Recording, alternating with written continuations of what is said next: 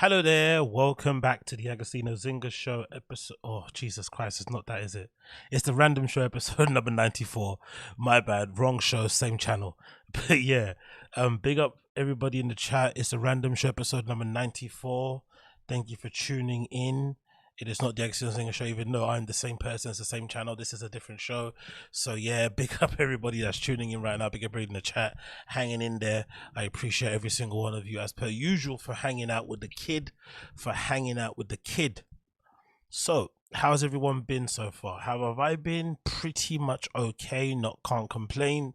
Had a little dalliance on the weekend, went out for a bit, decided to go to a new club that not a new club, it's a club that's been around for ages in London, but I hadn't been there before. So it was my first time there, aka a new experience. I went to Night Tales, which was pretty decent. To go and see Partok and Roy Perez play back to back, which was pretty decent enough. The club itself wasn't the greatest, I'm not going to lie. Didn't really have the greatest of times because I got there a bit late and had some interactions that weren't the greatest. But apart from that, I was happy that I went out just to kind of see what it's like, because it's decent sometimes to venture out and not go to the usual places that I always go to, which some of you would know, places like Fold and whatnot. It's nice to kind of mix it up a little bit and try and freshen it up a little bit if it can be done,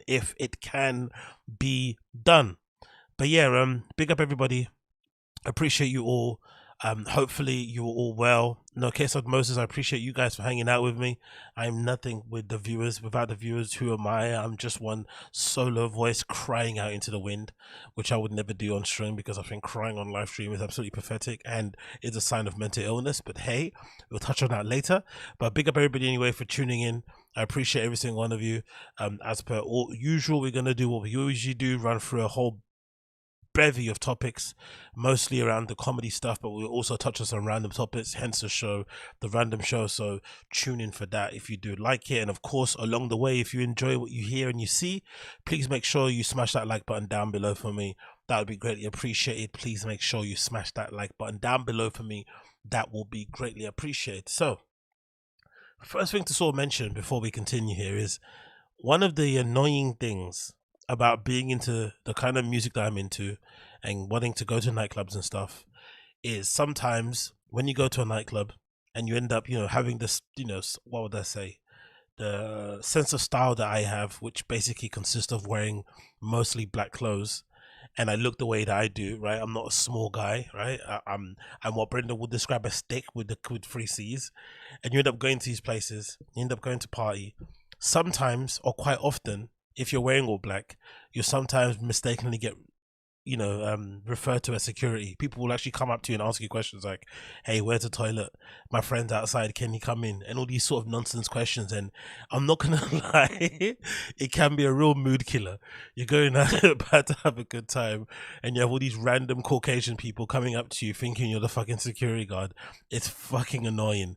And the only way that I can fix this is by not wearing all black. I have to basically go there in a suit or wear like a red t-shirt or wear something bright or whatever, right? I just can't go there in my classic bomber jacket, like an MA1 with the orange lining, with black jeans and Dr. Martens, because essentially I look like most security guards wear that same thing if I don't have to wear a flipping yellow badge. So it's absolutely horrendous, man, honestly. Imagine what it would be like if I went to a nightclub and I had like a captain's armband on. Like footballers have captain's armband, a little yellow strap. People have mistaken that for like a security badge also. So it's an absolute nightmare for me out there, honestly. It really is a nightmare, and it really does kind of hurt my feelings. It does make me feel less than. So if you're in the chat and you are a Caucasian person, please double check, make sure that the black person that you're going up to, even if they are big and they're over 6 feet tall, please double check and make sure if they are security or not, right? Because you don't know how much you're going to affect their night, and you're going to have them making them think, oh, they wore the wrong outfit and whatnot. Please make sure you do that, because some of us, like myself, are a little bit sensitive, a little bit tender, and we don't take that too well, and we sometimes think it's a sad indictment on our dress sense, on who we are as people. And it can make us go and cry into our flipping warm glass of flipping pint, right? A warm glass of beer, we can be crying into it on our way home. So if you can do, in your Caucasian out there, please double check and make sure the people that you're talking to are actually security and not just big black guys that happen to like dance music. which is basically me. But hey, what can you do, innit? What can you do? What can you do? So, moving on from that, I wanted to talk about this because I quickly saw this on the internet and I thought this was hilarious. And it goes back to me thinking, I think crying on the internet is legitimately a form of mental illness. There's nothing that could ever persuade me to pull out my phone and then start sobbing, or in the midst of me sobbing about something really bad or really sad, decide to pull out my phone. It's probably the last thing that's on my mind. Number one, I don't cry anyway like that, right? Because I'm a man, obviously, MAN with a full stop at the end. We don't cry, we just internalize our pain and we basically take it out on others who end up loving us. You know, standard man protocol. Never address your trauma or your pain, just bottle it all up and take it out on the people that love you most, right? That's what we do. But the last thing I would do if I was going to cry was pull out my smartphone. It's not happening. Really, really not happening. But some people do. And when they do it to comedic effect that's just kind of beyond any kind of shadow of a doubt, because I don't think there's one person in this world, myself included, who is a nice crier. It doesn't exist. There's no such thing as somebody being a nice crier. And a good example of that is this lady called TONI, who happens to be Black China's mum, aka Angela White's mum, who also isn't a great crier. Look at her crying when she found out that, you know, Black China was taking off some tattoos that had some satanic significance. Hear this cry.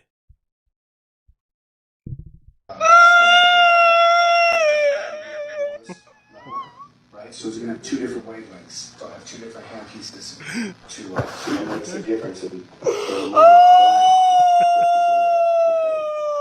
light's going to pass through the pores of the skin, making contact with the inside of the color. That's what it's going to be seen.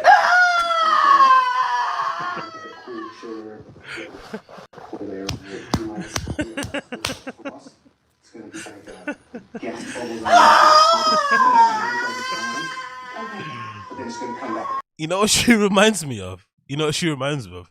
She kind of reminds me of, do you know that, you know when we find out that the Korean government has those people in the crowd who cry and wail when something bad happens, like at a national, I think it was, I don't know what it was, some sort of parade or something, and you see people in the audience falling over themselves, wailing and crying, right? Like really, really going crazy. It kind of reminds you of that, like that kind of like crisis actor, right? Basically putting on a performance to make sure people know that you're crying. Because I know from my experience of going to, like, you know, black funerals, if you know, you know, that there's always someone in the family who kind of goes over the top with the crying. And usually it's somebody that either maybe wasn't really close to the person before they pass away, they maybe had a falling out, so they're feeling kind of guilty, or they've just got insane main character syndrome where they just want to make it all about themselves at a funeral, which does exist. And you see somebody really going crazy, like wailing, falling on the floor, rolling and shit, like just doing way too much, really way too much. And it happens a lot on black funerals. It honestly does. Like people trying to outdo each other, or like praying really loudly, Lord oh God Almighty, and start speaking in tongues and stuff at funerals. You're like, bruh, you need to relax. Like, you need to relax. But honestly, I really can't imagine anybody, I really can't imagine myself doing such a thing. It just isn't in my nature. Like I said before, I'm just not a crier like that, especially not in public. And the last thing I'm going to do is pull out my phone. But it seems to be something people do often. And there is a part of me that also thinks, like, for a while, I thought in general, like when it comes to social, especially places Instagram, that's why Instagram maybe kind of died a little bit, especially when they moved away from the importance of kind of focusing on pictures and basically made it into like a video platform. But I felt like for the longest time, people on Instagram would only highlight or only kind of post their kind of highlight reel. So essentially your Instagram profile was a place where people could see the best of you, and it wasn't really an accurate reflection of who you actually were or what you're actually going through in your life. Now some people could say, hey, that's a good thing. When I go on someone's socials, I don't want to see a reflection of their life. I want to be, you know, seeing the kind of, you know, the best version of it, a sense of escapism, even for you if you're uploading the pictures. But there needs to be some sort of balance. So on one sense, as much as I think this is capital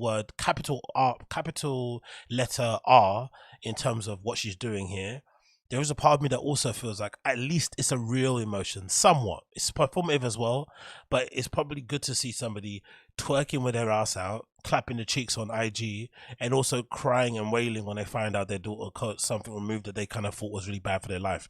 I kind of like that like that duality, right? I kind of like the ability to kind of display those two sides of your personality instead of the Instagram just being either number one, a place where you just moan and complain all the time, or it being a place where you're essentially just kind of posting your sort of highlight reel. But I can't lie, it is absolutely hilarious when you hear someone crying like this. It absolutely is hilarious. Okay, so it dissipates after like 5 to 20 minutes, depending on how you feel. I would say minimum 8 weeks. Come get treated again. Once it's lightened up to your artist and said, hey, this is good. Oh my God! I'm sorry, y'all. 8 weeks. It's so wonderful. Honestly, I flipping love it, man. I really, really, really do love it. This is the clip that she kept obviously crying over the tattoo removal. Okay, thank you. 3, 2, 1. Love it. 3, 2, 1.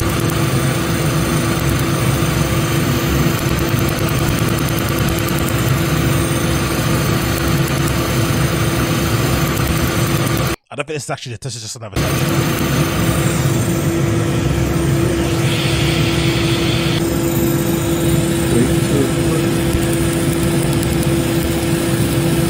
It must hurt so much, and just imagine how much it hurts to get a normal tattoo. Then imagine how much it hurts to go get it removed, and the amount of treatments you need to go and have. Damn, son.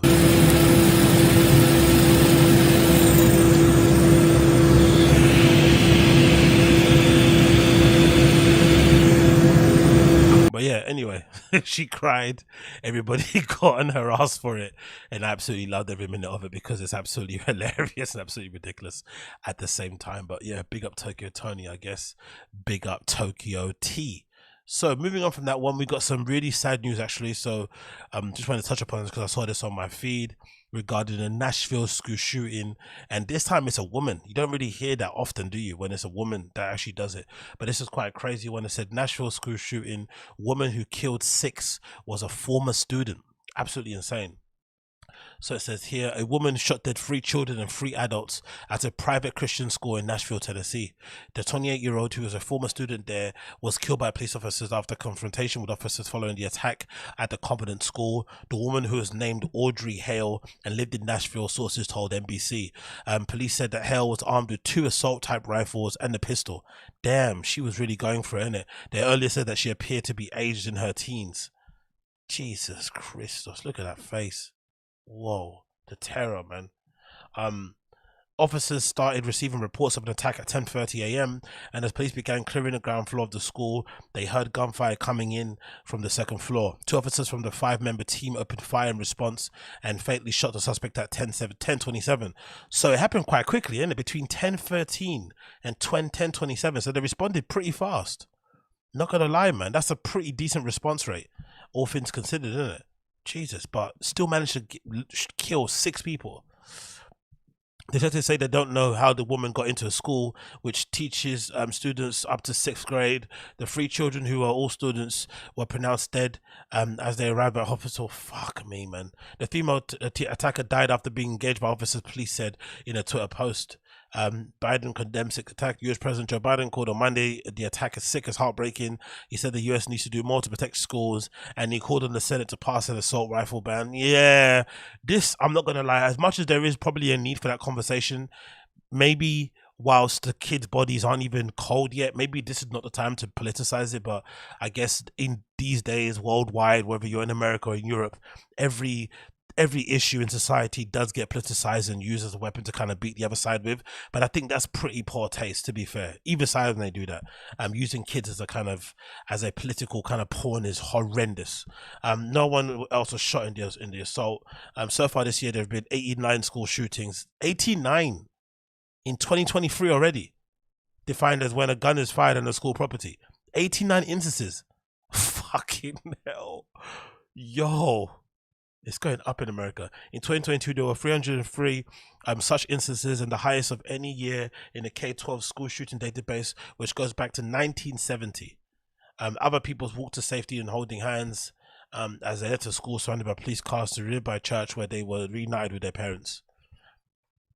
The thing that I don't understand about all this stuff that's really kind of annoyed me in general about these school shooting stuff, especially when it involves like innocent children, is the fact that it's innocent children. Because there's a part of me that's kind of oddly enough can understand the trauma that schools can kind of inflict on people, like from bullying to not feeling like you belong, to just awkwardness in general. Those kind of years when you're in school can be quite defining. For some people, it could be just a nothing. It could be something that just happened and you kind of get over it as soon as you get to college or you start working. You just kind of forget about it. It's not that big of a deal. But for a lot of people out there, what they kind of went through in school can be really, really traumatic and can leave some deep, deep, deep lying scars that they kind of never get over. But I don't understand why whenever this happens, they always kind of inflict the damage on people who are completely innocent, who did nothing to them.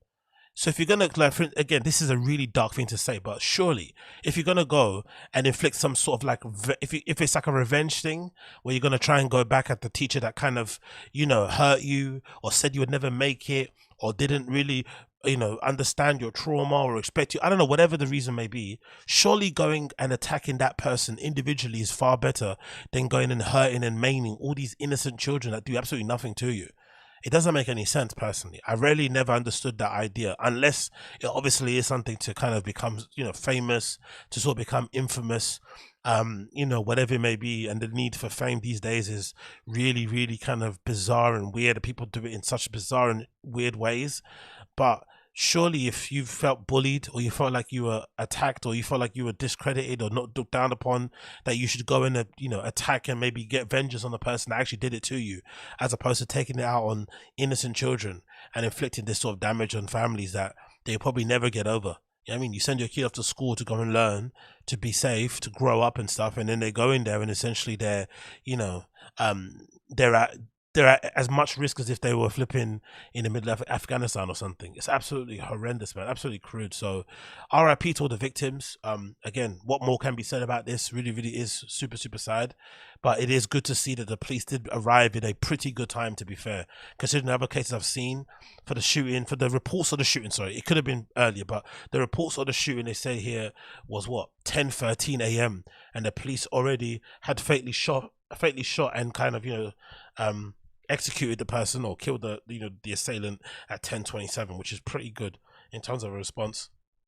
And then, of course, we've got here, courtesy of Raw Alerts on Twitter, saying NBC News reporting the identity of the 28-year-old as Audrey Hale, a biological female that identifies as he, him on LinkedIn. Again, I don't know why this is important, to be fair, but again, politicize everything. Authorities believe transgender shooter previously attended a Christian school, with reports that all the social media have been taken down. Yeah, but, again, this is all just whatever in it. The real issue is gun control. That's not going to change anytime soon because it's going to politicize.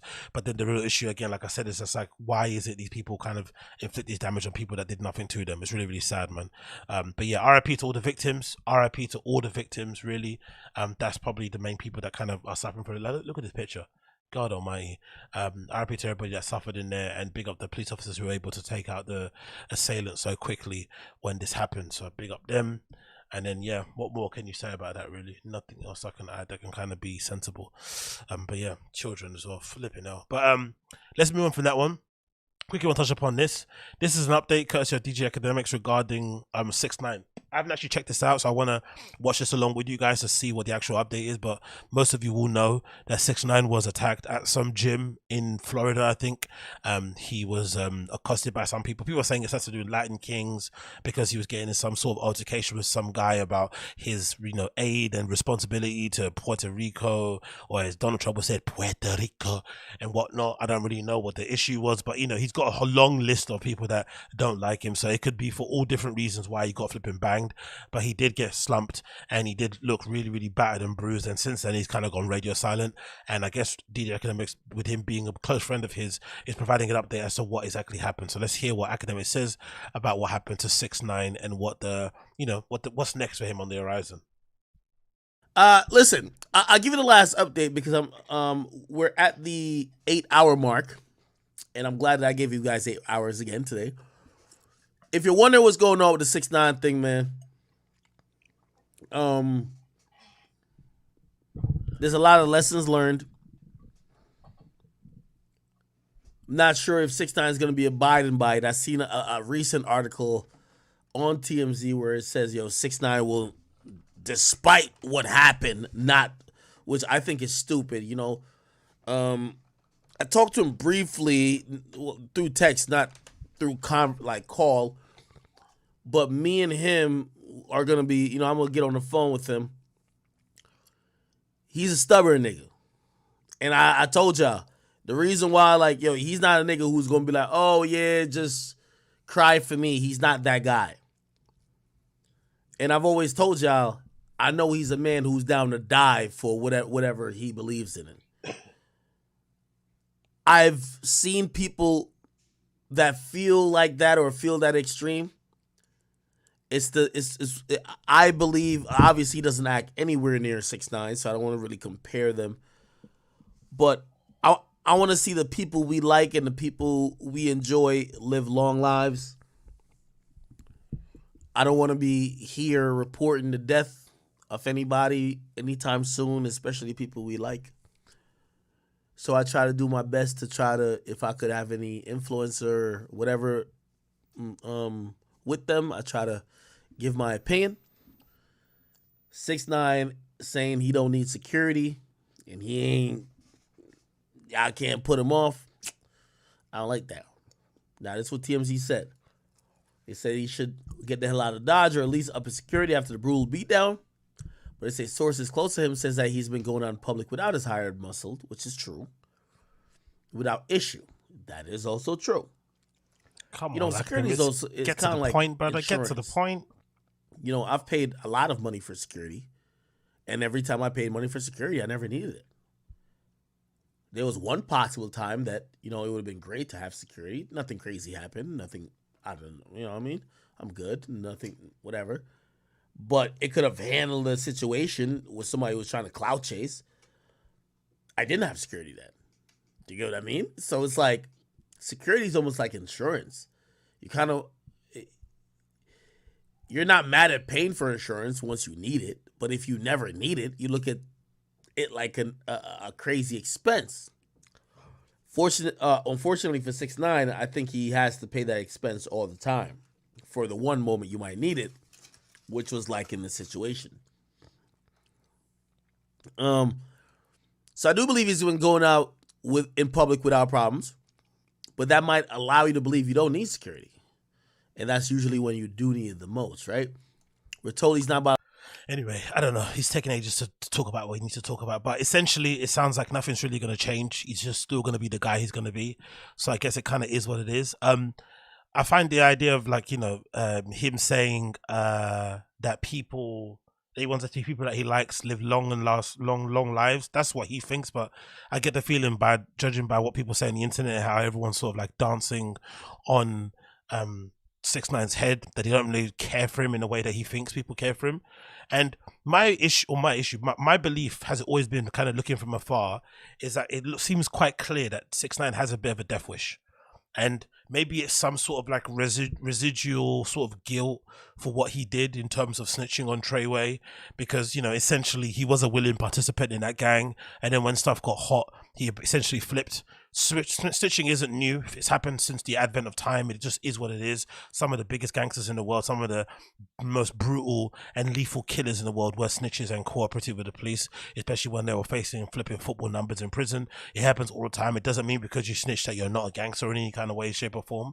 But according to the code that those guys live by, unfortunately, if you do such a thing, it does kind of diminish whatever you did in the past. It does maybe kind of put a stain on your name. It does maybe mean you can't be around certain people. It does maybe mean you can't talk about certain things with a certain level of authority or respect. It just is what it is. But for whatever reason, with 6ix9ine, I think it's just a general thing of, like, it's a sad indictment of the current world that we're in.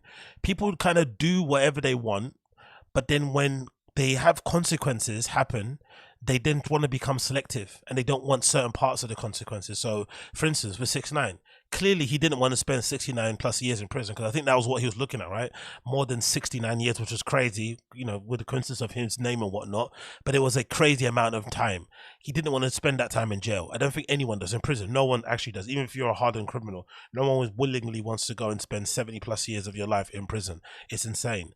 But once he decided to do that, he had to accept every responsibility that was going to be, you know, every kind of consequence that was going to come before his feet.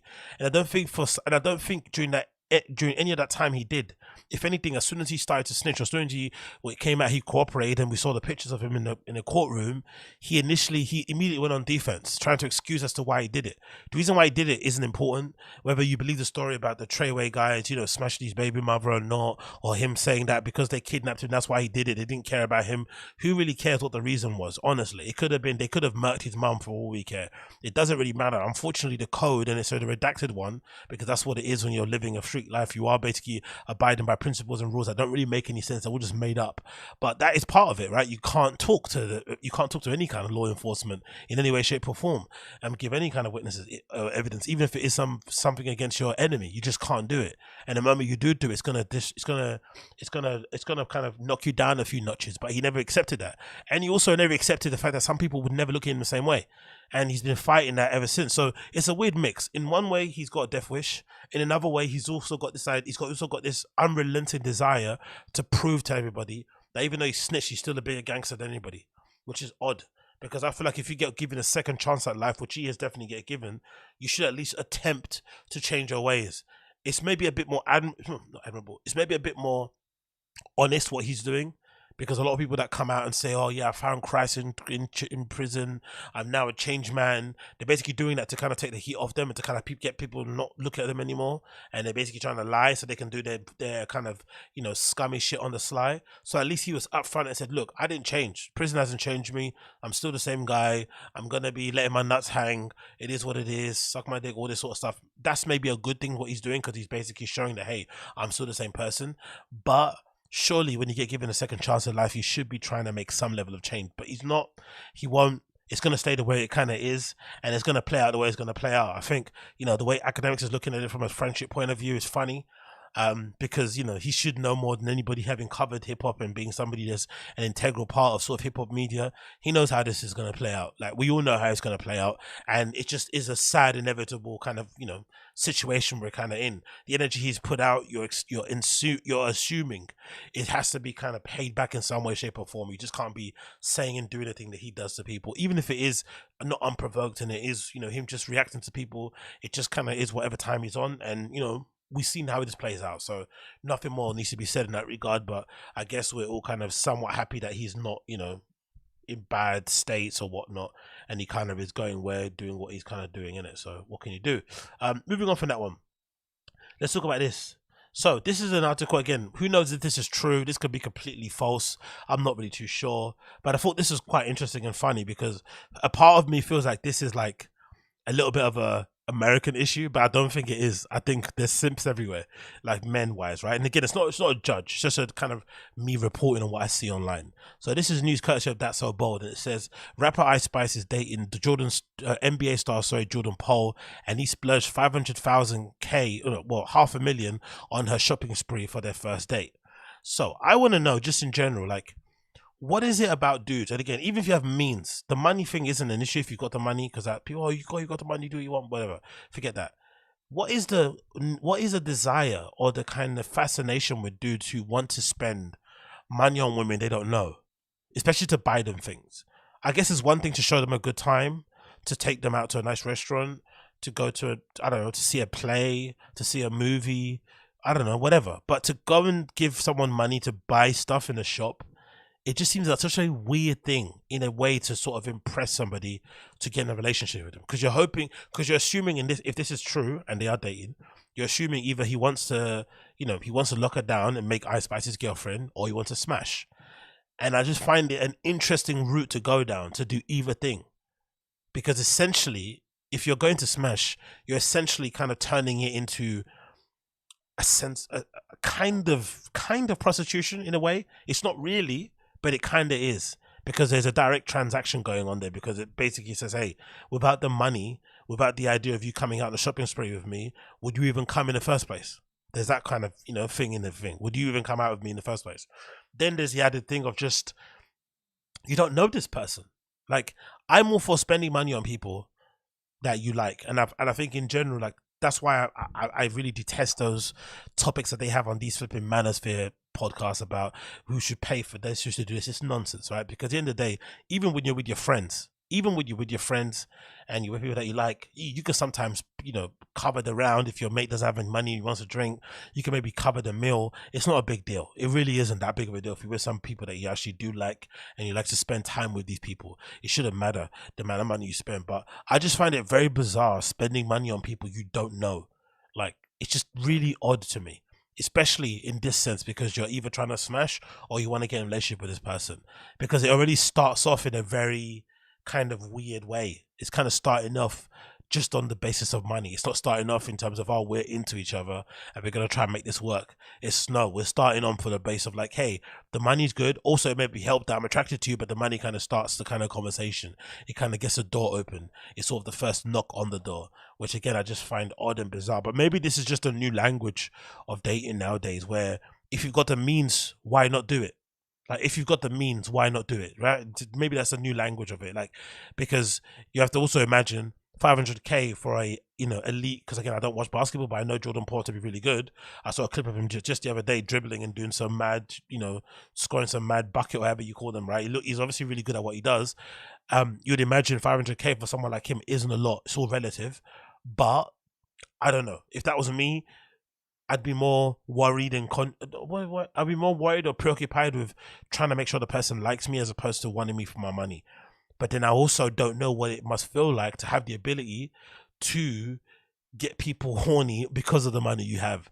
That also must be a really interesting kind of power to have, in the same way that a really hot woman knows that she can, you know, she can kind of navigate through life pretty easy because she's attractive and guys want to kind of be with you. So it's the kind of power that you kind of, you know, can tap into, that is only particular to somebody that's very attractive or somebody that has a lot of money. So coming from the place that I'm at, maybe I don't understand it, but I don't know. I couldn't ever picture myself being in a place where I'm, you know, giving somebody money I don't know to buy clothes, to do what? Like, what does that do? I don't know. And these days as well, think about it. If you like designer items as much as I do and you like fashion, you know 500,000 isn't a lot of money. That doesn't get you much, especially depending on what, you know, designer store you go to. It's not going to get you a lot of clothes. Like, that's the funny thing about it also. It's quite like, it's the equivalent of him buying her a flipping Louis Vuitton belt. You know, maybe a belt, maybe something. I don't know. I just don't understand it overall. I think it's a very strange way to approach dating, but you know, maybe I'm not really the target market for this type of thing. And in general anyway, like, I can't even understand how this conversation would start. Like, where do you go? How do you start this conversation? You know, like, hey, when you come out, like, let me take you on the shopping spree. I don't know. It's just a weird thing to say.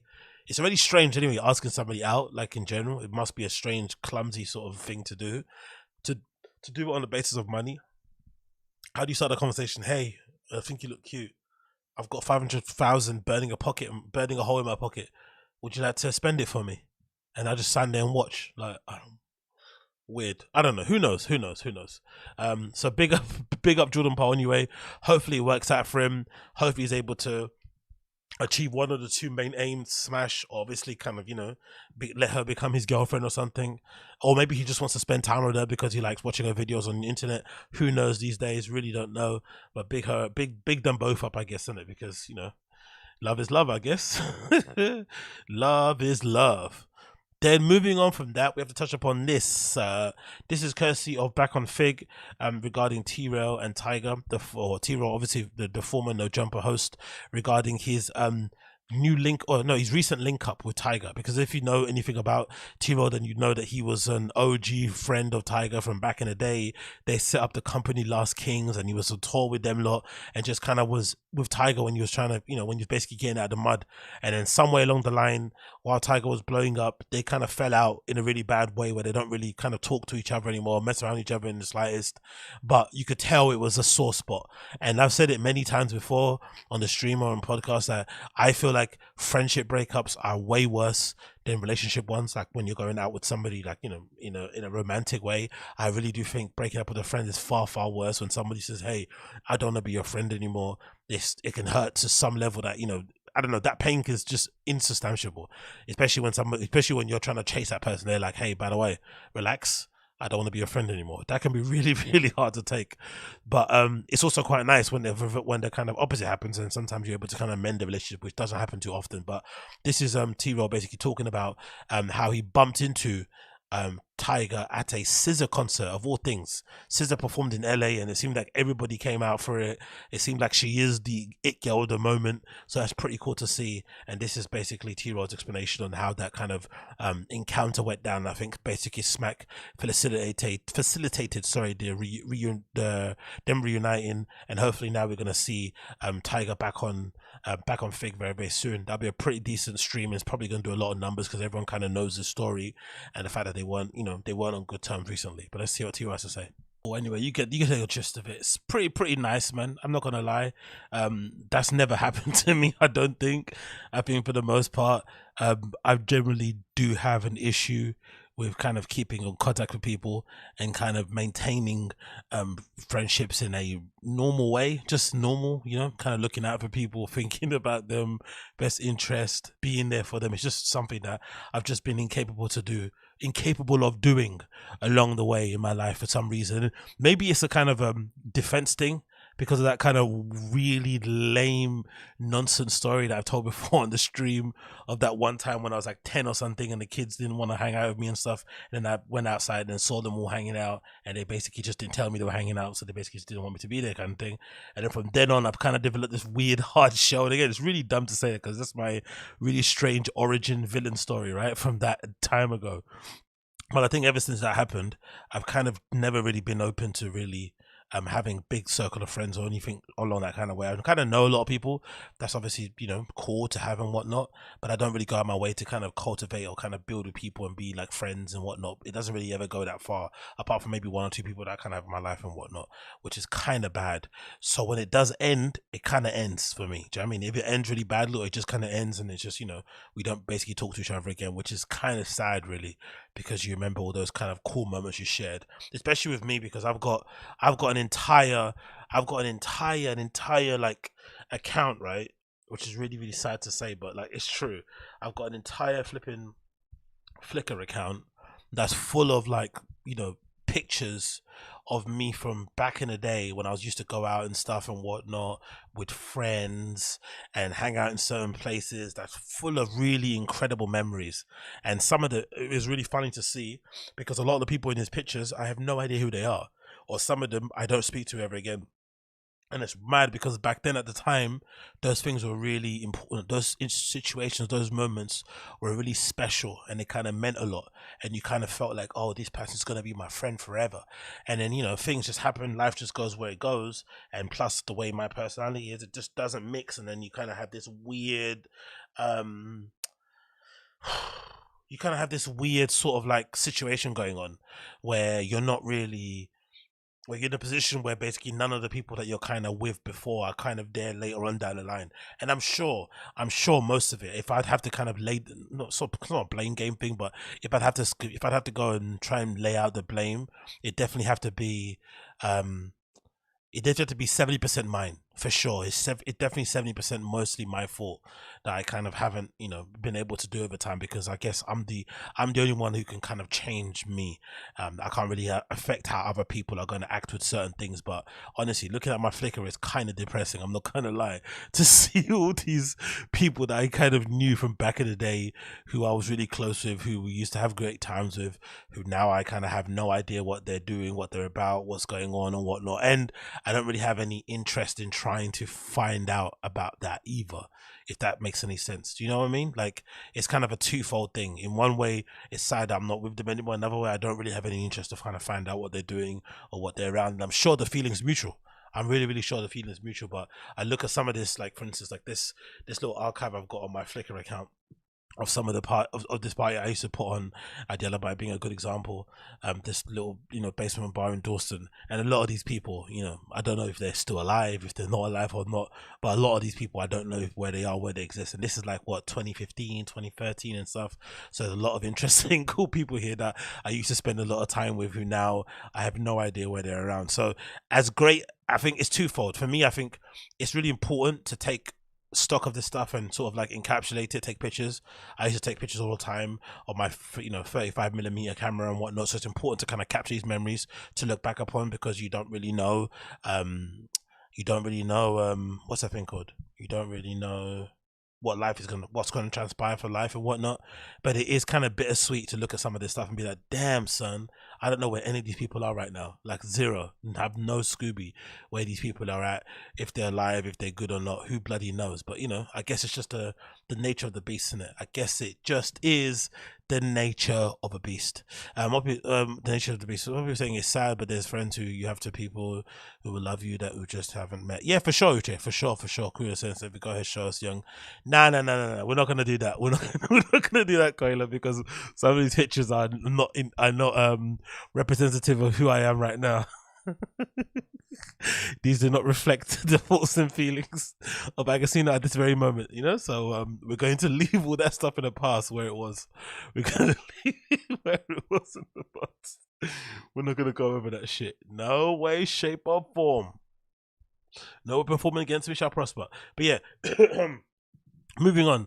I wonder if this is the goal for most people.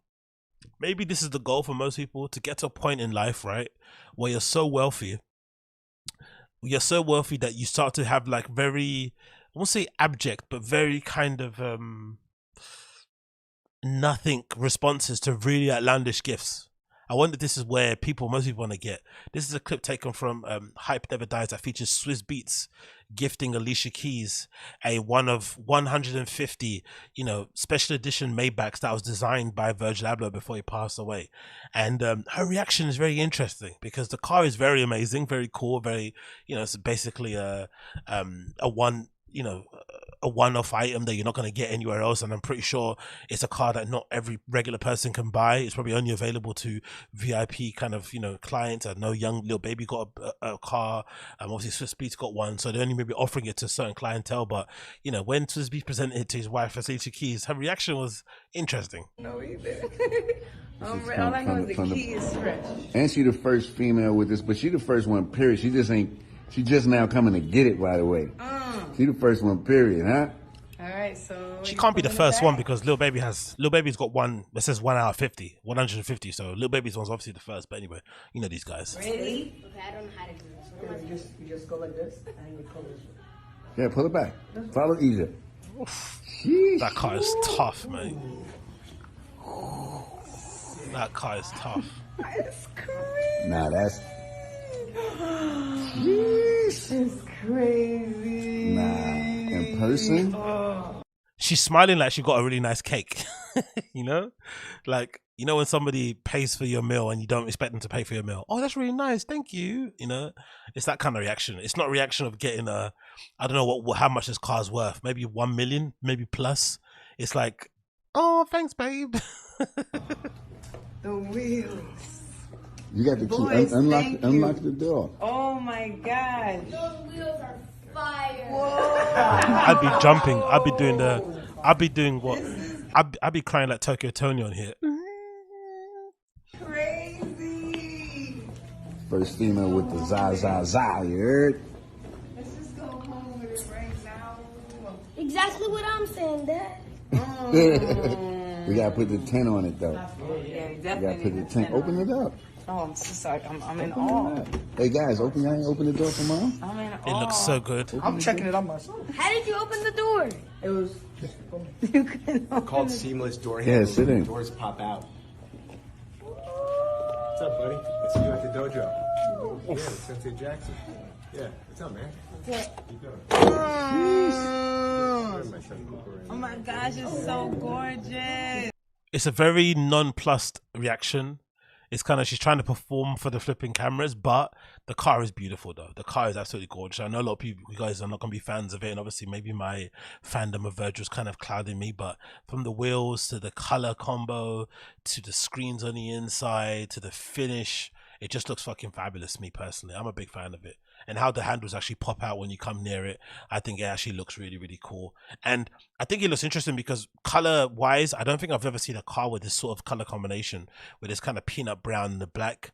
Usually everyone kind of goes for weird skins or wraps or whatnot, or the white thing was a trend, or bright colors. I'd never really seen a car like, you know, especially with the rims of the same color matching the body. That's also pretty cool. I think it's done very, very well, to be fair. And obviously kind of the same sort of color scheme he did for that off-road truck that Drake has got in that one video. But I think this is really, really beautifully done. But yeah, the reaction of really wealthy people to getting wealthy gifts is just really interesting. It's just such a thanks, babe. Yeah, amazing, I guess. Like even the kids aren't that freaked out by it. You know, even the kids are like, oh, that's nice. You know, the kids are just like looking at it like it's normal. But yeah, I don't know. I personally like it. I'm a big fan of it. And again, this is coming from somebody that doesn't have a license, that can't drive. From here where I'm sitting, where I kind of ride my fixed gear bicycle everywhere, I like it. And I'd be crying hallelujah and screaming and rolling on the floor and doing the most if I ended up getting a car like that personally. But hey, maybe that's just me. Maybe that's just me. What's people saying here? Do I watch Swayze TV? No, I do not watch Swayze TV. What is Swayze TV? What is that? Is that like a unique channel? I don't really know what Swayze TV is, to be fair.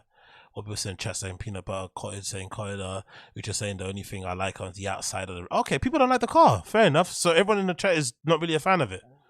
Okay, cool. They're saying she didn't like some rims. Fair play. Logus Carter saying, man, crush blinded. I thought it was a Beamer. That interior looks very nice. Okay, people are liking parts of it. People don't like the full thing. People don't like... Okay, fair play. Space Sky, no, you haven't missed too much, brother. I have not got into the comedy stuff, so thank you for joining anyway. But yeah, okay, fair play. Anyway, rolling on quickly. It looks like Logic is out on a one-man mission to prove to everybody that he's black, which is really, really bizarre and odd to me. But this does maybe speak to the overall issue that I guess a lot of mixed people, especially in the States, have a problem with, because I feel like, you know, all the sort of like super powerful black people are usually in America, the ones that are like kind of rah African American type people. And I'd imagine if you are, how do you call it in the States? You say biracial, which is, I think, really weird to say someone's biracial. It kind of sounds a bit sexual. Is it me? Because our term for biracial people in the UK is mixed race, which I feel like is a bit more accurate in describing what that person is, right? They're of mixed race, basically. But calling someone biracial kind of just sounds like you're calling them like they're into like what, different types of bisexual people. I don't know. It just sounds odd to me personally. But hey, Logic has had a real big issue with how he identifies and whatnot in his place in hip hop, and maybe it's to do with his rapping. I'm not really too sure, but he seems to be somebody that kind of suffers from a lot of internal struggle, and I guess it kind of all kind of blew up with that whole Ice Cube thing, and now he's kind of got this video where he's kind of going viral, where he basically got his dad to come on camera to prove to everybody, hey, look, I am actually black. So this is Logic basically trying to prove to the internet that he's black, and he's allowed to say the N-word. Hey, Daddy, what you got to say to the world? Hey, what's going on? It's time to go night-night. If you had advice for anybody out there, what would it be, Dad? Keep it real. Keep it real all the time, nigga. You already know what it is. When keeping it real goes wrong, and you're in a hell of a lot of trouble. Say what? The fuck? That's that Chappelle. Hey, Daddy, what you got to say to the world?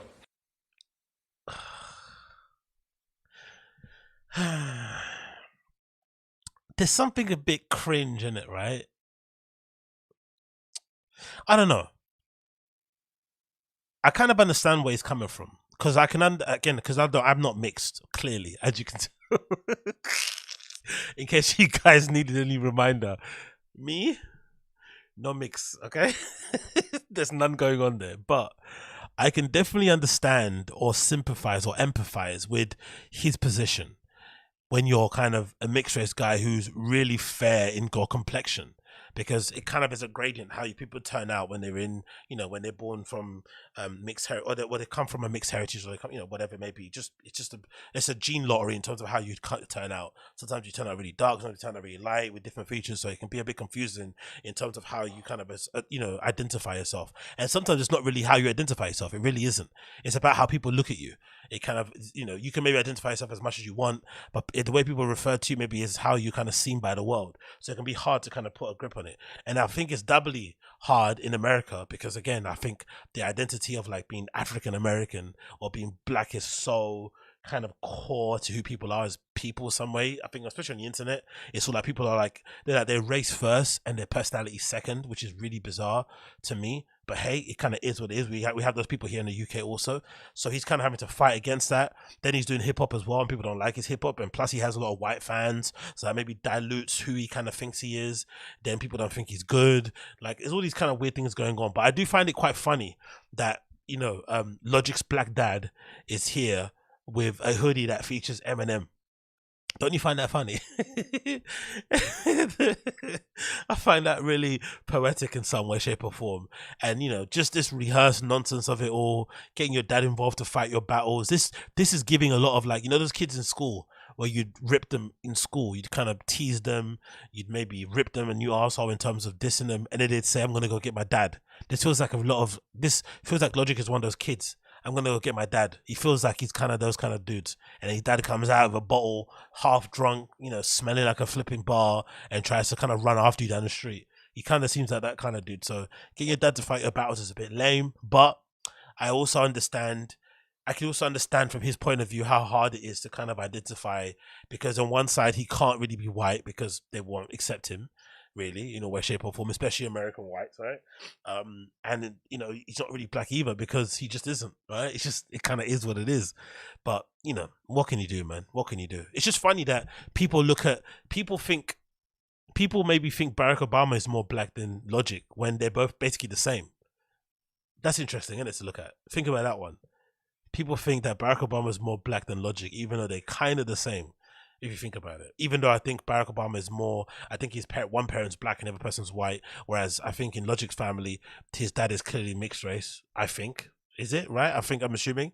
And then that's probably why he came out so fair-skinned, so he's kind of like quarter black in some way. But hey, again, who gives a crap? You know, identify how you want to identify.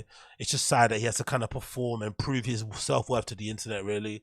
It's a bit of a sad indictment of our times. And the other thing I don't like also is that if Logic comes on the internet and starts crying and starts breaking down because of how he's had to force to be able to, you know, convince people of his blackness, then the internet kind of washes their hands of it. It says, oh, you're a pussy, man up, and they don't want to take any responsibility from it. So people want to tease him and get him to kind of get his dad on camera and say the N-word to make himself look black. But then when he has a breakdown and he kind of really loses it, no one wants to be held responsible for it. Everyone wants to kind of wash their hands of it. It's not my fault. I didn't do it. So, you know, just leave the guy alone, man. If you don't like his music, don't like his music. But the bullying him for things that he can't control is really, really awful, personally. But hey, what can you do? Next, we want to touch upon this. This is an interesting clip taken from DJ AKADEMIKS, and it also features other people that have kind of posted it on social media. It features the TikTok CEO sitting down as he was kind of getting grilled by Congress regarding, you know, TikTok's influence in America and politics and wider society. And there's a whole really strange thing going on there in a moment at right now, because it kind of feels like America's just basically finally waking up to the idea that, you know, China is becoming a real superpower, and they're basically starting to let their nuts hang and basically showing the influence and the power that they have over the ability to kind of control, you know, America's youth for the most part, by making them dance and sing on this silly app. But regardless, I thought this revelation was really interesting, and I also found people's reaction to it really interesting too, because the TikTok CEO basically admitted that they can decide who goes viral and who doesn't go viral, which I thought was something most people understood to be true. But I guess it's a revelation that people didn't really know about, or an insight people didn't really know about when it comes to startup companies. Let's play it. This is TikTok CEO Stephen Chu talking about it, or responding to the question regarding virality and whatnot. I think he mentions Taylor Swift. Mr. Curtis, my colleague, mentioned the use of heating tool on your platform to make specific videos go viral or get more views.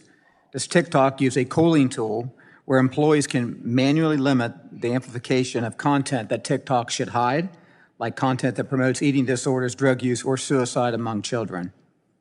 The only promotion tool that we have is approved by the local teams, so in the US by the US team, and it's for commercial purposes like Taylor Swift. You know, I think when she onboarded, we, you know, So heated that'd a be a little. yes or no? So he basically talking about heating tool, and that's why the Congress guy was asking about, do you have a calling tool, which is essentially a way to kind of be, I guess, shadow banned in a way, right? I was surprised why this was an issue for the longest time, especially in the States. Maybe because people politicized the whole shadow banning thing, it became a little bit of a conspiratorial thing. But having worked at a lot of startups, and I've worked at pretty, some pretty decent ones, some pretty high profile ones, especially ones that have like a social media aspect or community sort of side to it. This is kind of the standard thing that happens in most companies, especially startups. Because for the most part, if you're a startup and you want to, raise funds for your next investment round to help pay for new employees, new office digs, improvements on the product that you have, you essentially cook the numbers, or you maybe emphasize, or you maybe highlight the best numbers, and you basically take it to the investors or potential investors, and you basically use those metrics as an opportunity for you to maybe extract more money for you to kind of continue doing what you're doing. So when you do that sort of practice, it kind of lends itself to people deciding to take some liberties with other aspects of the company when it comes to metrics that you can control from the back end. And if you want to basically, get more brands involved, get more advertising sponsorship, then making the platform that you're kind of building to be somewhat beneficial to a user or celebrity would make more sense. This is the same reason why apps like Cameo, for instance, have an outreach team who specifically go after celebrities who haven't signed up to Cameos yet and kind of get them on board, offer them favorable terms, maybe offer them a particular percentage in the first few months, maybe give them an upfront fee to get them on board, so that other celebrities who they want to get on board can see, oh look, that guy's on there, I want to get on Cameo. The same thing happens with social media platforms, especially when they're first starting, because the market share now is obviously split. Before TikTok was around, was split mostly between like Instagram, Facebook, and Facebook and Twitter, you'd say, right, for the most part, maybe Snapchat. So when TikTok went to get involved, the best way to do it was to basically cook the numbers. And a good way, what they did in the early parts of it, because I remember Gary Vee talking about TikTok forever when it first sort of launched, was that TikTok basically allowed everybody that signed up to get really viral really quickly. And I think for most people, if you sign up to TikTok early on, your first couple of whatever posts you kind of spent at least one of your posts, let's just go at least one of your posts would get a really high amount of engagement compared to everybody else. And when places like Instagram were sort of throttling accounts and basically making people, because Instagram essentially are trying to push the whole Facebook advertising or Instagram paid ads portion of the business, so they won't let your post get to as many people as it did in the past. I think most people can attest to the fact that most of their posts don't really reach as many people as they would like it to reach, and your feed is mostly plugged up with people you don't even follow, so they're trying to push that angle.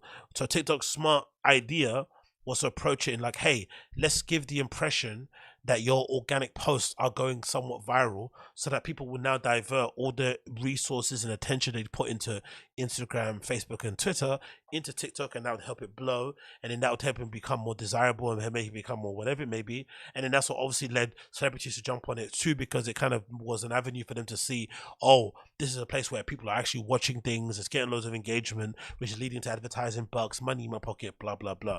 So I never really understood why this is something that was obviously not believed, because I've been in places where we had an ex-company I used to work at, where we had a platform, where we had a section of the app that was a sort of discovery place where you could basically see people's things that they basically listed, and the idea behind it was like you could pop it, and a lot of that stuff was getting abused, especially in the early parts of me being there, because some people would have favorites, who they'd kind of be in contact with, influencers and stuff, who'd ask them, hey, I've got this stuff new listed, could you kind of pop it for me? And I'm assuming some people would also be in the behind the scenes, also getting payola, so they were getting paid money to put stuff on the discovery page. And again, this is a smaller app, this is not like an Instagram or a Twitter, so I can only imagine the abuses people were running on those sort of big platforms like an Instagram, like a Twitter. They were probably doing some crazy shit. But I know in the places I worked at before, people were legitimately like popping stuff they weren't meant to pop in, highlighting things on the main page because they're friendly with an influencer, or they know somebody here and there, or they're getting kickback allegedly from other places. So this has always been a thing, but I think companies have now discovered that it could be something that they could empower, they could kind of use their advantage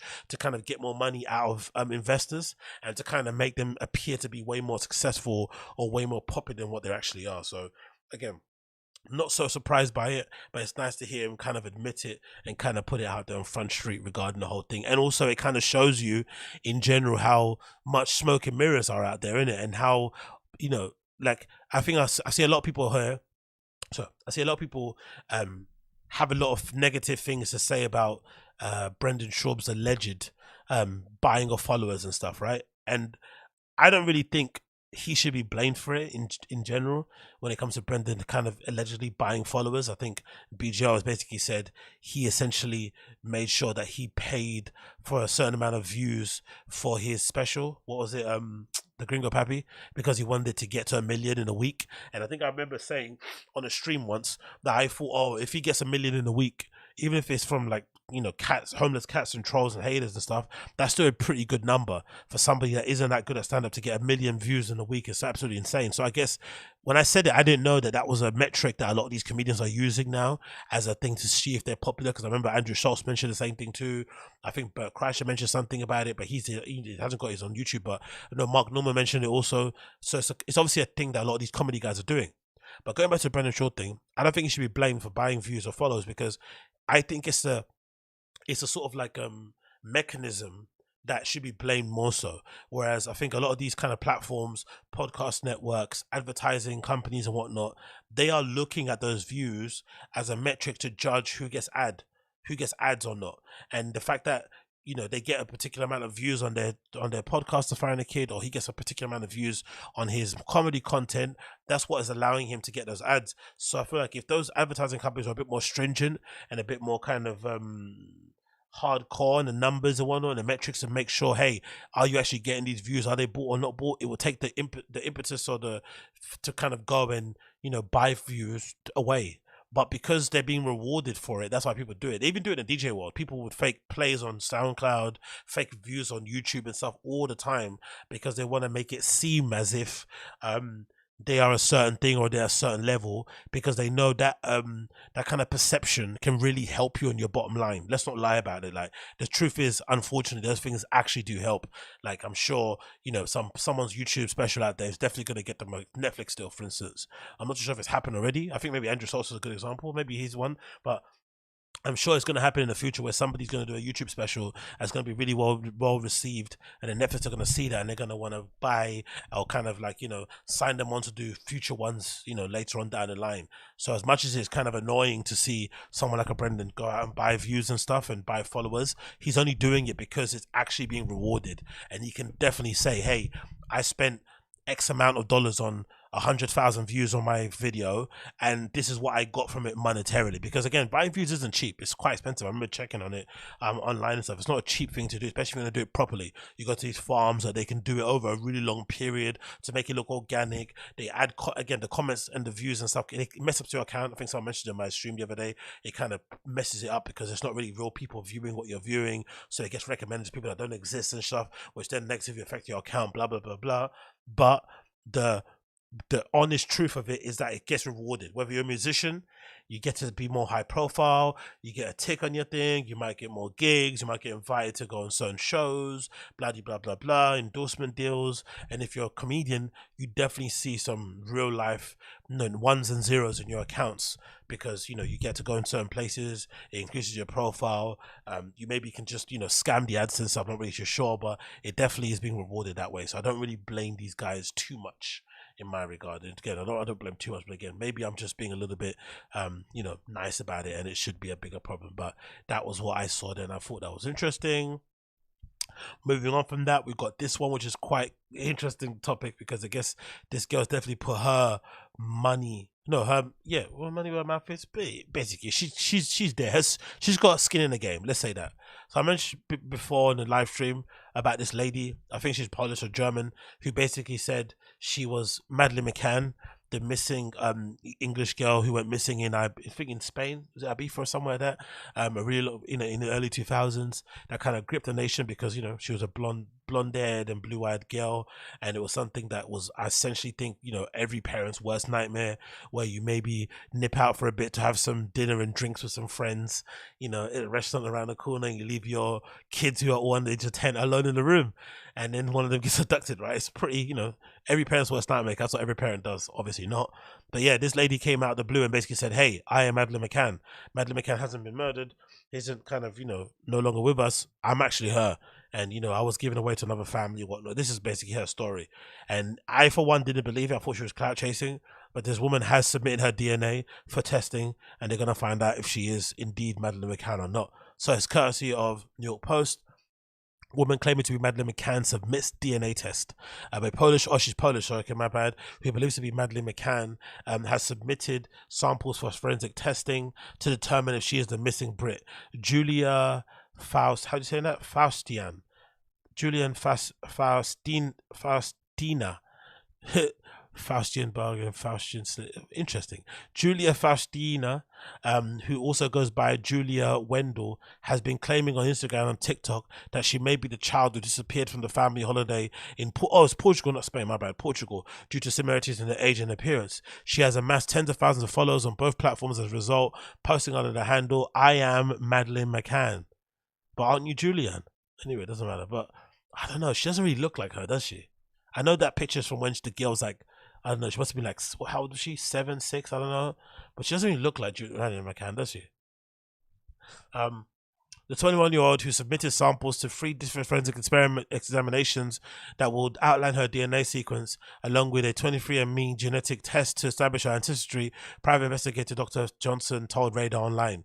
You know what's really heartbreaking about this? Imagine she submits her DNA, she finds out she's not actually Madeleine McCann, but she does find out that whoever her parents are, whoever her guardians are, aren't her guardians or parents.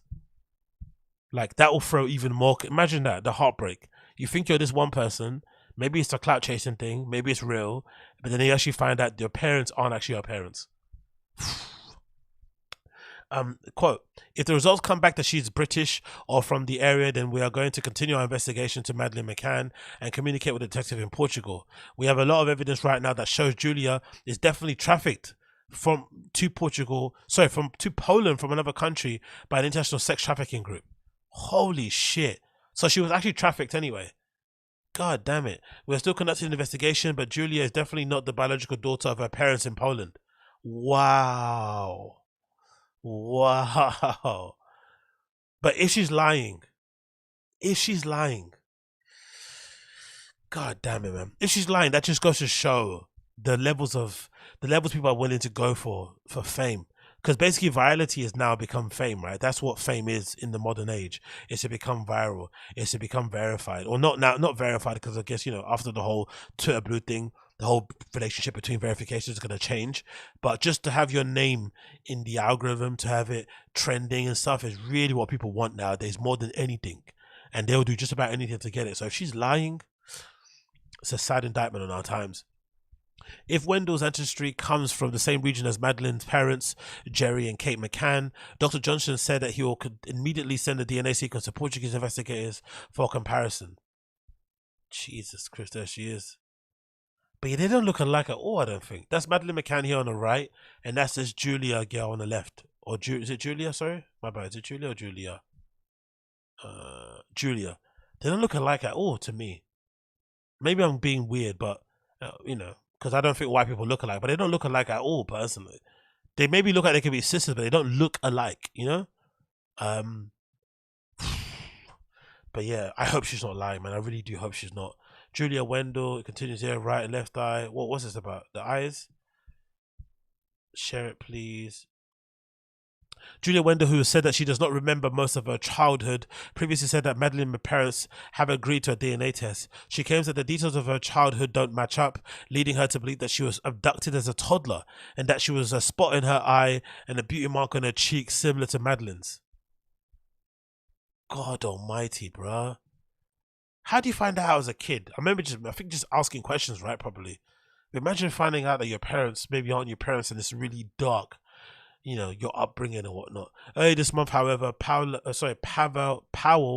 Noga from the provincial police headquarters in Warsaw told Polish outlet Gazeta that authorities had ruled out Wendell's version of events to be true, according to an English translation of the original of the outlet's report. In a 15-minute video posted on Instagram, Wendell and her spokesperson, a psychic medium and private investigator Dr. Johnson. Hold on. Is that person all one thing, or has she got a spokesperson? Oh no, that's the same person. So this Dr. Johansson is her spokesperson, a psychic medium, and a private investigator. These all sound like grifter occupations. So I hope this girl sounds she's getting scammed. This sounds like grifter occupations, isn't it? Spokesperson, psychic medium, private investigator are all kind of avenues where people who want to scam people out of money, you know, especially people who are super vulnerable, they do it. It sounds awful. Dr. Johansson said that the police officers in Poland said that Julia, she is not Madeleine McCann, and that is all lies. She said that the pair also intend to force Wendell's mother to submit the DNA. God almighty, mate. The whole family is being turned upside down because this one girl is obsessed that she might be Madeleine McCann. Her actual parents are being outed not to be her parents. I don't know how they acquired or got hold of this baby. That's probably all up in question. Her background's in question. The trauma to the McCanns, if they are not innocent, that must be crazy. But imagine if they actually, because there's this conspiracy theory out there that the McCanns are actually behind their own child's abduction, or they did something bad to her. So imagine them at night secretly knowing that you're not our daughter, mate, because we know what happened to our daughter. That's a bit dark. Like, oh, like they know deep down, like, you know, you're not our daughter, mate. We know what happened to her, kind of thing. So sketchy. Internet users also speculated that Wendell could be Swiss girl Livia Shep, who disappeared in 2011 with her twin Alicia, age 6. There's a girl that disappeared in, honestly, one of the most fascinating things, and I stopped watching it because I thought like it turned into trauma porn a little bit, and I started to have really bad nightmares. But I would watch a lot of true crime, especially missing people stuff, especially like it's legitimately one of the most fascinating things to kind of look at and to kind of read about, where people legitimately disappear into thin air and they're never seen again, especially people who were, for the most part, somewhat stable. They had no history of mental health, no history of self-harm, no crazy family drama or trauma, and then one day they just don't come back home. Like, that for me is legitimately one of the most fascinating things to watch. So imagine this, 2 twin girls, Livia Shep and her sister Alicia, just disappeared out of nowhere. Bumba-ratted. Julia is very open because a part of me kind of not understands, but it's somewhat, it's not understandable, but there is somewhat of a crazy warped reason why people from like third world countries would maybe indulge in human trafficking, right? When legitimately people are living in the depths of poverty, and sending one person off, again, horrible, but your daughter or something, to go work in the adult industry or whatnot, could, you know, essentially hold down the entire family. It's obviously horrible and corrupt, and usually the money doesn't end up going back to the family. But you can understand that happening when it happens in like the Western world. You know, it kind of gets a bit weird because you're like, hold on, this, especially in like affluent neighborhoods and stuff, like what the hell is going on here? Like, it just becomes really, really strange and weird, and the family dynamics and stuff. And basically rich people also have really strange and odd sort of like, you know, relationships and whatnot, and dramas that go on behind closed doors. So you can only imagine. But yeah, this is a picture of them holding up, I guess, a picture of what she would look like if she was this age, right? Madeleine McCann. Jesus, bro, that picture, man. I've spoken to her about this, and she's open to the idea that she, in fact, it could be any missing child out there. Honestly, that girl must be just going through it, innit? She could be in, like, your identity, like, again, talk about identity earlier on about logic and stuff, but just imagine this. Her spokesperson said as follows: I've spoken to her about this, and she's open to the fact that she could be any missing child out there, not just Madeleine. Julianne just wants to know the truth about who she is. She doesn't know who the hell she is. She could be anybody. Bumba-ratted. One of the reasons she made the connection with Madeleine is because one of the suspects in the Madeleine case looks very much like a man who she says abused her as a child. Oh my God. But the same man could be connected to Madeleine and other missing children. This is how predators and traffickers work. I don't know. They personally don't look similar to me at all. That's just me personally. They obviously look like they could be sisters, but they don't look like the same person. But yeah, who knows, man? Who knows? Hopefully it works out for the girl regardless. Really do hope it works out for her, but damn, son, damn. But yeah, what can you do? What can you do? I got to reload this chat box again because it always flipping does this for some reason. Reload this again. Actually, why is it actually doing that? Let me just double check this. I've got to make change of settings here. I think it's not going the right. I want it to go here. Bear with me 1 second while I just change this setting up, because I think it's not making the names big. So let's make sure the names are big on here. Bear with me 1 second as I get up there. Hopefully this should work now. boom, close. Yeah, hopefully it loads up better. Now let me just make this smaller so it fits into the box a little bit here. Bish bash bosh. Come on, hurry up, fit in there. There you go, it's fitting there nicely. Boom, we're there. We are there. Okay, so moving on from there, moving on from that one. Let's check up on this. Where is it? Yeah, let's just do this again. Yo, civil cases in the flipping states are insane, man. Why the hell is Gwyneth Paltrow in flipping court for this nonsense case? Like, what's happening here? How did this even get to the courts? Is it because the doctor has money and was able to just pay his way in? Like, this is the biggest white version of clout chasing I've ever seen in my entire life. This man should be embarrassed, man. What a nonsense case. So this is BBC. Gwyneth Paltrow ski crash trial. Who's who, right? Gwyneth Paltrow is on trial for over 2016. This thing happened in 2016. Ski accident in Utah involving a retired eye doctor who claims he suffered life-altering injuries. Terry Sanderson, 76, says the Hollywood actress was distracted and caused the crash. He is seeking $300,000 in damages. Ms. Paltrow, 50, denies the charge and has countered for $1 plus compensation for attorney fees. The civil trial has turned on testimonies of many characters. This is the doctor, of course. Look at him. He looks like somebody that would be crying if you pushed him. He looks like the kind of guy, if he steps on his toe in a supermarket, he will start rolling on the floor, right? He'll start flopping on the floor like flipping KD or something. Let's continue. Mr. Sanderson first filed a suit against Paltrow in 2019, 3 years after the collision.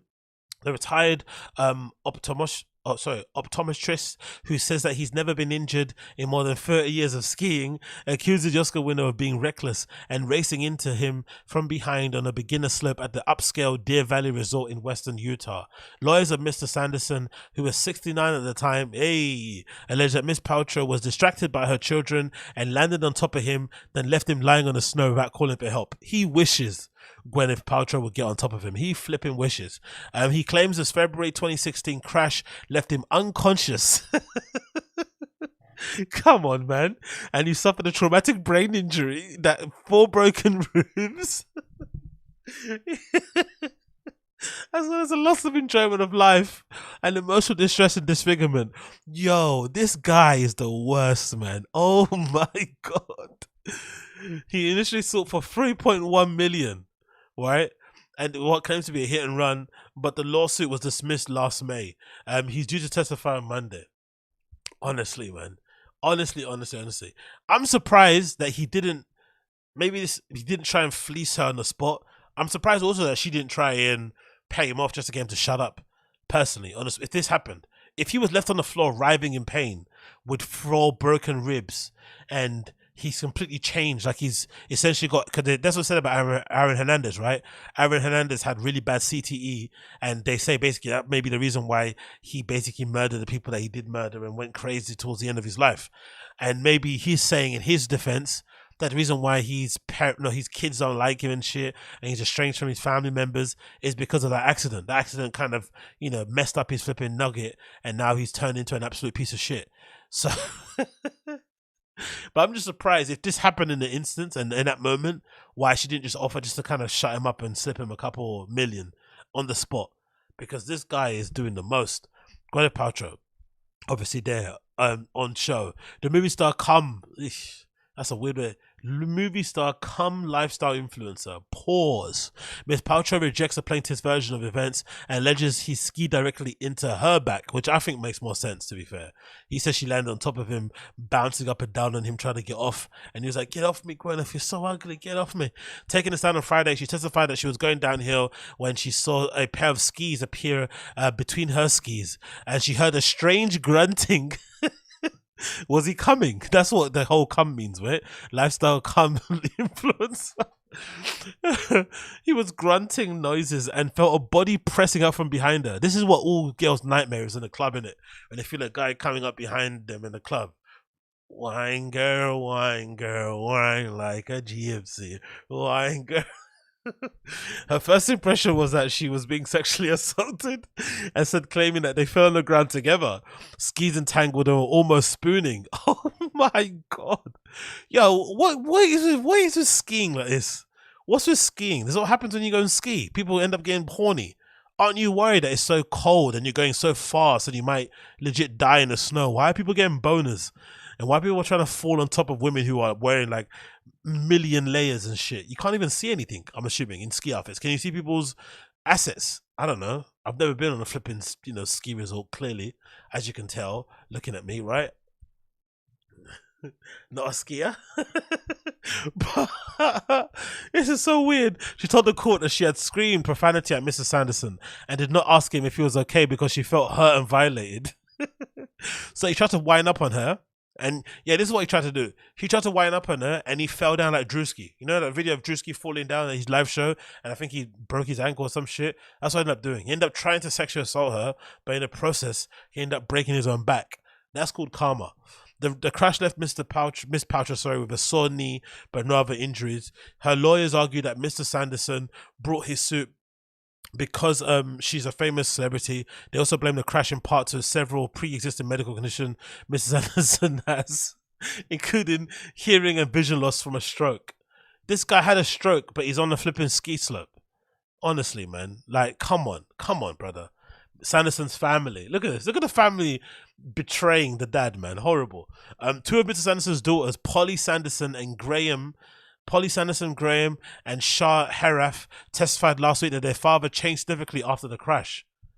So they're saying he got CTE. He's not the same guy anymore. Why do the daughters look older than the flipping dad? Why people age like avocados, isn't it?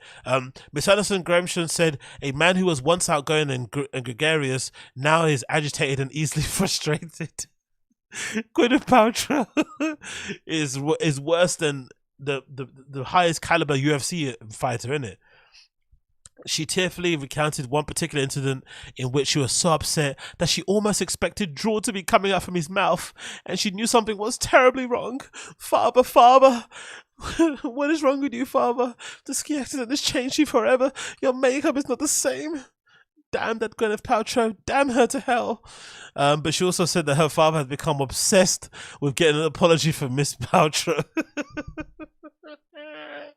On Friday, Miss Paltrow's lawyer questioned Miss Harroff and over emails exchanged with her father. The email subject says, I'm famous, at what cost? Miss Sanderson said it was cool and declared it was a celebrity. Miss Harroff and Mrs. Sanderson said that had grown insecure and doesn't trust his brain anymore, adding that his granddaughter did not want to be near him.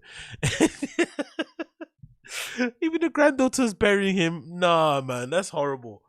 But for me, the best part about this whole thing has been seeing the defense, right? The person that's meant to be defending, the person that's meant to be representing the flipping doctor, right? Happens to be, looks like, by the sounds of it, the biggest Gwyneth Paltrow stan that ever flipping existed. This is really strange.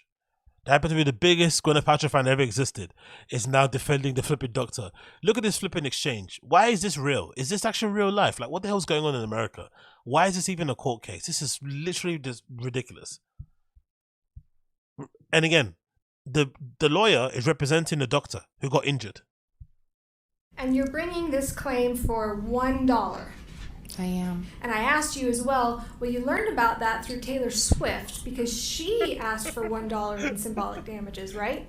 And I think I said at that point I had not been familiar with it, but I since am. Now you are. Yes. But at the time, a couple years ago in 2020, you didn't know anything about Taylor Swift's $1 symbolic damage lawsuit? Just relevance, Your Honor. Counsel? Yeah, because I asked her about it at the time, and she denied it. Correct. Can you answer the question? I was not aware at the time. Are you good friends with Taylor Swift? No. You're not good friends with Taylor Swift? I would not say we're good friends. We are friendly. I've taken my kids to one of her concerts before, but we don't talk very often. You've never given Miss Swift personal, intimate gifts She's for blinking. Your Honor. Relevance or Sustained as to relevance. Bench trial. Well, she's just said that she wasn't friends with her, so I'm inquiring on that. Ask her about Oprah. I mean, Ask her about and you're bringing this. honestly, how do people pass the fucking bar over there? Like, what the fuck is going on? She seems to be so enamored by her, isn't it?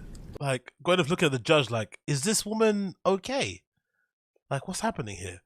But yeah, anyway, the world is down bad, man. The world is down flipping bad. Anyway, moving on from that, let's take this off the screen and let's get into flipping seeing what's happening. What do you call it, guys? Bear with me 1 second, I get this. Cool, let's go. So, let's talk about this shit. Let's go on with this. Yeah, let's see this. So, you see this?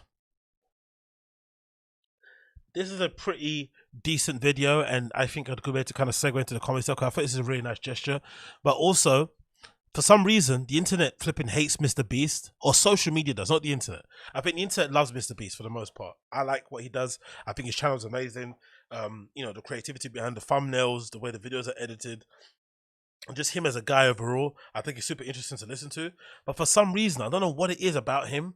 I think people want to believe that he's not a good dude, which I'm sure he has elements of his personality that aren't the greatest, but people seem to be waiting and hoping that he has like a Shane Dawson, Jeffree Star sort of like moment where people find out, aha, he's been keeping all the bodies here, and you know what I mean? People are waiting for that to happen. I don't really know why it is about, because I think, you know, we talk about a lot of people on the show that are really kind of unlikable, but he doesn't really seem to be unlikable. Again, maybe because I'm a fan of his, I'm a bit biased, but I don't really get the sense or the feeling that Mr. Beast is an unlikable person or is a bad guy in some way. Again, he may have some bad attributes. I'm sure there's some things that he's done that aren't the greatest, but I feel like some people on social media are waiting for him to have a Shane Dawson type of moment, and I don't really know why that is.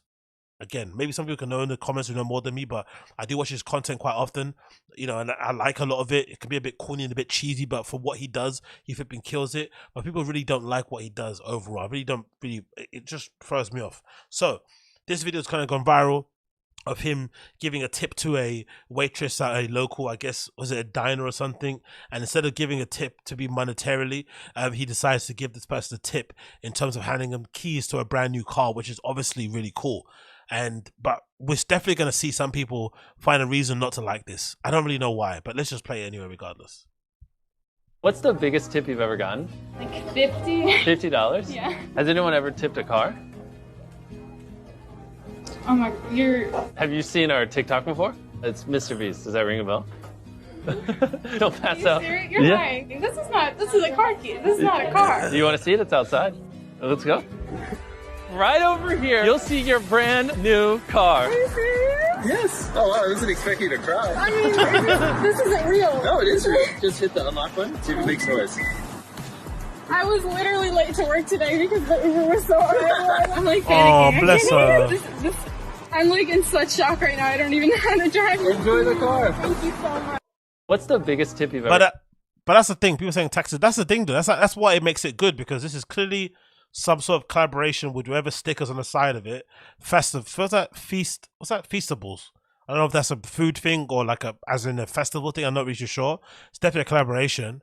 But the fact that it's like a Toyota Prius or some sort of car in that sort of some sort of that category, right? It's not like a Mercedes or something crazy. You're assuming she's going to be able to afford whatever taxes need to be paid on it, or what he'd maybe do is that he'd maybe kind of pay up to a certain extent, maybe cover it for a year, and all you got to do is basically cover the petrol, and it may be a hybrid car also, that might help. But in general, it's better than giving her like a Lamborghini, because then she'd have to go sell it, all that sort of stuff. It's just some nonsense. But it's definitely a practical thing to give somebody, especially somebody who works in a diner, maybe who kind of maybe has to get up really early in the morning to drive themselves to work. Cars are cheap. Cars are not, the cheapest thing to buy, especially ones that run well, blah blah blah blah blah, Japanese made car. So I think it's a really good gift to give somebody. Like I think it's better than literally giving someone from the hood a G-Wagon. This is much more practical, much more helpful, and even if you want to sell it, you're still going to get a decent amount of money for it. So I think it's a good gesture regardless. I just don't know why people will find a reason not to like this. I just can't understand it. Do you know what I mean? Like, why would you not like somebody going out of their way to be charitable, even if it is to be viral on social media? Like, what is the problem? Because I think for me, I look at somebody like an Elon Musk, for example, to be a good example of it, right? I think Elon Musk has become too much of a cunt on social media for people to look at what he does for humanity in a charitable way. From, you know, making us a multiplanetary species to, you know, getting us away from the dependencies of fossil fuel and whatnot. And obviously what he's going to do now with Twitter and making that a bit more of a enjoyable experience. I think it's a little bit more free and reckless on Twitter. It's not as crazy as it was before, where people getting deleted and accounts getting suspended all the time if you're not saying the right sort of thing. He's obviously doing some great things for humanity, but because he's become such a cunt on social media as a person, people find it hard to like him, right? People find it really, really hard to like him. So I think with Mr. Beast, he doesn't have that problem though. He's not really unlikable online. I don't really feel that. Whereas the only thing you can unlike him for, the reason why you can not like him is maybe because a lot of the acts that he does are quite performative, and they have this appeal where you're kind of wanting it to be viral and stuff, which is the nature of his business, right? He kind of is essentially a social media guy, so he kind of has to have that element of his content that kind of skews that way. But I think at the heart of it, if he's making sure that people can see again, he's giving shoes to kids who didn't have any shoes. He's going out and giving waitresses who work at, rough diners in areas that clearly they would probably need a car to kind of get back to and from work, especially a young girl maybe has to go and risk her life getting a bus in the morning or late at night. It's quite nice to be able to have a car, and this could maybe open up other avenues for her in terms of her life going forward, whatever it may be, career changes. I don't know. I just don't see why you could hate on this, but people will find a way to hate on it. This is a society we live in nowadays. People just kind of don't want to be charitable to people. But I don't know. Maybe it's a subconscious thing because people maybe feel uncomfortable because he does so much charity, and he's clearly, he's kind of like the guy. He's kind of like the musician that puts all their recording money into this live show or into making better music videos. Right, like those artists do exist where they pour every single profit that they make back into their art. They make better live shows, they put out better merch, the videos improve. They just keep on continually putting the money back into the business. And I feel like if you don't do that, it can maybe make you feel a little bit uneasy that even though he's earning a lot of money and he could be living luxurious and, essentially doing what he wants, he kind of gives back as much as possible and kind of puts other people to shame. Maybe that's the case. I'm not really too sure, but there's definitely something about Mr. Beast that people aren't necessarily vibing with. And I'd love to know what it is, because it would be perfect if it kind of ended up being that he was another Jeffree Star or Sean Dawson, because that would maybe justify everyone's suspicion. But I don't know where the suspicion is coming from, because I don't really see it. Because if you're saying it's because he films everything, he's a YouTuber first. Of course he's going to film everything. But I feel like most of these acts are always done to kind of benefit people first, and then of course if it aids it to be viral and they can make the money back on a video and stuff, why not do it? You know what I mean? Especially if more people are going to be helped and touched along the way. So I don't really have an issue with it personally in my opinion. But, I think some people just don't like the guy overall and will find any excuse not to like him. And like I said, let's see how it plays out. Maybe people's suspicion is going to be proved right. And they're going to be like, you know what? See, we told you he was not good. We told you. Anyway, moving on from this. Let's talk about this, because I think this is really interesting. Because I feel like every fat dude out there, let me see if I can get it. Oh no, let me not get that. Where is it? Where's the video? Is it here?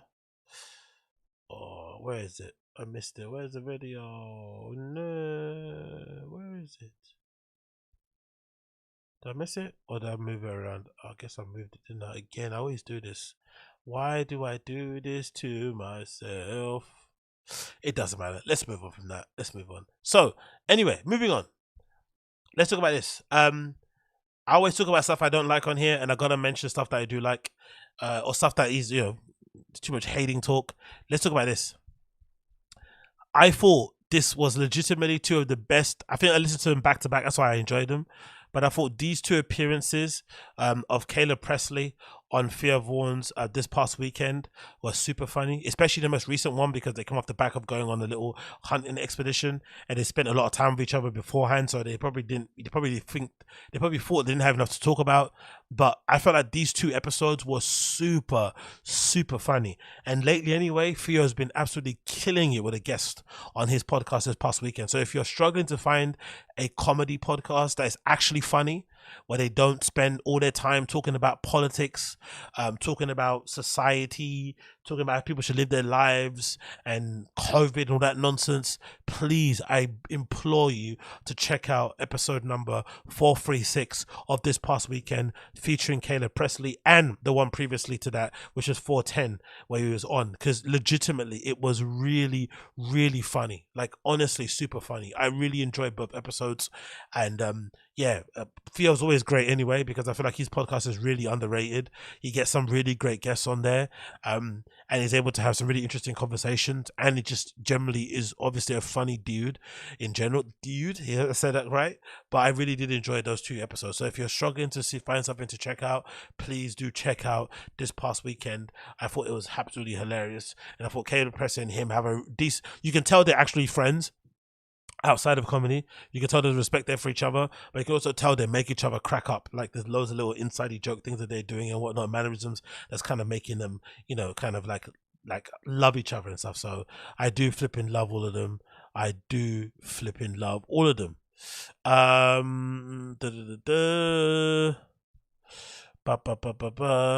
Let's see. What's I gonna say about this one? What we saying? What's here?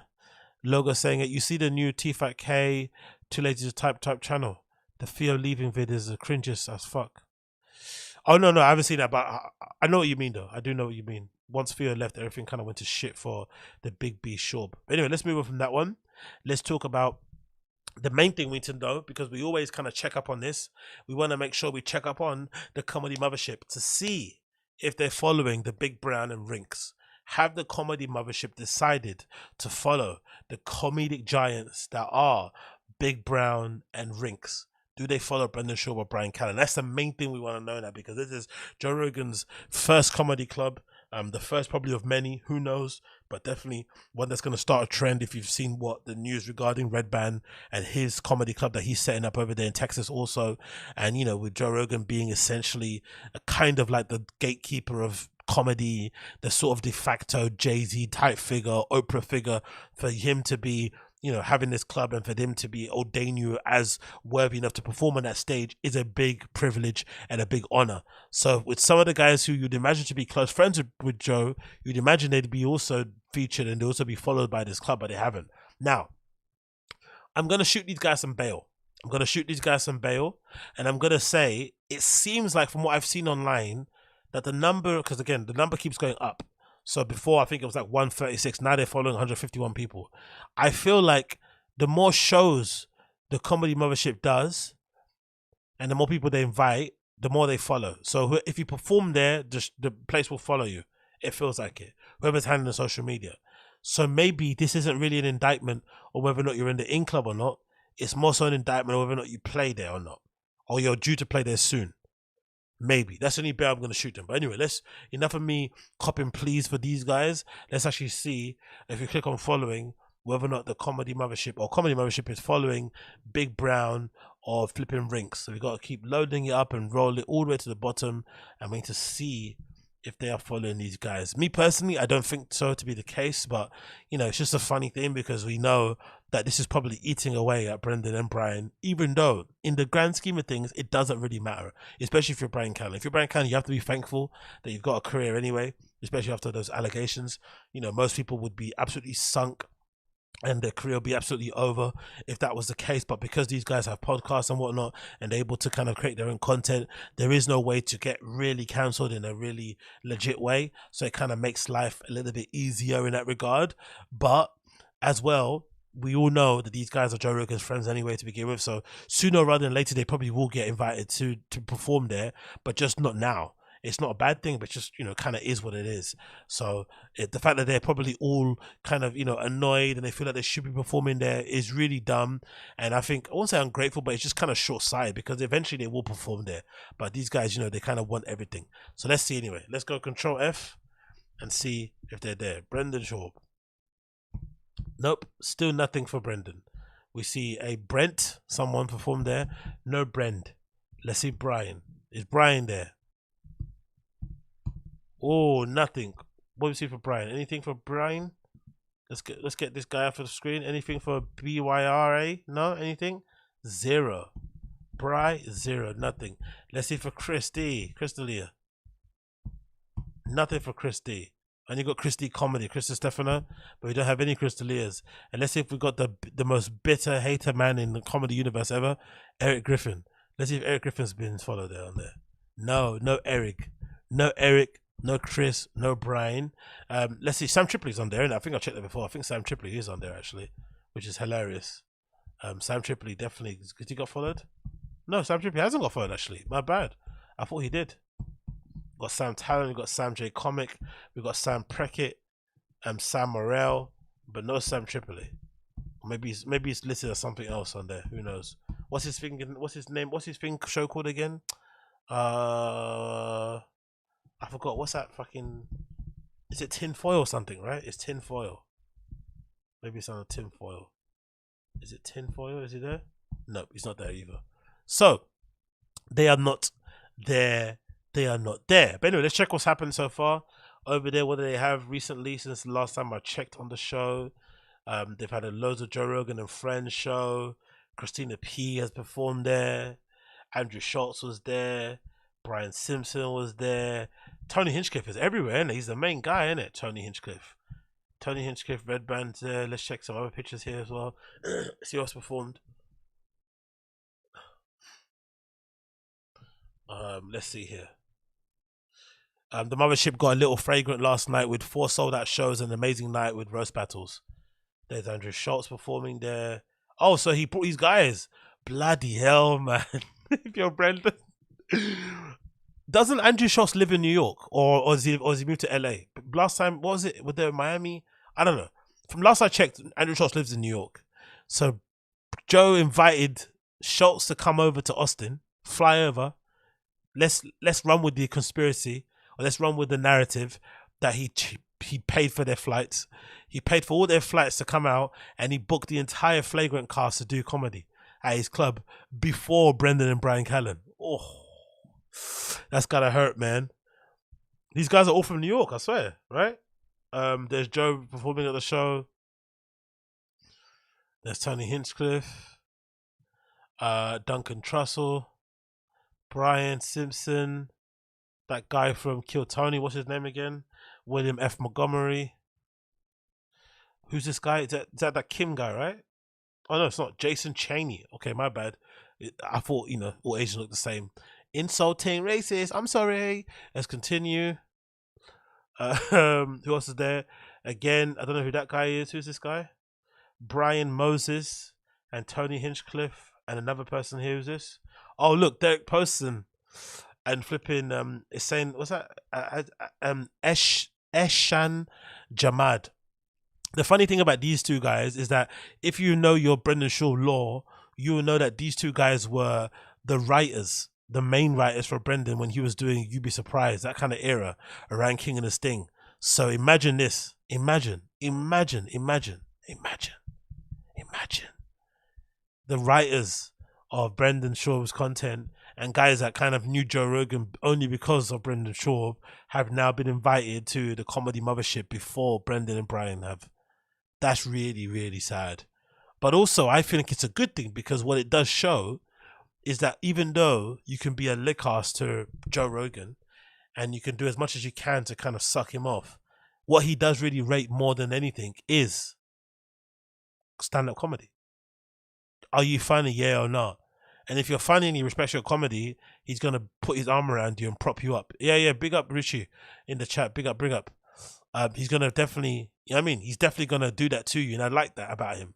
He has the ability to let people suck him off and enjoy it. But he also has the ability to differentiate between people sucking him off and also people that are actually good at what they do and promoting them and giving them a push. Because one thing that I've liked about what I've seen so far at the Comedy Mothership, I haven't seen a lot of Joe Rogan on the Instagram even. He's not featured everywhere. He's not kind of front and center on every single post. It feels like he's really trying to build a community and trying to take a step back. Even though it's his club and he can perform there, he's still taking a little bit of a step back. I think that's really cool to see because I said it before to somebody else actually on another podcast I was on the other day, that I think that if anybody else, because again, say what you want about Rogan, but I still think he's probably the coolest kind of billionaire close to guy that we have in culture nowadays, in terms of being pretty even killed and not that annoying. Because I feel like if you gave anybody else in stand-up comedy the power and the influence and the wealth that flipping Rogan has, they would go crazy. You already see how tyrannical some of these guys are with a tiny bit of fame. Just imagine if they had Rogan level of fame, Rogan level influence, Rogan level money and wealth and whatnot, and respect and whatnot in the industry, how they would be. They'd be unbearable. So he does a good job of kind of managing that. He's getting a bit weird nowadays because, you know, he's getting older. He's becoming a little bit more conservative. He's becoming a little bit more grumpy. He's becoming a little bit more irritable. Like that recent podcast with Dr. Huberman was really embarrassing. It felt like he was, you know, really being combative with him for no reason. Maybe woke up on the wrong side of the bed. But in general, I think Rogan has a good way of calibrating his personality and not being annoying all the time, and kind of being, you know, not an annoying rich guy, kind of being somewhat level-headed and chill. He does a good job of it. And clearly, you know, he's kind of a fun to be around. But yeah, the club looks sick. Let's see another picture here.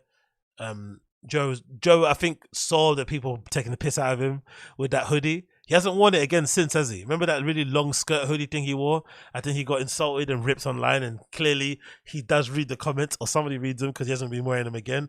Much nicer hoodie this time, so thank you, sir, for not wearing that skirt thing. You got Christina P here performing. Do people here think Christina P is funny? I think she's funny on a podcast. She's not as good now in Your Mum's House because Your Mum's House gone to shit. But her stand-up, I don't find funny at all, personally. I don't find it funny at all. But I still think she's one of those people that is probably funnier in person. I think if you were in the room, I think she's going to make you laugh, which is, again, that's something that I've kind of noticed a lot of these guys prior to, like, I don't know, there's maybe a podcast has changed it, but I feel like a lot of these guys, I'm going to have to make a review of another. I watched a couple of specials over the week of a show. I'm going to review a few of them and put them up on the flipping channel. But I feel like nowadays, I asked a question before about the BERT KREISCHER thing. Like, I wonder who they're doing specials for. Because I feel like specials don't really translate nowadays to, like, watching them on video. Very rarely do they translate. And I wonder, are they making specials as like a business card to get more offers for things later in the future? Are you doing a special for your fans that are going to be there in person, and then you're kind of double dipping by recording it and just putting it out there and hope people like it or not? Or are you doing it to entertain because I don't think you can make a stand-up special that can entertain people in person and also watching it on a laptop, because majority of people are going to be watching it on their phones or on their laptops, on their computers, or maybe on a projector on a TV. But, you know, whatever, they're going to be doing other things while they're watching it. They're not going to be locked in listening to it, or have their phone in a flipping, you know, in a bag while they're doing it. They're not going to do that. So I feel like, who are you really trying to, you know, make that for? It must be a weird thing. And again, a lot of these comedians also are just unlucky because they happen to be really funny on podcasts, but they don't happen to be the same level of funny on the stage. Or maybe they are in person, because I said prior to before, I went to the Laugh Factory the last time I was in LA in like 2017, 16, whatever it was, and I saw Chris D'Elia, and at that time I didn't think it was funny, but I have to admit I was absolutely bending over myself, you know, pause, when I saw Chris D'Elia perform, because he was really funny in person. He was, especially pre-cancellation, he was really, really hilarious, and I didn't find him funny at all. I found the voice thing he did really corny. I found that whole physical thing he did really odd. I didn't really like him in the slightest, but when I saw him in person, I kind of got the hype a little bit. I was like, yeah, this guy is actually a murderer with a capital M. You know, he might murder, you know, some underage girls, but, you know, on stage he's pretty decent. And I think a lot of these guys, I think, don't really show their best self on specials. I think a lot of them are way funnier in person, probably. Anyway, continue on. You got, again, Andrew Schultz here. Good outfit, to be fair. He looks really nice in this outfit, I'm not gonna lie. I like that. You got Ron White there. Let's continue. Who else is on there? Tony Hinchcliffe again. That's a very, very interesting outfit. Let's say that. William F. Montgomery again. David Lucas. Who's that? Derek Poston, I reckon. Rah, man, it's everywhere, isn't it? Oh, Thingamajig, what's his name? The nice guy, Ryan Sickler. That's nice. He got to perform on there. That's a good thing to see. The good guys do end up. And there's some new guys, right? You got, who's this? Someone called Riviera.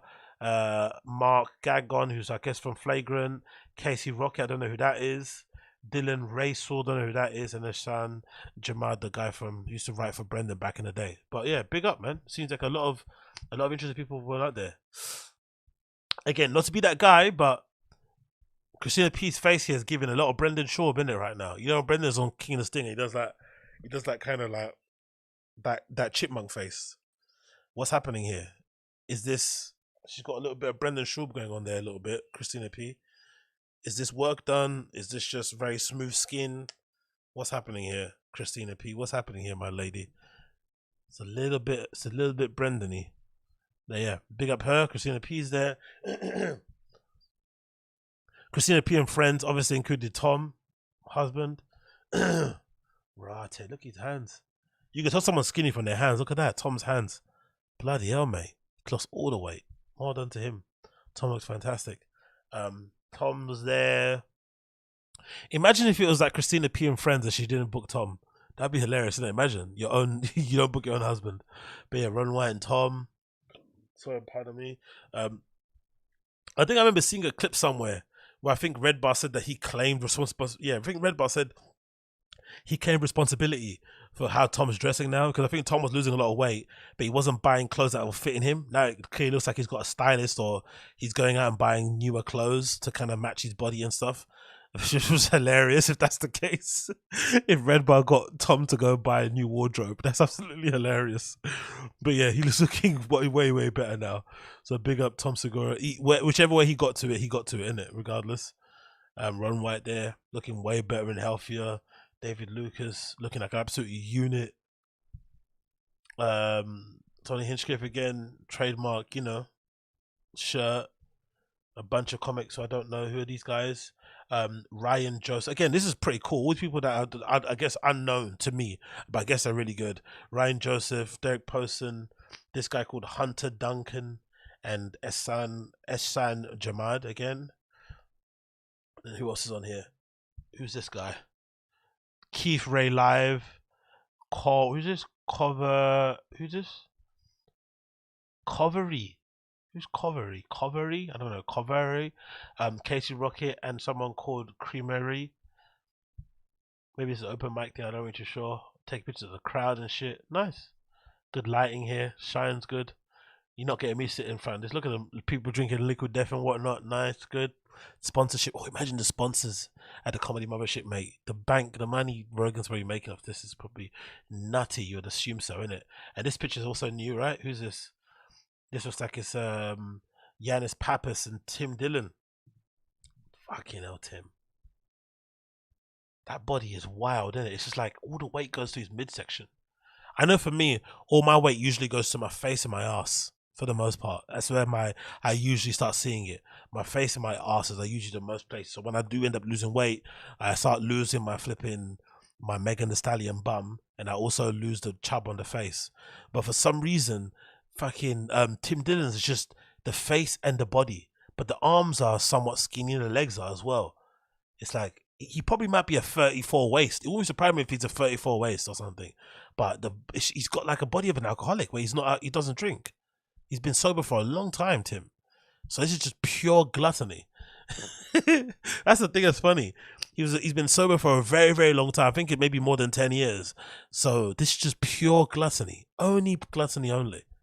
Just food. Fuck me. It's gone all to here. Not on his legs, not on his arms. But yeah, Yanis Pappas. He's made Yanis Pappas look like a fucking, look like a skinny mini. But yeah, big up Tim. What's the caption here? Also, I feel like Tim Dillon's podcast has gone back to flipping the level it was before. I think he had a bit of a lull when Ben Avery left, but I feel like it's gone back to the standard it was prior, the Patreon and the normal part. Again, I may be in a minority here, but I love Tim Dillon's podcast. I always listen to it all the time. It says that Yanis Pappas and Tim Dillon took over the Mothership. Oh, see, they're calling it the Mothership now, because I was calling it the Mothership, but it's called Comedy. Okay, cool. There we go. That's the kind of the name, the Mothership, but they had to put comedy in it because I guess for like an SEO purpose. So it's basically called the Mothership. Last night, not only did it sell out fast, sell out Fat Man, they both popped into the open mic crew show as well. Okay, nice. Tim Dillon, trademark polo there. There's Papas. I don't know who's this guy. Riviera. Did he get his lips done? I don't know. Jesus. Cool. I don't know who these people are. I'll big up them regardless. Who's this guy? Jayla. Who's that? Jay Larson. Jay Larson. I guess. And I guess Eric Person performing as well, introducing people. So chill. Cool, man. It's looking good. It looks like a lot of people are there, enjoying what they're doing, having a good time, and you know, Brendan and Bryan are somewhere crying into their flipping into their glass of liquid death, right? Upset that they're not getting booked to these places, but hey, the good thing about Joe, it looks like he's actually booking people who are actually funny to perform his stuff. Tim Dillon, Potential.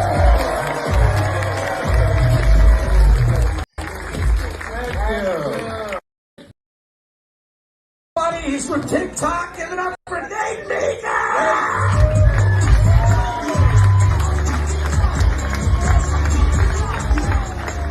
What's up, guys? How are you, buddy? So much fun, all right? It was my time. I'm gonna bring up the next comedian. You see him on Kill Tony, his club favorite. Everyone, give it up for Ty Rivera.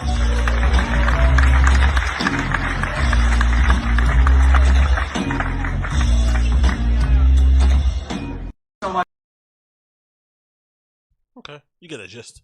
You get the gist. Not being followed yet. Who knows what's happening? Who knows what's happening? Who knows what's happening over there? Who bloody knows? Next on the list here.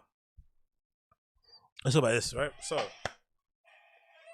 I need to find out from you guys. I need to find out from you guys as well what you guys think about this, because I feel like this video is pretty interesting, because a part of me wants to be charitable and somewhat understanding of this, because I'm a fan of things, and I think being a fan of things is really cool, and I feel like being into people and liking what people do and kind of being and kind of acknowledging it and kind of acknowledging them in person is also really important, even though kind of the things that I like when it comes to like fashion, when it comes to streetwear, when it comes to dance music, when it comes to design, when it comes to art, a lot of people in those kind of fields are really big cunts, and it can be very difficult to try and be a fan of them, because sometimes when you meet these people in real life, they can sometimes turn you off. So I usually abide by the rule of just never meeting my heroes, right? And just kind of, or heroes, as Brendan would say, and kind of admiring them from afar and just loving the work that they do. And also, you know, I'm kind of, I say I'm mature enough to understand how I can separate the art from the artist. I'm really much in that kind of vein. I'm not really too bothered about what people do in their personal life, as long as it's not something super crazy. I can kind of forgive everything and kind of focus on the art itself. But the internet doesn't seem to like when people are really kind of overly fanatical about things, even when it comes to like stans and K-pop and stuff, or people that like pop stars. Most of the internet doesn't really like those people, right? They kind of live in their own little world, but for the most part, most parts of the internet kind of despise any level of standum because it just comes across gross. Now, the other part of standum is this podcasting standum thing that exists, right? Where certain guys who have kind of become successful just through the medium of just talking to a microphone like I'm doing, have now kind of acquired this position in culture and society that probably is a little bit overblown for what they do, right? They're still important, you know, for people's lives and whatnot. They contribute to some respect, but essentially just sitting down on a microphone and talking at length to people about certain topics and whatnot really shouldn't put you in a position where people are like, oh my God, I'm so reverent of you and whatnot, because it's not really that big of a deal. But someone like a Rogan, of course, kind of is a bit rare in that case, because he's kind of a bit of a, you know, he's a leader in this sort of industry, and clearly somebody that's done a lot of good. And definitely, I'm a big fan of the JRE still. You know, it was definitely the first sort of like major show I kind of watched when I first got into the podcast. I think I started listening to JRE in the early 400s type of time zone, so I was fairly, you know, new to it. I was fairly kind of new to it as well as most people were and whatnot, and I kind of followed his entire journey throughout, and I feel like he gets, you know, overall he probably has the best show in terms of pound for pound, in terms of guests week in week out, in terms of the interesting people that kind of get on there and whatnot. But the way some of these comedians act around him, and maybe some guests is a little bit nauseating. And I feel like a good example was obviously the recent episode with Andrew Schultz, because it felt like Andrew Schultz really went out of his way this episode to really kind of, bow at the feet of Rogan and remind him just how much of a big dog he thinks he is and whatnot, and kind of validate a lot of the nonsense that Rogan speaks about, especially when it comes to like ice baths and whatnot. Now, what I wanted to say about this clip is that, can you be a fan of somebody without people thinking you're sucking them off? And is that a fair interpretation of what you were seeing Schultz do here? Or is this just what people do if you happen to have a friend that's like Rogan level? It's what you do. Like, I don't know. But this is a clip of Andrew Schultz basically pontificating on the importance of ice baths and whether or not a cold plunge has replaced religion in modern society. Yes, you heard that right. He's arguing or pontificating on the idea that, dunking your balls into a cold tub of water has somehow replaced the meaning and the guidance that people sometimes feel in flipping religion. Crazy. I don't know. I just feel like it's a function of like what humans might need. Like I almost think about like what is popular now in society and culture. Like these figures, like Jordan is a perfect example. Like you're a perfect example. Like I think we as Americans have kind of like left religion. We still need the structure. Yeah. And like even like telling somebody to get in an ice bath in the morning, like that's a religious act. Maybe it's not done for God, but there's a consistency there. There's something that you do that makes you feel good. Like, I feel like we've found a way to like a la carte the different structures that religion provided us now that we don't have religion. Yeah, I'm glad you said that about the ice bath, because I think that sometimes it is a ritual for me. And it's also... Of course you'd say that, Rogan. Yeah, I don't know, man. Is he sucking Rogan off? Or is he just being a fan? And can you just be... Is it possible to be a fan without being corny like this? I don't know, man. But I also think that maybe this medium of podcasting, because you just want to fill in dead air, it basically makes you want to just like, think that you're I don't know, like explain things that don't even need to be explained. Right? And kind of pontificate on the most nonsense topics. But some part of me also feels like, shouldn't you, if you're in this position and Rogan is your pal, shouldn't you be trying to remind them of their role in your life and, being somewhat respectful, I guess? And maybe kissing the ring is not really a bad thing. I don't know. But my initial reaction to this was definitely disgust, a little bit of cringe, a little bit of vomiting my own mouth, because I feel like this doesn't really serve anyone well, because it doesn't make for an entertaining show. It doesn't really increase or add to their relationship. I don't think so. It kind of is what it is. Hey, be up, Chris Hutch. I'm a Zynga fan, but there's no sucky sucky. Thank you, Chris. I'm not expecting anyone to sucky, but thank you so much for clarifying that if I did need someone to sucky, that Chris Hutch would not be the person volunteering. Thank you so much. I appreciate you for the $4.99 super chat, my friend. I appreciate you. But yeah, I don't know, man. I don't know. I don't know what is the right way to go about things, because a part of me feels like the internet's maybe blown this out of proportion, because I kind of do like Andrew Schultz. I know it's kind of, unpopular opinion to say so, but I still do think Andrew Schultz's first appearance on Joe Rogan, when he first met him properly, was probably one of the best kind of debuts from a comedian ever on that show. I know this is weird to say. I know some of you are going to be barfing your mouth, you're going to be flipping, punching the wall, but I honestly do think Andrew did such an amazing job that first time of like proving and showing who he is, talking about, going against Netflix and shit, and then ended up going Netflix anyway. But still, that whole spiel he was doing about distributing, about empowering yourself, about creative, whatever. It was really, I found that rah-rah speech amazing. I was like, cheering him on as he was trying to basically get Rogan to like him. And clearly Rogan did end up liking him. I really did think it was a really good debut from him on there. But ever since then, their Oh, sorry. Yeah, let me refresh it. Thanks, Suche. Ever since then, I guess Rogan and Andrew's relationship has evolved a little bit, right? And I don't think he needs to do that anymore. And he's now doing it in a different way by, like, you know, kissing his feet and licking him up, and so I don't know. It just feels a little bit gross.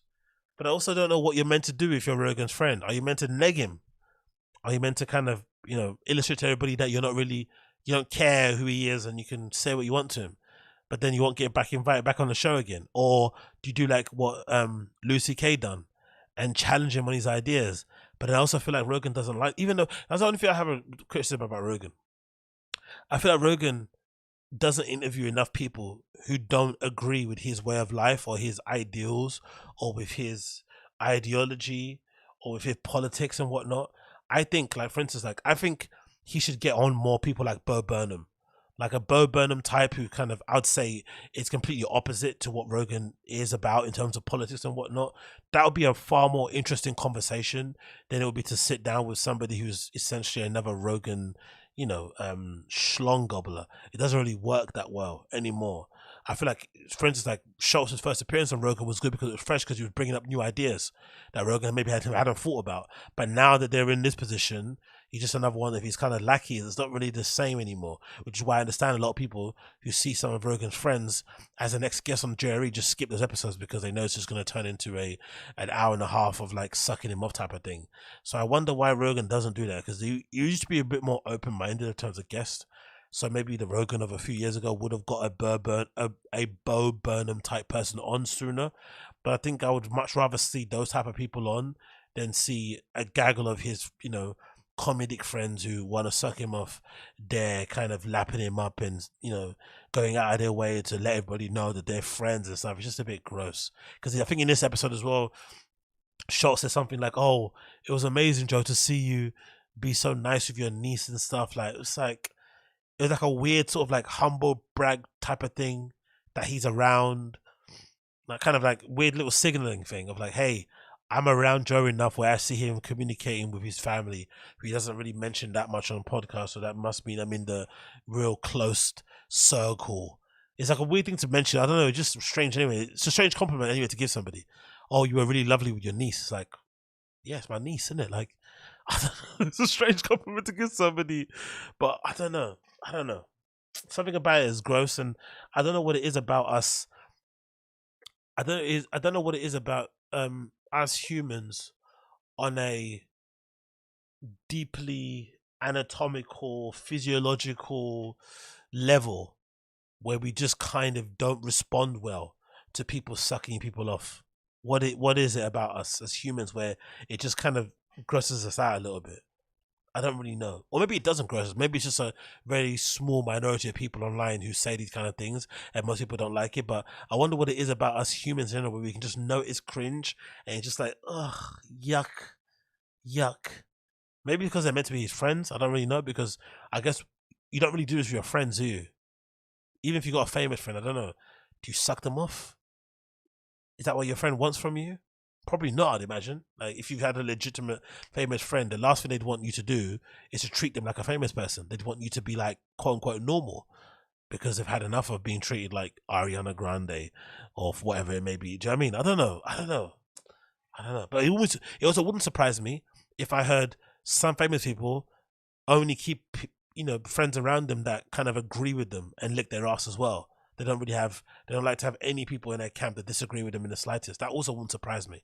So maybe it's twofold. I'm not really too sure. But either way, very bath-inducing episode of JRE, especially me being a fan of Schultz. I felt like it was really kind of uncomfortable at times to listen to him kind of go full over himself to kind of agree with him. If anything, it sounded like a way more cultured version of Brendan on the JRE. It sounded like that, like a way more intelligent version of a Brendan. Basically, he was agreeing with everything Joe was saying. He was basically, it kind of felt like he was kind of like guiding Joe to answers and preempting what he would say to make him seem agreeable. I don't know, it's just a bit gross. Not gonna, it's a bit gross. I kind of felt a bit uncomfortable. Like I should leave them alone in the room together. Jeremy's like, turn that off. But anyway, hey, maybe I'm in the minority here. Maybe it's just what it is. Maybe we're all haters in general, and we're over analyzing things that don't need to be analyzed. Who bloody knows? Who bloody knows?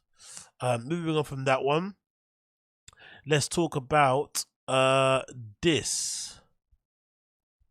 Where is it? Let's talk about this before we go into it. Let's talk about this. Where is it? Is it there? Oh, where is it? Where's that fucking? Oh. Why do I keep losing all these videos? Where is it? Yeah, there it goes. Here, cool. So talk about it. Let's talk about this. So, in a recent episode of BERT KREISCHER's Something's Burning, a sort of food cooking show, kind of, not really, where he invites his comedic friends on to kind of cook stuff, or he basically cooks in front of them, not washing his hands and stuff, and just being an absolute mess. And I think doing a lot of stuff to be, now that I've seen that clip of, you know, BERT KREISCHER basically admitting that he knows his most viral clips are the ones of him laughing, and him essentially admitting in a roundabout way that he does those laughs in order to kind of go viral. Everything that he does now, I'm looking at it with a kind of a bit of a skeptical hippo eyes, to lend a Brendan Schaub phrase. Like he does stuff on purpose to be viral. So this clip is a bit weird because, you know, a lot of the stuff you're thinking, the not washing of hands thing, the purposely fucking up things, you're cooking, is that just you for real, or are you just doing that to kind of go viral, to get clipped? I don't know. But anyway, Something's Burning, they get talking about Brendan Schaub. It's an interesting clip because it again, I think, illustrates for me why there seems to be such a I don't know if it's a disconnect or whether it's not just them refusing to acknowledge the reason why some people are not liked by some podcast fans. Because I feel like with podcasts in general, you get to listen to people for a long period of time for a long period of time over the years. You can imagine you kind of get to know them in one way, right? Maybe it's not completely who they are, but you definitely get to know a side of who they are. So I think it's perfectly within reason for fans or haters of the show to listen to those podcasts and think, you know what, I don't like what I hear from this person, regardless of what they do, because I think that's the thing people miss with Brendan. These guys are saying he's a great guy, whatever it may be, but some people don't like him because of his character, because of what he's kind of presenting himself to be as on the podcast, which could probably be one thing, which is aside from the comedy, because I think they mentioned here, oh, he's not that funny, you know, he's a new comic, the kind of thing, kind of excusing him not being funny. But the thing that must be a weird thing for Brendan to kind of process is that a lot of the fans or a lot of the haters, or, you know, the homeless cats, I feel like a lot of those guys don't like him because they don't like his personality and how he presents himself on podcasts. They don't even care about the funny thing. The funny thing is obviously an obvious thing that he's not funny, but they just don't like him as a person. But for some reason, other comedians don't seem to get that. They seem to have it in their mind that people just don't like him for just whatever reason. I don't know, they just made it up. They're just haters. I don't really sure. But I felt them pontificating about it was interesting because there's so many recent examples from the drama that Brendan's been in where you can say, hey, this is probably a reason why people can say, hey, fuck that guy. And it's okay to say it. Even if he's nice in person, it's okay to be like, hey, from what I've seen of you, I'm not a fan.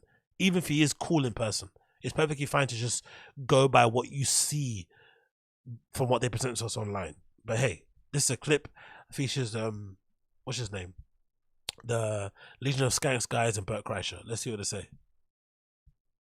Here with him. But like, I love him. He's the best comic, in my opinion. He's the best comic. But he lives a unique life. For me. How great is it to be a tell? I mean, no one talks shit about him. Yeah, but don't tell him Nor that. should they. He won't believe you.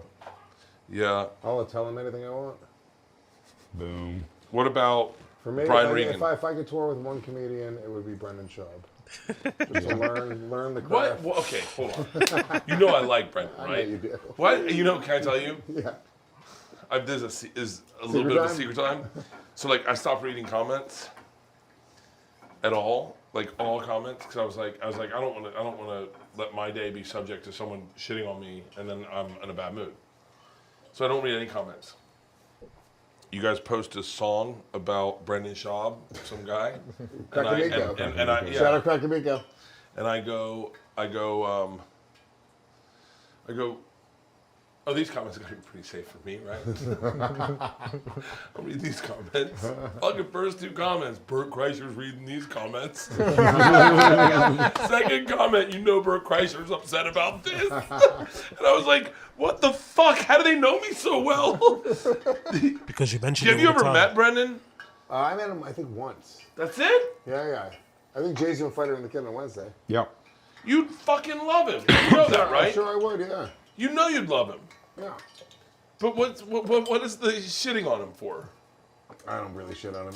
There's been, Crackamico wrote that song, and Crackamico, I sort of found it. I mean, it's a great song. I can't shut down Crackamico for what he does, you know? No, yeah. I mean, look, anyone who fucks with anyone, even if they're fucking making a hate thing on them or a good thing on them, they're watching all their shit. Sure. Yeah. No, Personally, I really like Brent. That's a weird barometer. I'm a huge UFC fan. I was a fan of his when he was fighting. I loved Yeah. watching him fight. Yeah. I love Fighter and the Kid. I think it's a great show. Like I've got nothing great on Fighter and the fucking Kid. podcast. Huh? You love the Fighter and the Kid? Well, I mean, I don't like just said watch that it on religiously. camera? No, it's a good. I love MMA, so I That like was an crazy. MMA You just comedy. said I love it. Asshole! I can't believe. I it. love Fighter and the Kid. Okay, you were your friends with Rogan. All right, so look, here's the thing. He is without a doubt the sweetest fucking guy I know. I'm sure he is. And by the way, legit great on podcasts.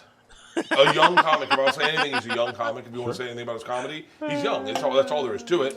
But the guy's. I mean, it bums me out. I understand it. I get it because it happened to me. It's happened to everyone. Everyone's gotten it.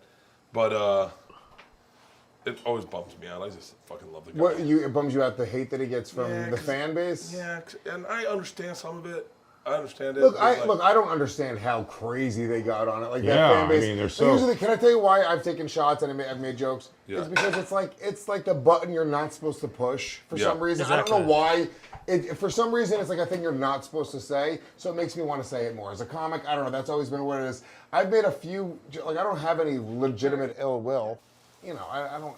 Whatever. I don't actually have any ill will toward the guy. I've literally met him one time. He seems like he has a lot of mutual friends. Like I said, it's an open invite for Skankfest. I would love him to come to do Skankfest. I would love, and that's he would murder at Skankfest. He would have. He'd have a great time. Dude, Whitney He'd came have to a fucking Skankfest blast. last year. People thought our fan base was gonna like torch Whitney. You know, Bert always said he got Whitney to do Legion of Skanks. So he told me that. He goes, she was like, what should I do when I go to New York? And he said Legion of Skanks. She did it.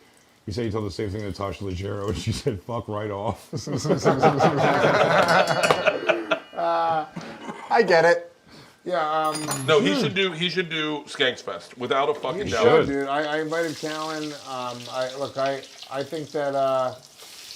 That looks fun. You see, if you're gonna be thinking about being purpose, am I the only person that thought that little splash that he did when he flipped those little things, the potato things, and the thing was on purpose, so the oil would fall on his feet? Is it me? Because the first one's closer to him, and he does it better. And if for some reason he purposely flips the other one, so that the oil spills over. Or am I- Fest without a fucking You doubt. should, dude. I invited Callen. That's okay. And then the second one that's I further, think that, he moves like. That looks fun. Is that or am I flipping bugging out? That seems like he was acting a little bit. That feels like it was fake. Again, that kind of encapsulates probably why people don't like Bert overall. Like why? Anyway, nonsense. Anyway, whatever. Going back to it, right? Loads of things to kind of talk about. Number one, the fact that Bert's coming on there and essentially crying about comments already, which is insane. These stand-up comedians are probably the most sensitive people ever in the history of time, where they kind of don't read comments, have to say all these stuff online. They want to be free speech advocates, but then when people rip them a little bit, and again, think about it, the whole thing, right? A lot of these stand-up comedians have kind of made a name for themselves or become very well known or very well liked by their fan bases because of this kind of like bro, kind of like this bro type of like vibe they have on their podcast, where they're sort of like shooting the shit and teasing each other and mocking each other and whatnot.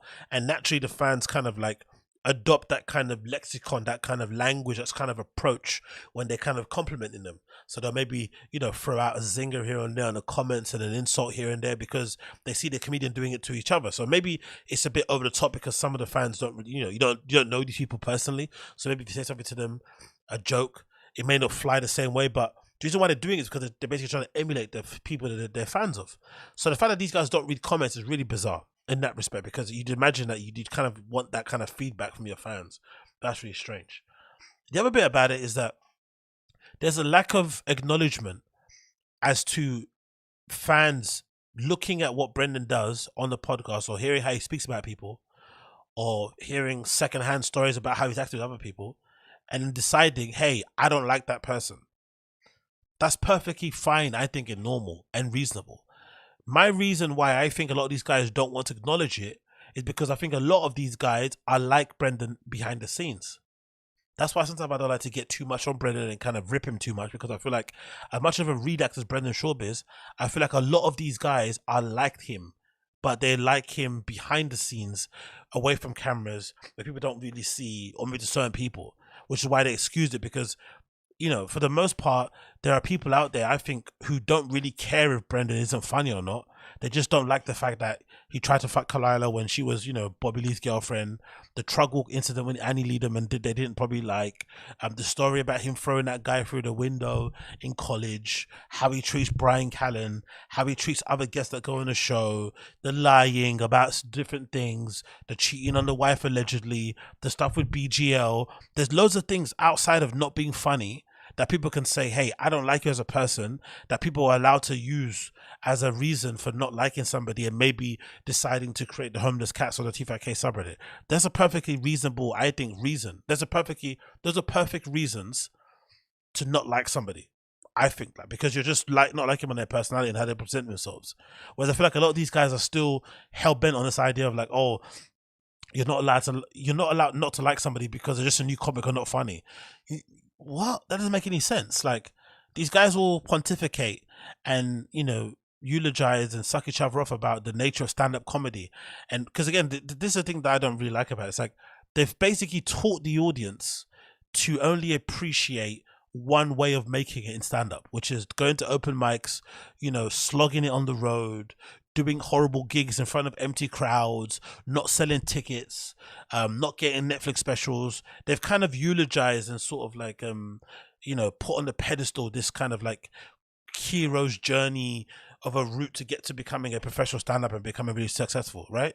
Then when someone comes along who does everything opposite of what regular comics have done and kind of like is proud about it, kind of like uses it as a badge of honor, flexes on other comics about it, and then it transpires that they're terrible at what they do, why wouldn't the fans say, ha ha? Like, I don't understand why that's an issue, right? Do you know what I mean? They've trained the audience to only appreciate one way to make it. Brendan doesn't do that way. He does it the complete opposite way. Takes a special within 2 years. It's completely terrible. Doesn't acknowledge the mistakes about it. Doesn't lead into the meme. Kind of use, you know, basically anyone that criticizes the thing is a hater. You know, not even talking about that weed company and them sending out the review and telling people to kind of spam. Anyway, loads of nonsense and lore about him. But I just feel like there's enough reasons for people not to like the guy that these guys are willfully overlooking, which makes me believe a lot of these guys are like him behind the scenes, which is why they find it hard to sort of like point the finger, because they've all got their own skeletons. That's the only logical reason. Other than that, or they're just being purposefully, ignorant of what's going on, actually, for real, because at this stage now, it's becoming a little bit insulting to say that, oh, people just don't like him because they're haters. Anybody that watches him is still a fan. It's like, not really. Like, it doesn't really work that way. You can still not like somebody. Like, I don't think, like, I don't know. I just find it all weird. I just find it all very, very strange and bizarre, personally. And again, that end bit of him purposefully, you know, flipping that thing that's in the frying pan so that the oil spills out is legitimately a peak version of why some people probably don't like even BERT. No, he should do Skanks Fest without a fucking doubt. The first one that's close gets flipped easy. I invited Callen. The one that's furthest away from him, he somehow manages to flip it so that it splashes out of the frying pan. I think that that looks. Jesus Christ! Fuck! Lame, absolutely lame. But and again, the funny thing about Bert as well, he said about that comment about, oh, I was reading the comments of the thing and I knew the comments would be safe, so I read them and people saying my name. You see how that's hilarious? How he turned that Brendan Schaub thing all about him, and also that thing that he mentioned. I listen to a lot of Bert here and there on pods. He's mentioned that he likes to read comments. he says he likes to go on other comedians' pages and read comments, which is why other, you know, fans of podcasts decide to leave comments like, I bet, you know, it's like a meme. I bet Bert is basically reading this. So that when he does read it, he'll say like, so he's acting like he doesn't know why people write those things, but he sets them up to do that. You know, like they're all performing. It's all a constant performance. This purposely splashing the things for the camera. Like, come on, man, come on. So yeah, I don't know. Look at those sandals as well. These are the type of sandals people sell on Vinted, and they'll say only worn twice, right? Only worn a couple of times. Like those dirty white people that sell used Birkenstocks, only worn 3 or 4 times. 80%. What's that? 8 out of 10 condition. Like, you know, with box. Only worn around the house. Look at that shit. Look at that. The entire inside of it is blackened. Only worn to go to the shops a couple of times. Like, God almighty, brother. Fuck me. But yeah, what can you do? What's some of you guys saying here in the chat? What can you do? Yuck. Will Farrell actually had an awesome SNL greatest hits though. Richard G, he should be allowed to vote. Freeze frame on his toes. Yeah, exactly. Yeah, you know me. I had to just mention that, but yeah, true. Duncan Trussell live. Tommy Black of Blue. But yeah, they were tearing apart. Yeah, and also the comment that he said about him going Legion of Skanks, that boat has now sailed. I think there's too much bad juju around Brendan's name, and the stories are too horrible for him to go on Legion of Skanks. It'd get too personal. He'd probably cry or storm off or end up kind of, you know, murdering everybody in the audience. I don't think that's a good idea for him to go on there now. And I just don't think he has the, you know, charisma or the, you know, the flipping. Yeah, he just doesn't have it to go on it. Just wouldn't be fun. It wouldn't be fun on there. Because I feel like Whitney Cummings, even though she's not the best person to go on a place like, you know, Legion of, what's that show called? Legion of Skanks, or just in general, to go on their shows, she's at least a bit of a chameleon. I feel like Whitney Skanks. I feel like Whitney Cummings is a person who can kind of adapt to any kind of environment she's in. Like if she's around intellectuals, she would kind of mimic what they say. If she's around people that play sports, she's trying to mimic what they say. If she's around bro, she'll bro it up. Like she's kind of one of those kind of social chameleons. Whereas I feel like Brendan's only got one way of speaking, one way of kind of navigating the world. I just don't think he can kind of hang with guys who are constantly looking for the joke in everything. You know, he'll misspeak and say something dumb. They'll take the piss out of him. He'll laugh at first, and then he'll get annoyed when they keep correcting him. He just wouldn't like it. So I don't think it's the right time for him to go on there. I think that boat has sailed, in my opinion. I think the boat of Brendan going on Legion of Skanks has definitely sailed a long time ago. And if anything, Louis J. Gomez probably wants him to go on there just as a kind of a clout chaser thing anyway, just to kind of, you know, get him to go on there, add to the views and the clicks and whatnot. But he will spend most of the time trying to suck up to him because he secretly wishes he was Dave Smith so he could become, you know, one of kind of Rogan's friends and kind of get on their show again, because it seems like he's the one person from the group that Joe isn't really a fan of in general. So I don't think that's going to be happening in the slightest, in my opinion. But yeah, interesting little comment there from, what's his name? Interesting little conversation there between those guys on Bert's show. What else to talk about here? Let's move on from that one. We spoke about this already. Yeah, let's talk about this a little bit. Hey, big up, Mr. DBS fam. The black imprint in Birkenstock equals white culture. Yeah, exactly. Yeah. That is white. Yeah, exactly. You know, exactly, Mr. There. That is white culture. 100%. Honestly, I've seen people selling used Birkenstocks on Depop, on eBay, on Vinted. I'm like, you guys are sick. To sell used Birkenstocks, like, you have to have a problem. It's like selling a used pair of Havana sandals. Like, there's something wrong with you. Like, you need to throw those things away. There is no such thing as selling used Birkenstocks. Just throw them away, or give them away to charity or something. Don't try and sell them. Like, are you insane? Do you know how easy those things stain? Especially white people that wear them without socks. Like, don't get me wrong. You're meant to wear sandals without socks, but then selling them is also just gross. I don't know. You guys are sick out there. I know we have our sick parts about us, but you guys are sick. Absolutely sick. Anyway, moving on. So let's talk about this. Have you guys seen that yeah, no, this is this space clip. So this is courtesy of the Fire and the Kid. Somebody clipped this from my guy, the MMA Guru, who I'm a big fan of. Actually, I've watched a few of his live streams before. I haven't watched one in a while, but I actually am a big fan of his, and his flipping output is absolutely insane. It feels like every time I'm on YouTube late at night, he's always flipping live streaming. So big up him for putting, you know, for consistency and just putting himself out there all the bloody time, and generally kind of being kind of clued up on what he does personally. I think I'm a fan of it. I know some people on the internet not really like what he does, but I like him personally. And he actually breaks down cards, which is nice to see. He actually watches previous fights, which is nice to see. It doesn't just go by Wikipedia and whatnot. But he had a very interesting comment that he made here that someone clipped and found like his subreddit, which I thought was really smart and very insightful in terms of what's going on with the podcasting in general and what's been going on with the Fight Companion and that whole scene overall. This is the MMA Guru's thoughts on it. I thought it's very, very, very, very smart in what he said here. And you can see how much he cares about the UFC at the moment. Because I'm like, oh my God, it's the reason I started Fight Companions in general back in the day.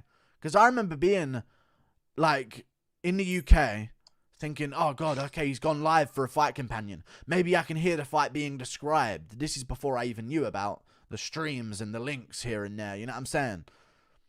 And I was like, oh, maybe I can hear the fight being described. Oh, no, they're talking about the intricacy of stand-up comedy and why being a comedian is so important in society and why being a comedian is one of the hardest jobs in the world and why being a comedian causes ego death and leads you not to have an ego and why comedians are the most impressive people in the entire world. Like, it's like he's not even watching the fights.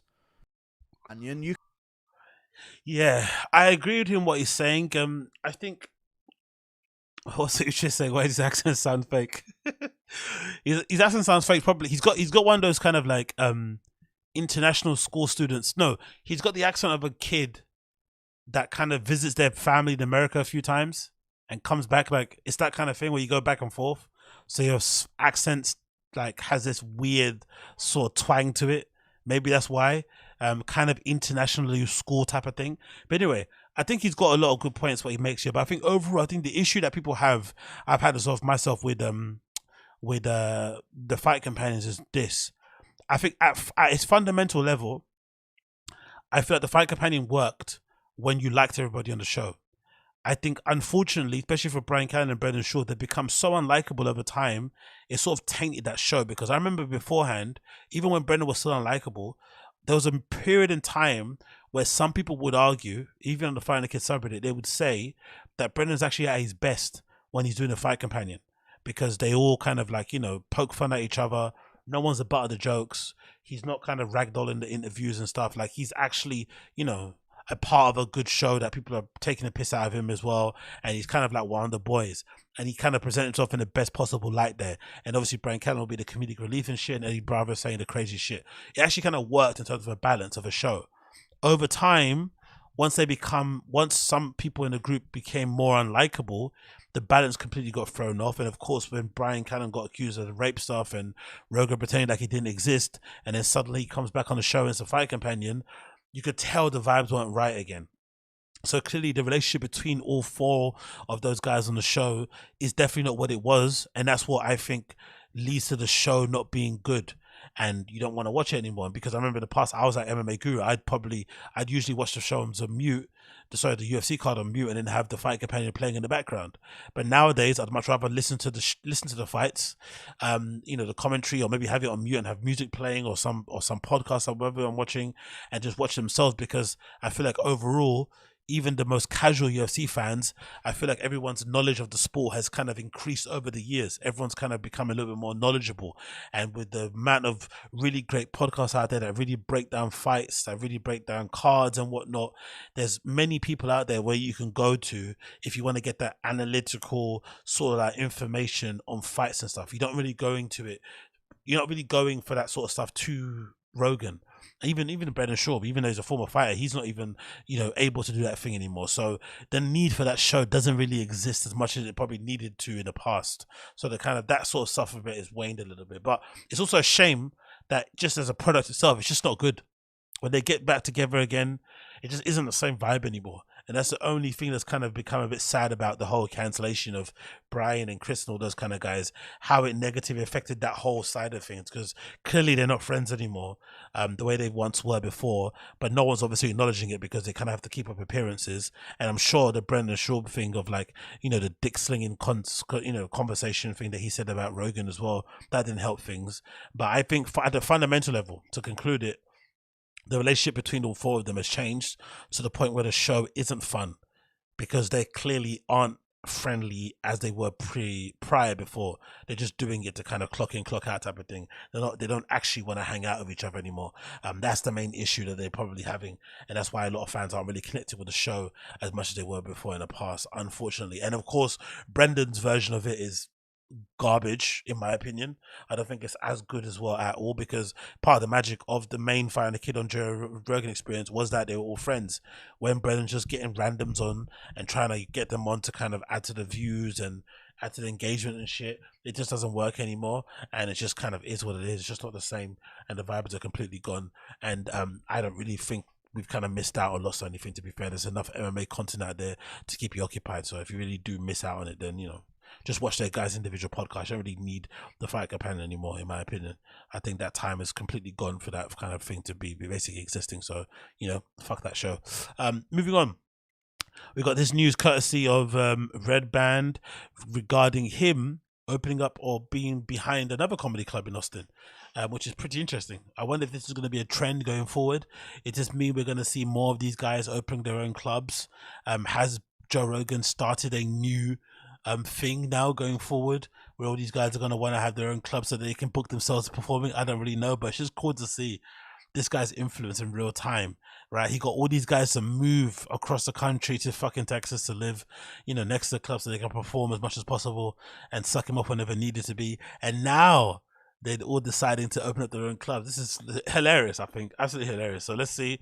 I guess I'll put it on the screen. This is Red Band talking about a new club that he's allegedly behind, supporting. I'm not really sure how it works out, because a lot of these guys like to, you know, embellish the truth a little bit and kind of add a little bit more spice to it than it actually needs to be.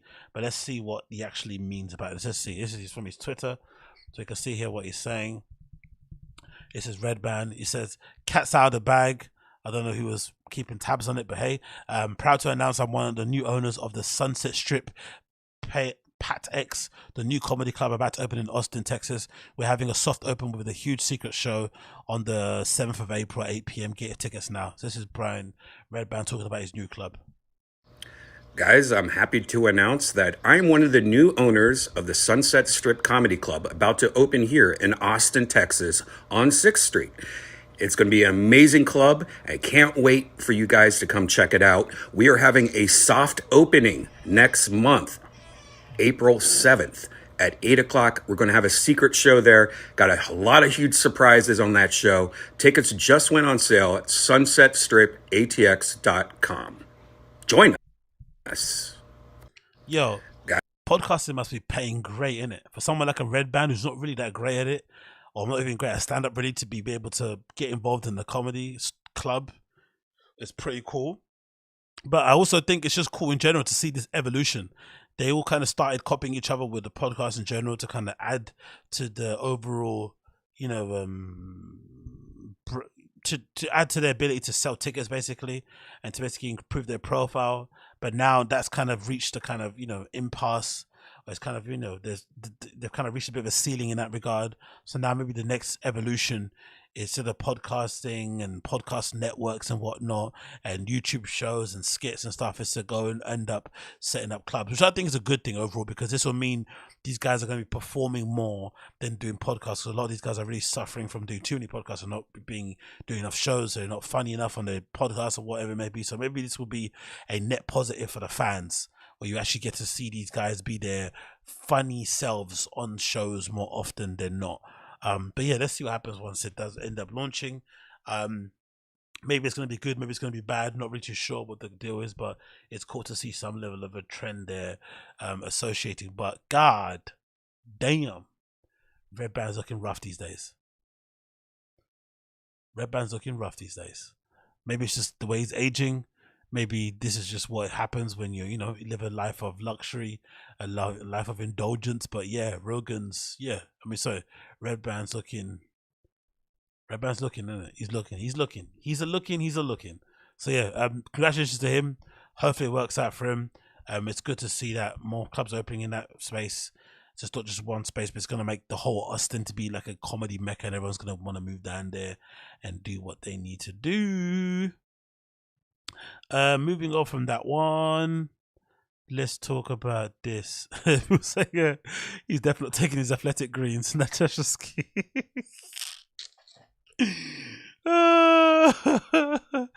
He's definitely not taking his anyway. Cool. So moving on from that one, there's not much other comedy to talk about, so I want to feature this, see if you guys like this. Right, this is this is a very English UK style media story, but I'm not sure some of you guys know who Noel Clarke is. But Noel Clarke was unfortunately for him anyway accused of being a sexual predator, as you can see on the screen, 1 year ago, yeah, courtesy of The Guardian. And the accusations I thought were pretty damning at the time. Again, no one's innocent until proven guilty and all that malarkey, but when the accusations came out, they sounded pretty believable with all intents and purposes. So let's just quickly scroll down to kind of give us a fresher. But he's basically sat down with ZT Mills to have a conversation about his allegations and how he's trying to rebuild his life and whatnot. I just went to kind of go over what the actual initial allegations were. So 20 women had accused him of groping, some element of groping, harassment and bullying, right? And this is an article from The Guardian I think I spoke about at the time, that's kind of says it. Let's go over some of the allegations here. They allege that Clarke is a serial abuser and of women, using his power in the industry to prey on and harass female colleagues and sometimes bully those who fall out of favor. We continue here. It says The Guardian has spoken to 20 women, all of whom knew Clarke in a professional capacity. They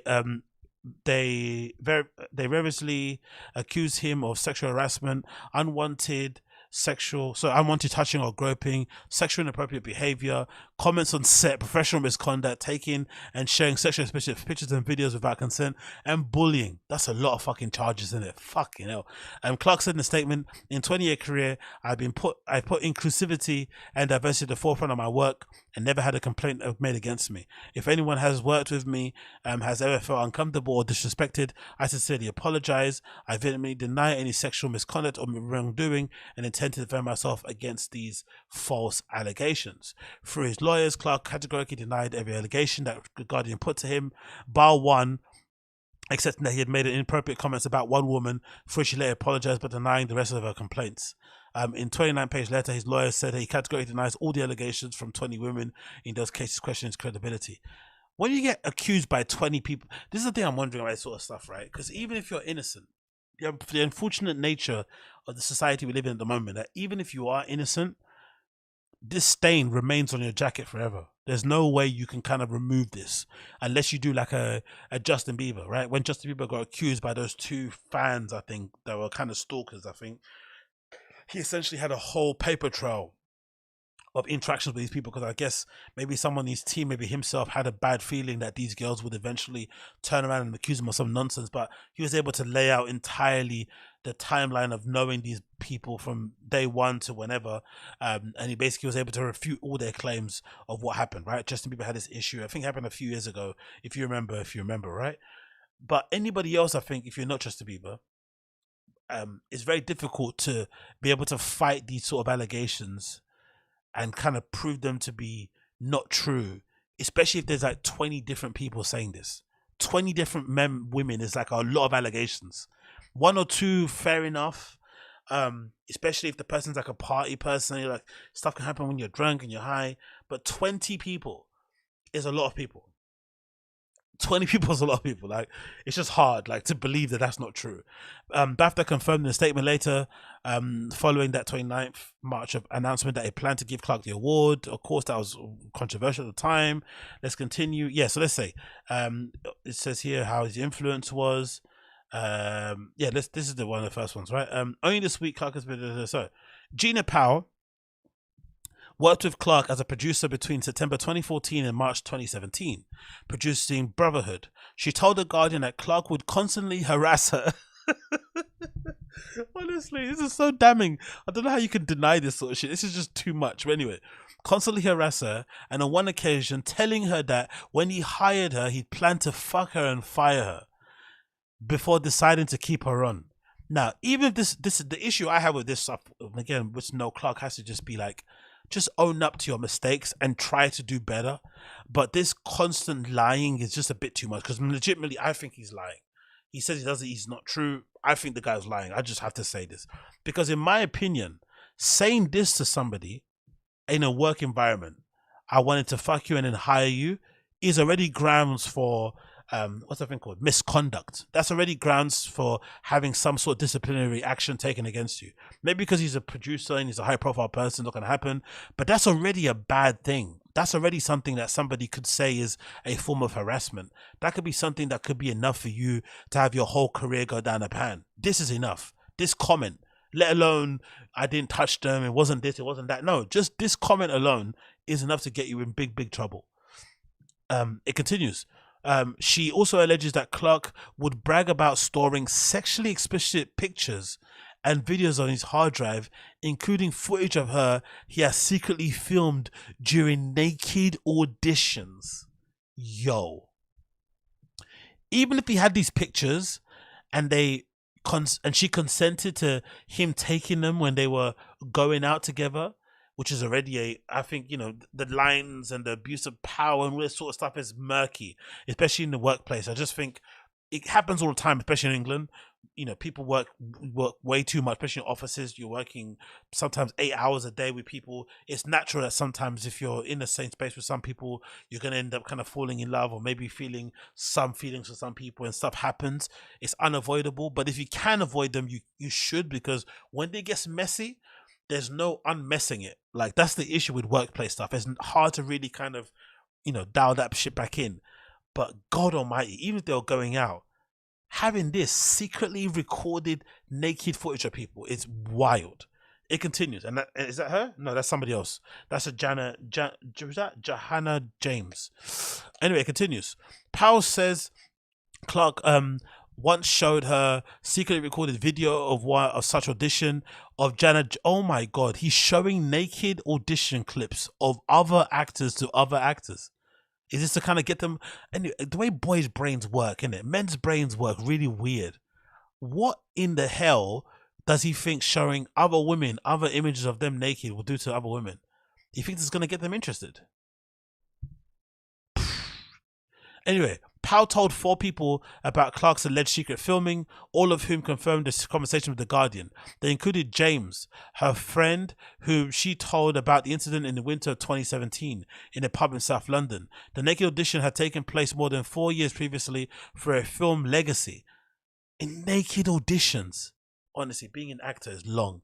Fucking hell. Powell was able to describe the exact haircut James had at the time, and her hair is usually long and blonde, but after a hair disaster, she had cropped it short.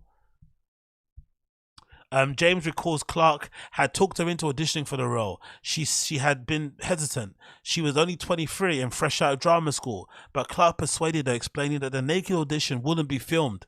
Oh my God. An email from her agent confirmed this agreement. So there's emails that the agent has in their inbox to this day that says Clark emailed, no Clark there, saying no. So they're denying, this guy's denying stuff that's category. Anyway, I was told 100% it was not going to be on camera, James says. As she understood it, the naked audition was purely to check that she could do the scene and wasn't going to bottle it. The audition was mortifying, James recalls, and afterwards she pulled out of the running of the role. She didn't want one of her first acting jobs to be nude. Very smart. The Guardian spoke to two of her friends of Power and James who were also present in the pub that said them recalled the emotional exchange. I was so upset, James recalls. Now years later, I still cry when I talk about it. Yo. Clark denies ever covertly filming naked auditions or sharing footage with Power. A casting director who was present at James' audition said there was absolutely no way Clark would have covertly filmed it, even without her knowledge. He's always been a good guy. So a casting director who doesn't want to be named said that. Okay, cool. Anyway, you get the gist, right? Loads of accusations against him. So he recently sat down with ZZ Mills to basically plead his case in an effort to kind of get back in the good graces of people and try to persuade the court of public opinion that he's not a creep and not a freak. So let's see some of the interview and see what he has to say. But 20 people, 20 women is a lot. 20 is a lot. 20 is a fucking lot. So let's play the video interview and see what he has to say.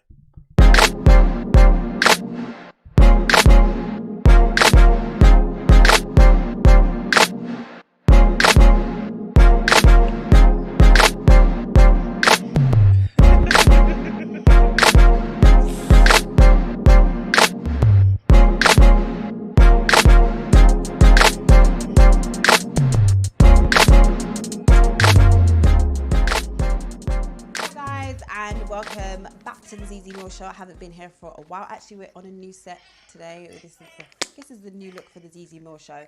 And today I am here. I'll probably from them. It happened. Why this happened? Well, yeah, 2 years ago. Yeah. 2 years ago, and basically what happened was there was a article written by the Guardian where it said that 20 women had come forward to say that you 2-0 accused of groping, sexual harassment, inappropriate behavior. Yeah. No, I haven't heard what he said about Schultz. I'll check it later. Never heard of it. What do you say? Let me know in the chat. And these women came forward to speak to the Guardian, and from there, you basically lost everything. Yeah. Now, my thing is, which I think everyone thinks is, I think sometimes if it's like one or two, people can be like, dismiss it. Yeah. That's a bit, maybe sometimes even 3-4, you might be like, okay, maybe.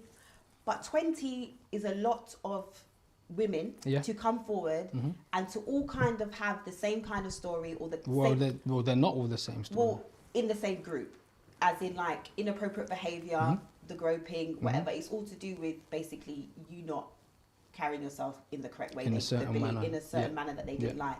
So 20 women. Do you understand why it's hard for people to be like, how can 20 women all be lying? Of course, yeah. I understand completely how people can see that, and I've never turned around and said 20 people were lying. The reason I denied everything is because I think a lot of them are lying, or I know a lot of them are lying, and then there's a lot of things that I think a lot of them are lying. out of context. There's a lot of things that were conversations that people were involved with and are now acting like they weren't involved in those conversations. There's a lot of situations that were, I say, mutual, what's the filthy word we can't say now, mutual banter or jokes, and now people are acting like they weren't. So I'm not going to turn around and say, well, yeah, I've done this and done that if I've not done it. It would be easier for me to sit here and cry as easy and be like, I did all these things, I'm repenting, I'm sorry, I've worked on myself. And you know what? I have worked on myself. I have worked on myself because... Hey, I'm only 4 minutes in, but this guy's giving me sicko vibes, man. This is some nutcase thing. Just to put myself into his shoes, I'm only 4 minutes in, I'm going to be pausing this a lot. But I don't understand the need, like, maybe it's because I haven't done this, but I guess if you're a scumbag, right, and you get, if you're a creep and you get exposed, there has to be an element of shame. Like, you have to be an element of, like, embarrassment, shame, maybe some regret, remorse. No, more so because you got caught. You're just pissed you got caught, right? Because you're a creep. You know what you're doing. Cool. So now everyone knows what you are. Surely there's a point of you that's like, you know what? I'm just going to use this as an excuse to just, like, duck out and kind of live a life of, like, you know, just live a life of just kind of live a life under the radar. You'd assume so. But I'm interested to know what's that about people that do creep shit that also want to get out in front of it and try and fight against these allegations and make everyone out to be the crazy one and all that sort of stuff and be unbothered. Like this kind of unbothered act that he's doing. It's just really odd. Very odd, this kind of need. Because you would imagine if you do some creep shit, that part of you feels like your day of reckoning is always going to come around the corner. There's no way you can think that you're not going to get away forever. Surely not. Or maybe there is. Maybe there is. Maybe that's what I'm not understanding. Maybe there is a part of you think, you know what, I'm going to get away with this until the end of time. But yeah, he's already giving me sicker vibes. Not going to lie. I want to give you the benefit of the doubt, no, Clark, but you're already giving me yucky vibes, brother. Because at the end of the day, when those things sort of come out, you have to look at yourself and go, right, was I making people feel like that? Boy, I didn't know. I need to go work on myself. So I have worked on myself. Of course, if I didn't look like me, I could have worked on myself for a month in the Priory and I'd have been back on television already. But when you look like me, it's a little bit of a different story. What? So 2 years later, here I am. But I've worked on myself. But who's the last white person who got accused by 20 women of sexual assault and they're back on TV after a month? Please. Quickly, name the person. Point is that I was making, it's like, I can't just sit here and be like, yes, this happened and that happened. If it didn't happen, it would be easier for me to just cry and say it happened. I'm not doing that. I'm not doing that. So do you feel though that is that like a way of emotional gaslighting? Why does he keep saying I'm not gonna cry? It means for me to cry. Why does he keep saying that for? Maybe you should cry, bro. If you want your career back, maybe you should be crying. I don't know. Those allegations are pretty. A lot, like, you know, there's a lot of journalistic, what you call it called, I forgot the word of it, standards that went into corroborating a lot of those stories. They interviewed friends of friends that were saying, yeah, she said this thing to me in 2017, this person, that person, this, like, what evidence does he have? Does he just have trust me bro evidence? you did anything wrong? Do you feel like at any point your behaviour was a little bit questionable for those women to come forward and say, this is how I felt? Because in my opinion, and I've said this before, when it all came out, I had a live show actually that week, right? And I said, 20 women is a lot, so there must be some truth in it. There's no smoke, you know, there's no smoke without fire. What if there's no fire though? But there has to be some, like, in my opinion, like... What if there's no fire? What's that mean? The way I carry myself, but then again, someone could say that it's inappropriate, but then I would look at myself and be like, oh, maybe when I said this to her, it made her feel uncomfortable. So that's what I'm saying. Do you feel like when you look back, is there anything where you think, actually, yeah, maybe I shouldn't have done that. Maybe that was a little bit, I put my hands up. I think there's moments where I can look back and say, well, do you know what? Maybe I spoke a bit harsh. Do you know what I mean? Maybe I spoke a bit harsh. Or maybe I shouldn't have been involved in that joke. I shouldn't have been involved in those conversations.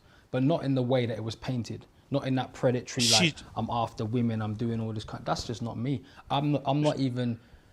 She's trying to guide him into the right answer, but he's just not having it. He's just calling it banter. Like, what is this? Is he going to say, like, locker room banter? This is a pretty mad thing to... I want to use this as a screen grab, actually. This might be a good screen grab for the thumbnail when I eventually click this up. But yeah, she's trying to help him out, but he's not having it. I'm not even... Like, I don't go out. I wasn't even... In terms of the people I know and the actors or actresses and stuff that I know, I wouldn't even make the top 100. Like, I'm not even a batty grabber. I wasn't even one of those guys. To be called a groper, like, baffled my head, because I wasn't even one of those guys that would hug girls and, like, touch their bum or anything like that. I wasn't even doing that. So for this to real hit me like that, it was That's like, a weird defense. Well, hold on a second, and seeing it and being able to go, let's not lie, he looks like the where's my hug, you know, he looks like the kind of where's my hug kind of guy, doesn't he? Where's my hug at? He definitely looks like that kind of guy. Well, hold on, I know that didn't happen, and hold on, that wasn't like that. But you can't talk when they do this to you. You can't talk, right? So in answer to your question, yes, there are conversations that I've been involved with and jokes that I was involved with and chats that I was involved with that would cross the line of inappropriateness. But I was involved in those conversations. I wasn't instigating. I wasn't sort of taking it to the point where everybody else was like, oh, why are you doing that? Do you know what I mean? I thought I was just doing what everybody else was doing. Not because I'm a sheep. So hold on, you're not a batty grabber, but then you also take part in conversations that people would deem to be, what, like, sexual in nature? Like, how's that? how's that possible? Any guy that any guy that anyone has worked with, especially if you worked in dodgy places that I've been in, the type of guy that's usually involved in the kind of, you know, sexual innuendo jokes is usually the batty grabber. Is usually the where's my hug at type of guy. Usually. It's very, very seldom have I seen the split between the sexual innuendo guy and the, you know, handsy guy. They're usually the same person. I'm not. And in terms of talking to, because not all of this is even sexual. Some of it's, half of it is bullying, right? So in terms of that stuff as well, I'm a very straightforward person. So if I can look back and say, you know what, there's moments where I've probably spoke to people that in a way that people might find a bit too harsh, I can go, yeah, maybe. But you know, when you're under pressure and everything is on your shoulders, and if anything goes wrong on this project or this thing, or no one's looking at anybody else, it's looking at you. Sometimes you want things done the way you want them done, and you want them done when you want them done. And that can come across at times as intimidating, or that can come across at times as, why is he talking to a man like that? Do you think you're likable? No. And I think, unfortunately, that has probably played a part 100%. into the way people see you. Because I would say whenever I've kind of seen you out, when have you seen me out? I've seen you out enough. I haven't seen you out bare, but I've seen you out a few times, and I would say you're not. I challenge that. Well, Jihad. If you haven't been arrested already, maybe shut up. Yeah, exactly, Jihad. Thank you for the 199 super chat. Like, again, we're having to get into the mind of scumbags. And if you're not a scumbag, if you're not a creep, and you're not an abuser, you're not a rapist or a diddler, it's hard to put yourself in the shoes of one. But I just, in this day and age, right, where essentially it's impossible to get cancelled unless you work for the man. Like, unless you, maybe that's why he's doing this, because if you're an actor with a capital A and a director and stuff, you don't really have your own thing. You're kind of always using other people's money to create stuff. So you kind of always have to be in the good grace of the industry to have a career, because he doesn't have a podcast, doesn't have his own YouTube channel, doesn't have his own network. He's always having to kind of work with people, right? So maybe this is why he's fighting for his life here.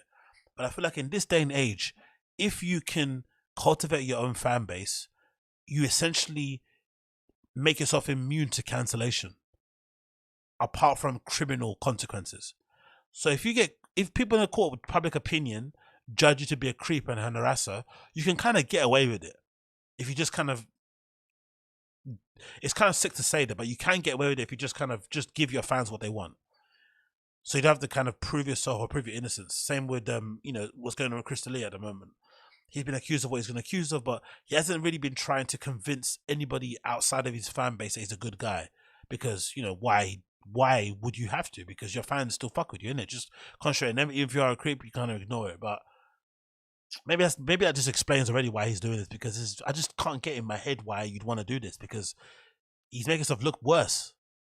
Personally, even this one, he's already arguing with the host about how often he's been outside.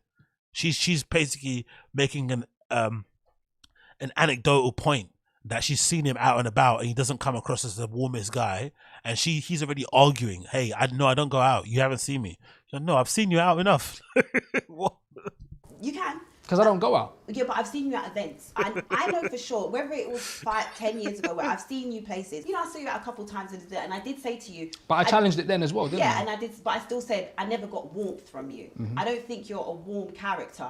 And being honest, I don't think you're a warm character. And I think, unfortunately, that is what has also played a part into people probably being like, well, I don't like Noel. But I agree with you. I'm able to say, when I've seen Noel, it hasn't been the warmest for me, but I can take myself out of it and be like, that doesn't mean now that. So all warm people are fucking abusers. Let's relax. Come on now. He is this character, but do you think that's what's that is a part of it? So the things about the bullying and the people probably have read that and be like, that was the vibe I get from I can believe that. I believe that 100%. I'm not. Here's the interesting thing, and this is very interesting.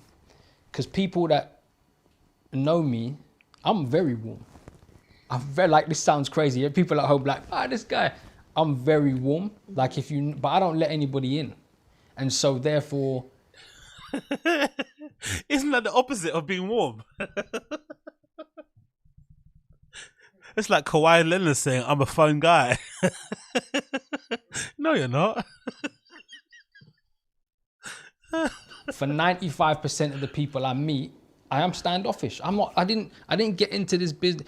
I got into this business to work hard, bust my ass and do well. I didn't really come into it to make friends. So my friends are either guys from road when I was young, and I wasn't doing that, which I've discussed many times, but I got friends that were, or guys that I met in sixth form college that are still my friends today. I didn't really make many friends in the industry, and that's fact.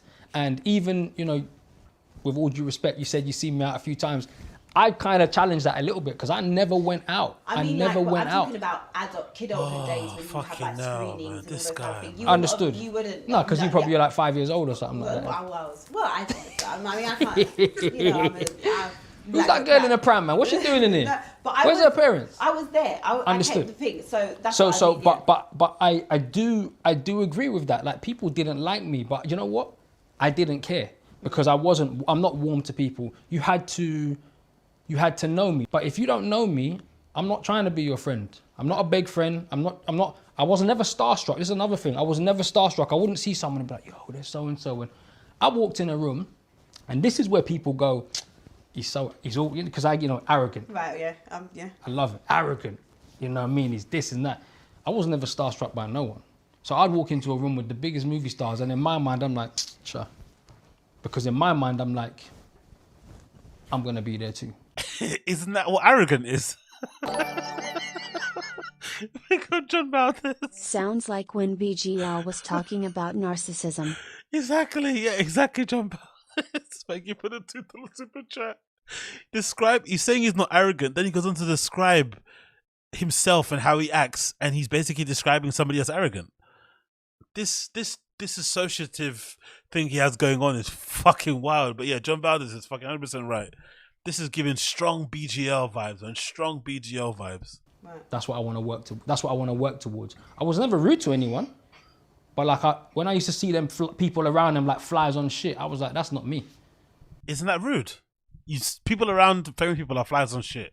See the famous person, sure, I'm gonna be him anyway or her when I'm popular and famous. And you know what would happen by the end of the night? At some point, that big star would come and speak to me because they're thinking to themselves, who the fuck is this guy that is not around me? That's how I was. I'm not a warm person. So in terms of that, I think the vitriol and the reactions. I'm not a warm person. I am a warm person. Afterwards I was very disliked, and so people couldn't. And when you're disliked and you keep doing well, burns people in a different way. How is it, because your production company that you started, called Unstoppable, ironic, right? Listen to the name. Unstoppable Film and Television. Yeah. And you started that with your friend Jason. Tell me how that, because you've, like I said at the beginning, you've been doing this for 20 years. You've been building your career. You've mentioned obviously that you're a black man. Yes. How has that been? Building that as a black man in a predominantly white space, as a black man, for you? And also, if I'm being honest, I can, like I keep saying to people, and I have to keep saying this, I can look at things objectively, so I can understand why your demeanor would be like this, because I think sometimes even as a black woman, you have to have this hard exterior they'll step on because you. Otherwise they step on you. Right, and they'll then step you on start you. meeting. They'll take the piss out of you. Right, but how has that been for you? And do you feel like, because of being a black man, how far you've come, the spaces that you've been able to get into, like BAFTA, being a part of BAFTA, having a voice in BAFTA, what part do you think that's played in this? Everything. In this. That black man argument is kind of weird, because if you were being uncharitable, and if you're really trying to get to the heart of the issue, it could be argued he got away with all that scum shit because he's one of the only black people in that space. And no one wanted to come out and say, hey, you know that guy who's, one of the leading voices of a particular type of genre of movies and films and TV series here in the UK, who represents a particular type of people here in this country who are represented in these different sort of areas. You know what? He's a creep. No one wanted to come out and say that. So maybe the fact that he's black and he's very prominent and very popular and very famous and very influential and represent a certain demographic in the country, and there's representation in the country isn't the greatest anyway, especially in media. The whole post George Floyd thing, our issues here already with police brutality and whatnot, knife crime, blah blah blah. He could probably got away with most of stuff because he's black, but now he's trying to use the because I'm black thing as a reason why he's a dickhead. Gotta love the race card, isn't it? You can use it against yourself, for yourself, against yourself, for yourself. Cool, makes sense. This downfall, I should say. Everything, because actually what people don't realize is that, I said this in another thing, and so someone's going to be like, I've heard this already, but I was fighting battles in wars that people didn't even know exist. Do you understand what I mean? I was setting precedents and doing things, not for me, because I'm the one that's hitting the wall, and then 2 years later someone comes and goes, no, but I want my production company credited. And they go, yeah, you can have that. You know why they can have it? Right. Because I did it first and I set a precedent. Do you understand what I'm saying? Off the back of that, do you feel... No, Clark I don't want to forget your other question. No, Clark Vince is Kanye. Go on. So in terms of your question, how was it? It's been a nightmare. It's been constant barriers. It's been constant battles. It's been constant, and this is where you get bullying and difficult. It's been times where people have gone, yeah, we really want to work with you, but your companies are not getting credited and you're not getting money. But this is... We need to circle back. We need to circle back to the allegations, because that first one I read about that girl doing a naked auditions, we need to kind of clarify what happened there. Like, this is... Yeah. going to be mills and we're going to make your show. And the other people like, yeah. And me going, no, I'm not doing that because you're going to credit my company. And all the other people, like all of them, saying to me, no, bruv, we're going to lose the thing. Are you mad? Why you got to be so difficult? Why you got to be so this, that, and the other? Why you got to do this? Just take the... And I said, no, because you guys don't understand. Because actually, every time they just go, we'll give you this, and you man are like, yeah, you ain't learning anything. Don't give me nothing. Let me be there as well, and us be given. That's how I've always been. And that's where you get the coldness, and that's where you get the thing, because I'm just not having it. You ain't taking something I've created and then going, yeah, so we know you created it, but we'll take ownership, and then you'll still get your credit and this, that, and the other. I'm like, no, my company's getting credited as well. Mm-hmm. You know what I mean? That's who I am. I walk onto sets. I walked onto sets of shows and just went like, where's all the black people? Well, no, no. I need some black people on this thing. That's what the stuff I used to do. So you think they liked me? Of course they didn't like me. No Mandela. I was difficult for them. No Mandela Club. Do you understand what I'm saying? But what people who don't know me is, that's my demeanor. That's who I was. But actually, I was fighting battles that people didn't even know about. Because when you do that, most actors wouldn't even do that. But I got to a point where I'm like, no, I'm in this show, then there's got to be some people on the crew. 2 weeks later, there was my bulletproof set. 2 weeks later, it was Notting Hill Carnival out of there, innit? This guy's a fucking wally. 2 weeks later. 2 weeks later, it was Brixton up in this thing. Looked like Wakanda. We walked around for 2 weeks saying Wakanda forever. Everyone was cracking up, and then we thought we better chill it down because certain people were getting annoyed. But our thing was so inclusive because that is how, and I'm talking women, I'm talking people of color, because that is how I was rolling. So when this thing hit me, I was like, apart from the devastation, I was like, huh? How did you feel when you read the article? I can't even describe it. I want to say sick. Sick doesn't describe it. Sick doesn't describe it. It was just, I'm looking at this thing and I'm like. Did you know that, did you know the article was coming out? Yes and no. So what they do is, and my understanding is, when a paper's done something like this, they contact you and they give you like a couple of weeks they go, this is what we got on you. You got 2 weeks to come back with your things or we're printing this. Right. Generally, people get 2 weeks or a week minimum if they're, you know what, they gave me 24 hours. I wonder why. So when you did your BAFTA speech, because a lot of people, when that came out, there was like a lot of conversation around, oh, he knew it was coming. That's why in his BAFTA speech, he's alluded to certain things, and he looked like he was worried. Like all I these didn't things. look like I was worried. So you knew, so when you accepted that BAFTA, you knew this was coming. yes and no. Okay, go on. So the newspaper at that point wasn't a thing as far as I knew. Okay. It was not a thing as far as I knew. But what I did know was that people had been sending emails. Because how this started was when I got announced for the award on the 29th, right? Everyone was positive and this, that, and the other. And then of March, 29th of March, it was a Friday. Forget the date. It was a Friday. Mm-hmm. Everyone was like, oh, yeah, you know what? Boy, even people were like, you know what, I don't like, man, but he's grafted. Right. On the Monday, email comes in going, nah, he shouldn't get it. He's a this, he's that, he's this, he's that, he's this, he's that. So before that, you hadn't heard Say the words. Say the words. I've never had a complaint in my life. Right, okay. So then when you got the nomination was announced and then this happened basically straight after. Zizi. And I wish we could get all my agents on the phone, all my PRs, all my formers, because they all left me. I wish we could get all them people. I wish we could go back to when I worked in the gym and the swimming pool, and I've been around women my whole life, right? I've not ever no complaint. But then some people will say just because you haven't had any complaints doesn't mean it's not true, because it could be that people are scared to come forward, or they're Because so people will say, like, because even I would say that it doesn't mean because no one's ever come forward before that it's not true. That's a valid point. So for me, it's more. But then how do you? That's a valid point, and I hear that and I accept it. But then how do you combat stuff like this? Because actually, for me that means everything. So I still speak to all my ex-girlfriends. So what do you think the process? I suspect all my ex-girlfriends. All right, get one of them on camera, on record. I dare you. Hey, yo, big up. I just see my email. Big up, Jihad for the Cash App, my friend. I appreciate you. It didn't come up on here because it's not linked on here, but big up Jihad for the Cash App. I appreciate you. Thank you, man.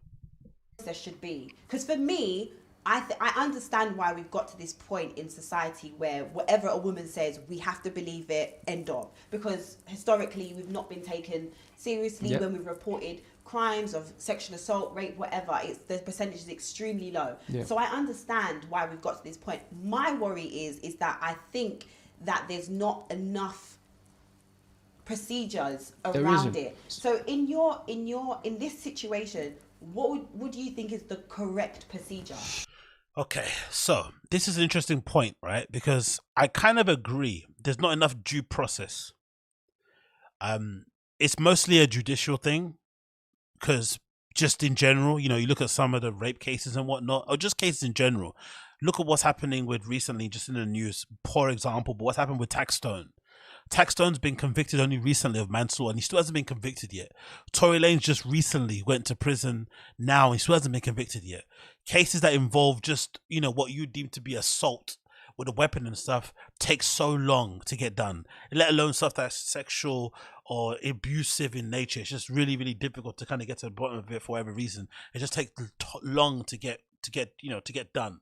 So that's the main problem that kind of comes at the heart of it. But I also think in general, I think societally there is an issue in that for whatever reason, if a guy does get accused of something like this, all of your positions, jobs, opportunities get taken away from you, despite you not being kind of convicted yet in a court of law for what you've done.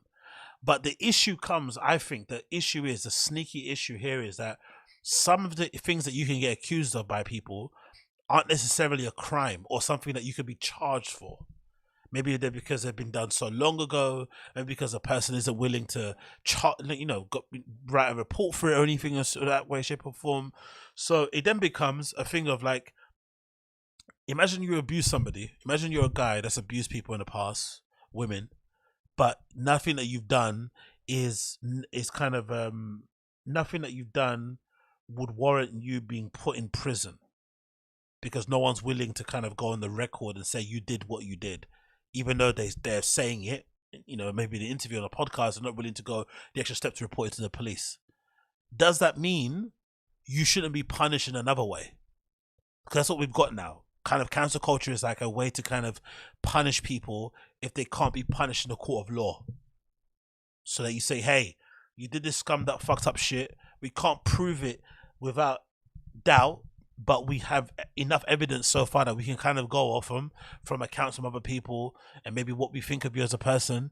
So now we're going to take away the things from you societally that you kind of, want, like recognition, respect, jobs, position, whatever it may be. They take that away from you. So you're free to live your everyday life, but the things that you kind of worked hard for in that kind of society or that kind of industry are now being taken away from you. That's the kind of way to sort of, have some sort of like, it's a form of punitive damages. Not really, but it's kind of.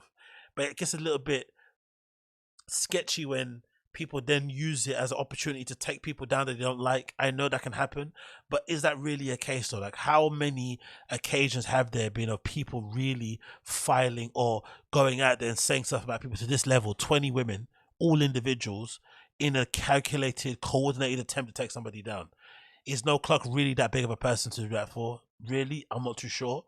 I doubt it personally. And I think the way he's defending himself, for me, screams somebody that would do what he's been accused of.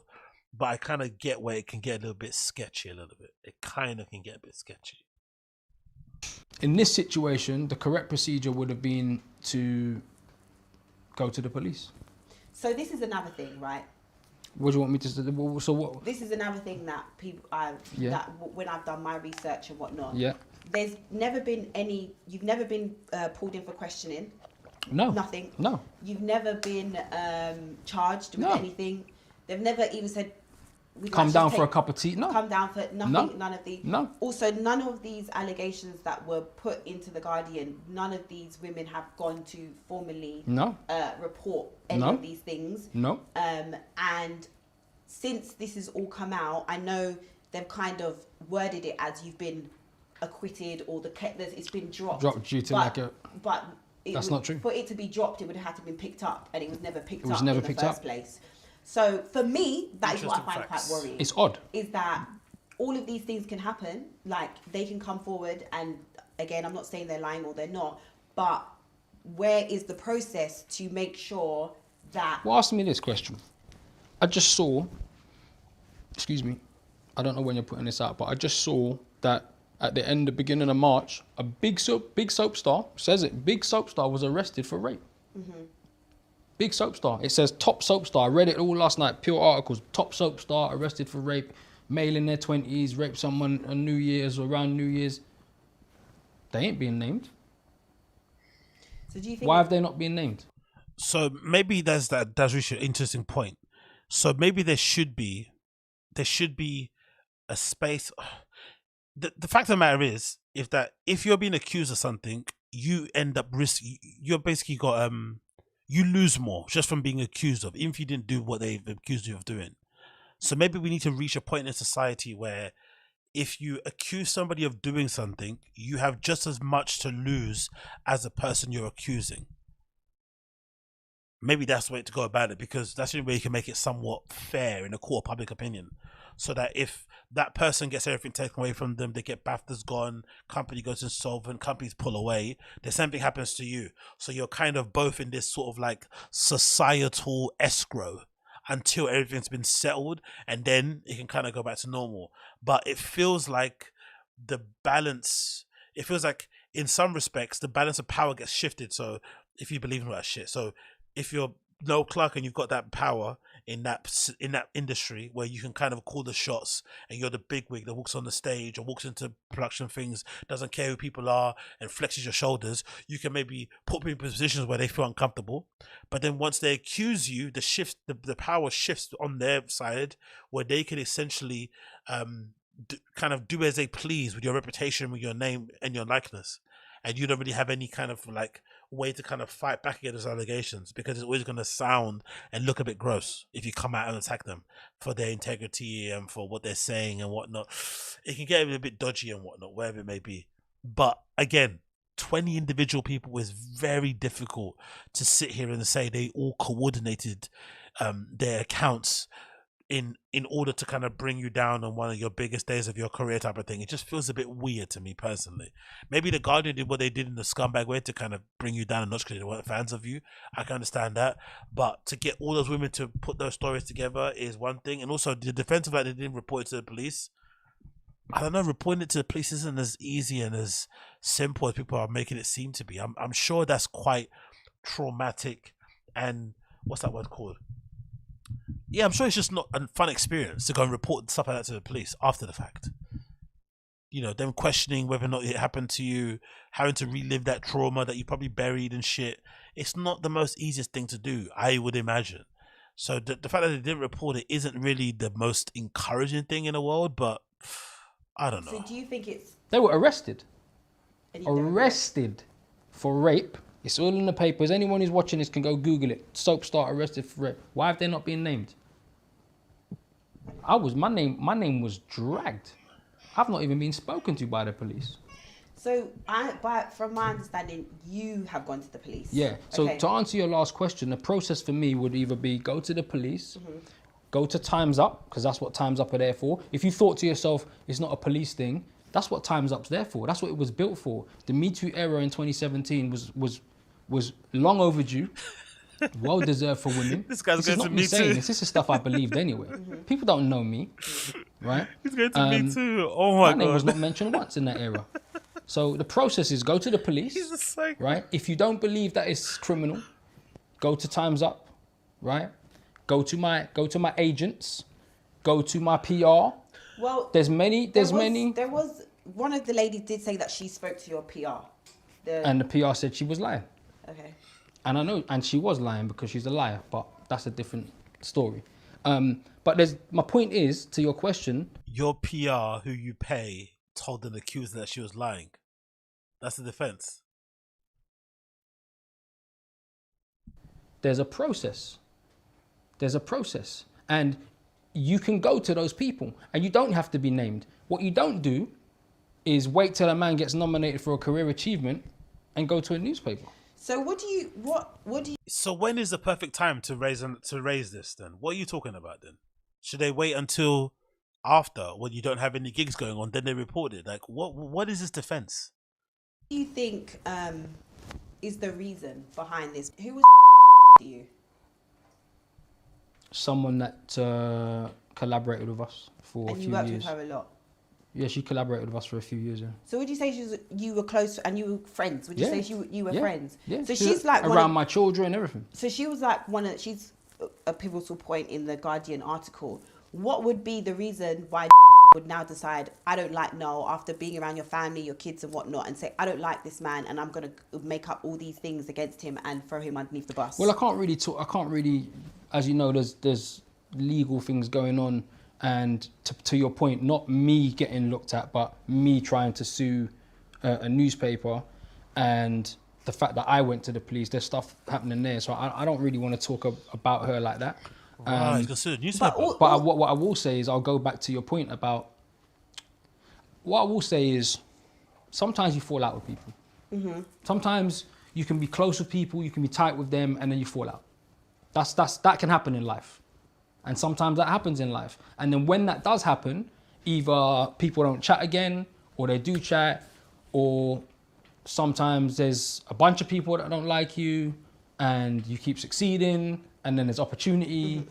And do you know what I mean? Like, there's certain things I can't say, obviously. I don't want to put myself in man's shoes, because this is just gross and horrible stuff. But a part of me thinks, if ever you're accused of something like this, right? I'm never going to.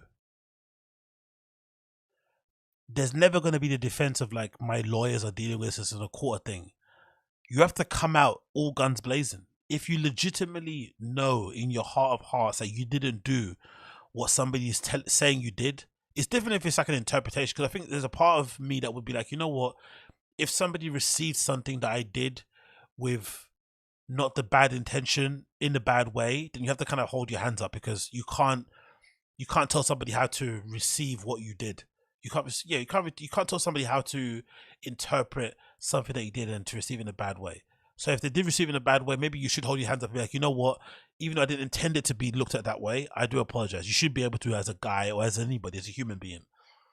But if you didn't do anything that they said that you accused you of doing, you should be really laying it bare and saying, we can, like, this interview should have been him saying, hey, every account in that Guardian article, I'm willing to sit here and dispute every single story. And I'm going to start from the first one and go through every, look, I'm not going to go to any detail, but I'm going to refute some key parts of the story and be like, hey, this person said this.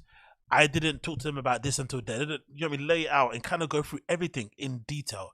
Then people can make up their own opinion about it. But sitting here and just saying they're lying, they're lying, they're lying, and having no real counter to what they've said, proper evidence or anything, feels a bit weird, man. It feels strange. And this is a defense, especially when you're fighting for your life, fighting for your career, for the future of your family, of your kids and shit. You should be willing to do more than just like, oh, I'm dealing with the courts and suing this, suing that. It's like suing a paper, good luck. The paper's just reporting on what the women report, what it says basically share. They're not that liable. It's not. I don't think he's going to get that far with the paper, personally, for me. If he does, fair enough, but I don't think he will. It just feels a little bit sussy, man. It feels a little bit suspect.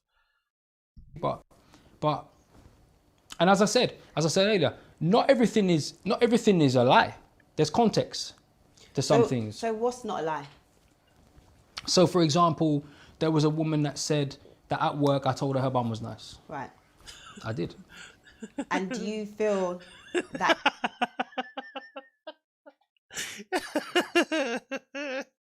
You got a wife, she works underneath you, and you're telling her her bum looks nice. I love how he doesn't understand that that's not a good thing. This isn't an episode of Mad Men. You don't just go around like slapping girls on the bum while they're trying to get their papers out of the fucking photocopy machine.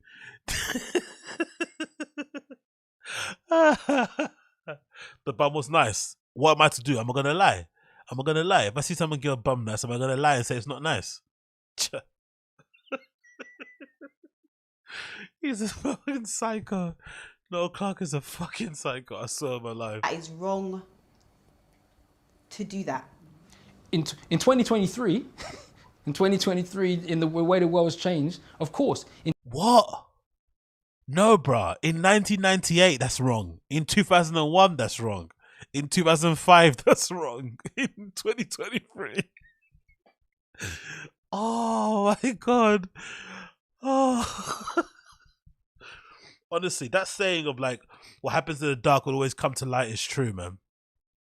In 2016, it may have been wrong, but... Yeah, big up Mr. Singh. Wild Guan. Big up Mr. Singh. At the time, I was just... I didn't feel like I was like, yo. It was just like, oh man, you got a nut, you know what I mean? It's not saying somebody, I like your jacket. Oh, I like how you did your hair. When you get that done? I like your nails. Oh, you got a really nice bum. Excuse me. Oh.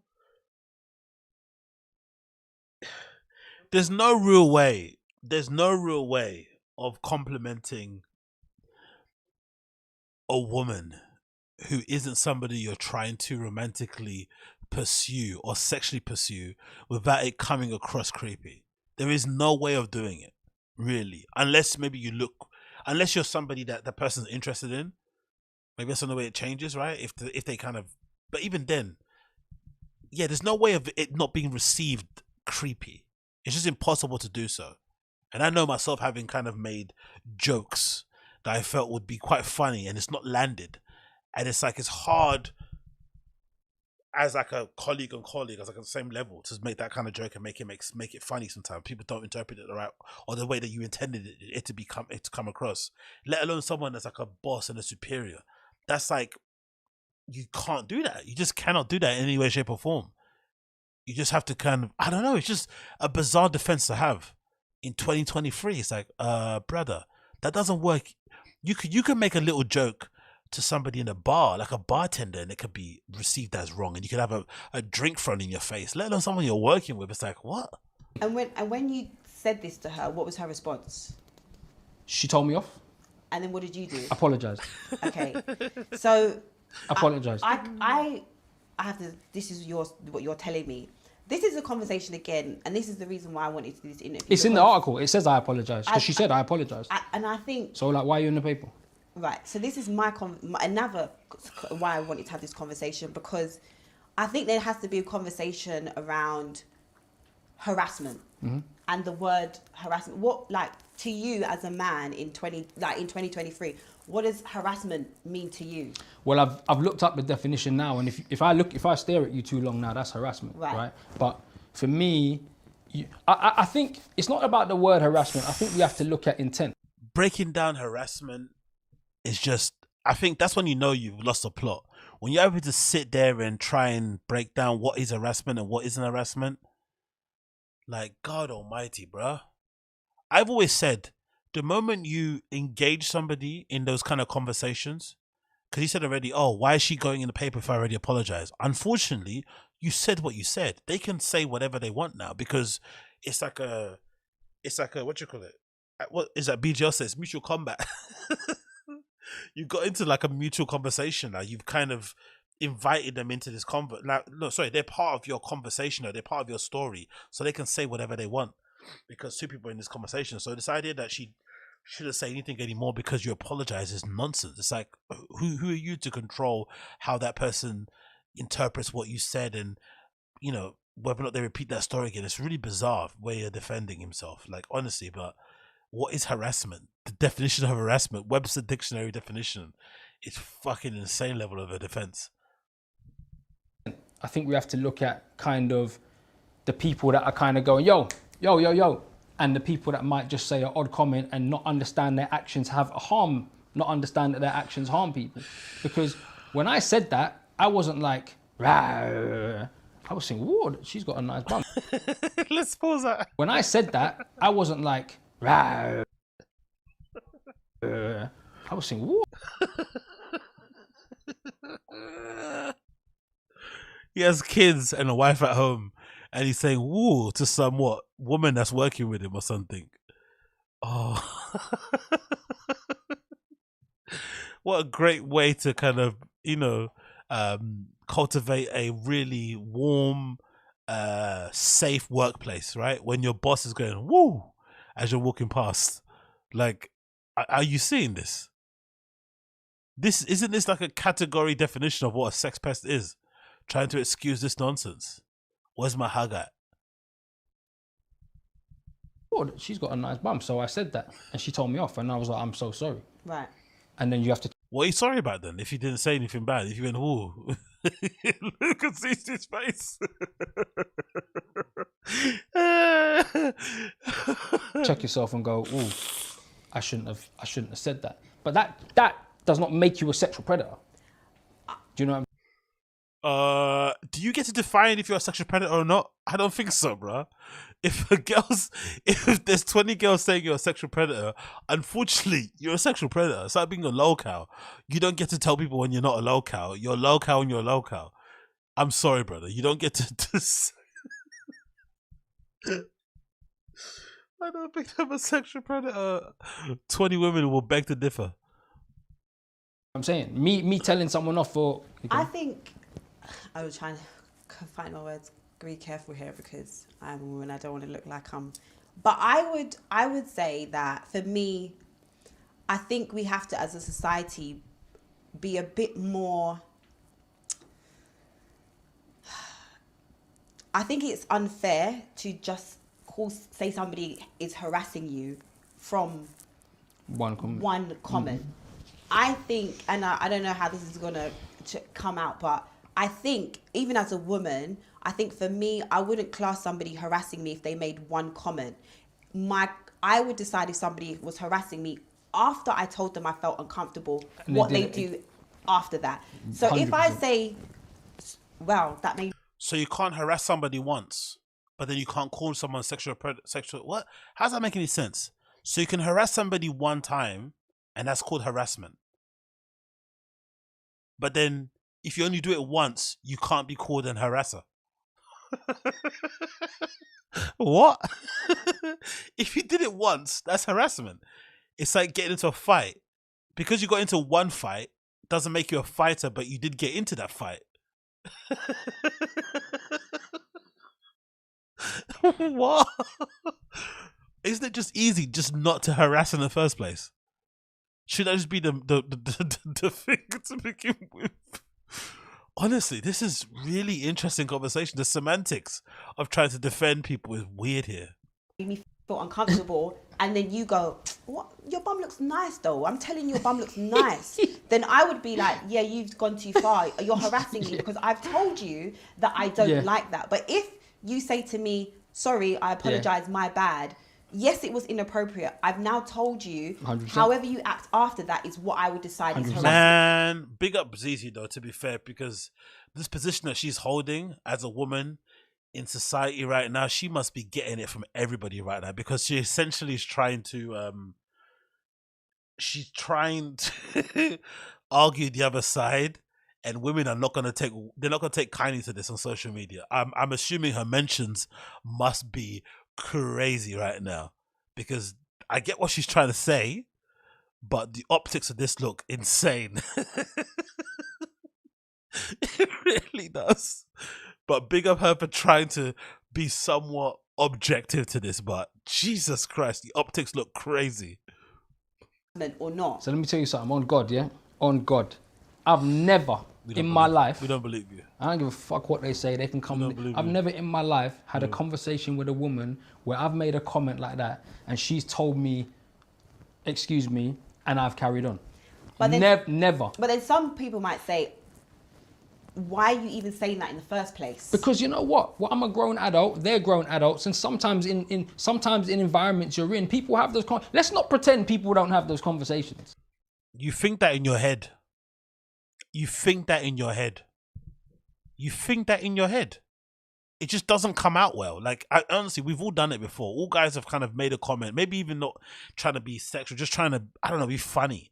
And it doesn't come out well. And you get burned once. And you see that look of horror and terror in someone's eyes as they're looking at you thinking, ugh. And you think, you know what? I'm not going to do that again. And that's sometimes with people that you know. Let alone people that you don't know. Like, I don't know what this guy's arguing. He's arguing for the right to be a pest. That's what he's arguing for. It's like, brother, you can say what you want, but when people interpret it in a certain way, you maybe should, calibrate what you say based on how people maybe respond to what you're doing. Especially when it comes to women. You want to make them feel comfortable in this space, no? I don't know. What a bizarre man. Yeah. People have those conversations. When we were, I mean, I'm older than you, but when we were growing up, everyone's heard of, whether you worked in a business or not, everyone's heard of office work parties. Do you know what I mean? Office Christmas party. Oh, Sarah was photocopying her things on the photocopier. Oh, Bob what? was kissing Janet in the cupboard. Oh, everyone knows about, like, we all know about these stories, you know what I mean? Whether you worked in an office or a corporate thing or not, right? What's this? Adults have conversations that they sometimes shouldn't have, whether they're single, married, or whatever. What? If the world was the way that people pretend it is, there would be no affairs, there would be no one night stands, there would be no, the world is the world. People flirt, people talk, and so they should. But there needs to be lines, right? And actually, we need to differentiate between men that don't care about the lines and men that cross the lines unintentionally. So how many times can you cross the line unintentionally? Well, it depends on who you're around. I'm not talking about grabbing people up, but like, you might be a group of, like, for example, saying that to that girl, she says that to me, I say, sorry, I never did it again. But then, would you then think it's okay to say it to another woman, even though that woman has told you no? It depends on the conversation. If I was having a conversation, case by case sexual abuse is fucking wild. Case specific sexual abuse and harassment is absolutely insane. Like,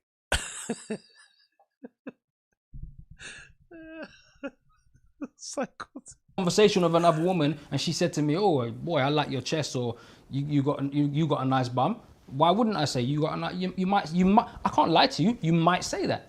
You, as a human being, you might say that. But what I'm saying to you, and what I don't need people to understand, I don't care if they understand, because this is fact. Yeah, you do care. Why would you go on the show if you didn't care? Is like, I've never been in a conversation where I've been making comments like that where it was not reciprocal and not mutual. Whether, if I'm inappropriate, they were inappropriate too.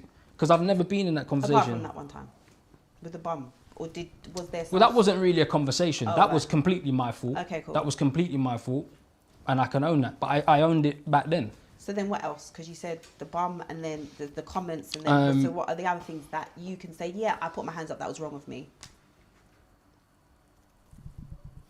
I mean, as I said, there's context. It's like, I can't... I'll tell you one thing that I did find quite weird was the whole dick pic thing. Mm-hmm. When in the article you kind of said you couldn't recall if you sent the dick pic. Yeah. And I'm telling you. The way this guy thinks is mental. Thank you, Angel. Angel Reagan, thank you for the $10 donation. Not recalling dick pics, but also recalling when you did say something. And I love when guys do this, when they can recall the minutiae of certain things, but then certain things they don't recall at all. If you can recall when you said sorry about this and when you did that bum comment and that, but you can't recall a dick pic, I think you're lying. I'm sorry. How can a guy not remember who sent a dick pic to? Like, this is, unless he's saying somebody fucking hacked his iCloud account or something. This is just impossible. Impossible. Oh my god. Oh, big up Angel though. Thank you for the $10 donation, brother. Anytime I've sent anyone a little bit of a saucy pic, I know that shit went out. So you send unsolicited pictures? If I was going to do it, I know that I sent it, okay? If I was. If I was going to send it, and I have, but also... I have. But also, I probably have, and I definitely have, because I've sent videos, I've sent whatever. However... You sent videos too? Yeah, sometimes you just... Anyway, let's not... Why is no clock getting turned on? Like, what's going on with here? Why is he trying to flirt? You're being accused of sex... He's just really horny, innit? Is that what we're seeing here? He's just really horny. Never turns it off. He's that type of guy, innit? Where my hug at? Always placing his hand at the bottom of your back and all that if you're a lady, right? Unnecessarily getting on close and stuff, putting his arms around your shoulders and what? Rubbing his hand past your back when you walk by. Saying to you should wear that thing you wore last week.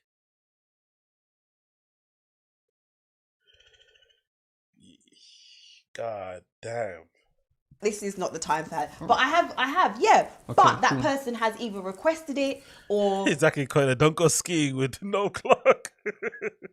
He may fall on top of you by accident. Right.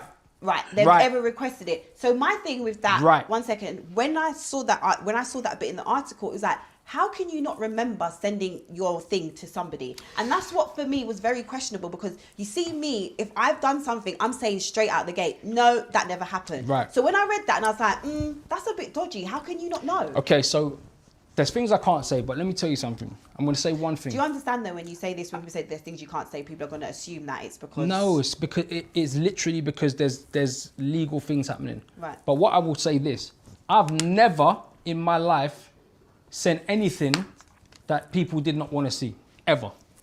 I put that on anything that anybody wants. I've never sent anything that... If I've ever sent anything in my life, it's been requested. So, but in the... She says that it was just... came from nowhere. No chance. And so can you... Oh, look, a message from No Clark. Oh, shit. Fucking hell.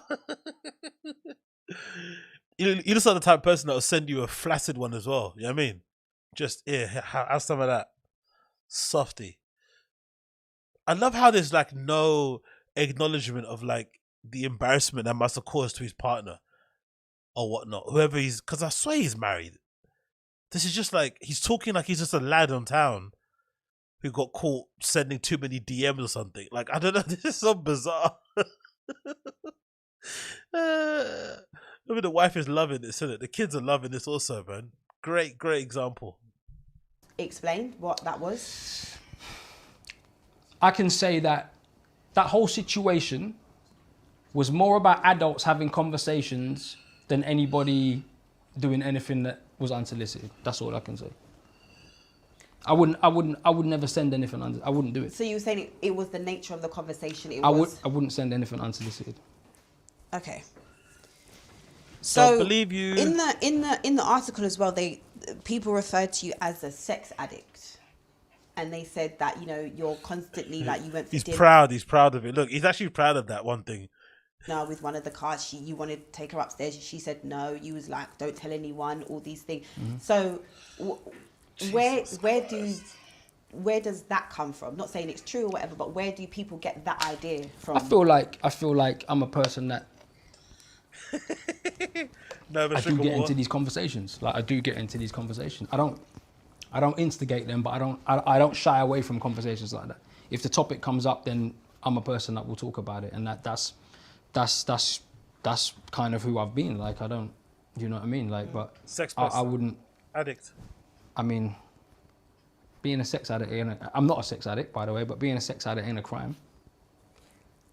And do you think that's what some people at the moment is confusing? Is that people are kind of getting things mixed up that are crimes with things that are just they don't like, if that makes sense. Well, and per your earlier comment, it's like when you are as a person not liked, it's easy to believe a narrative that is put out there, because it's like, yeah, that makes sense, because he's always a bit, I've always found him a little bit this, I've always found him a bit arrogant, I've always found him a bit, so it's easy to believe those things. And I'm not saying I'm not that. For me, and I said this as something else, so forgive me if it's repeated, for me, arrogance is a label that people put on you when they cannot deal with your confidence, right? Because if someone's your best friend and you're as confident as you are, you're a very confident person from what I've seen. I don't know what happens in your house or whatever, right?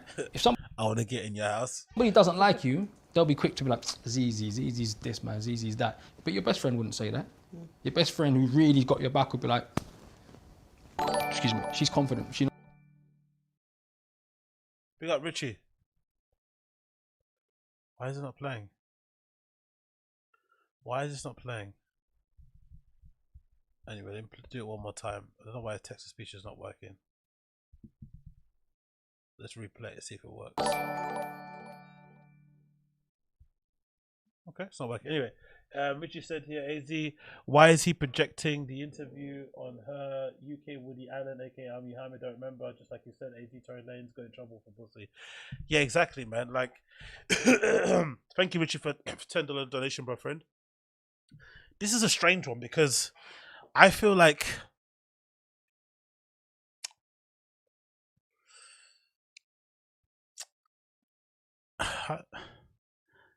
he's clearly lying, right? We know this. He's clearly lying.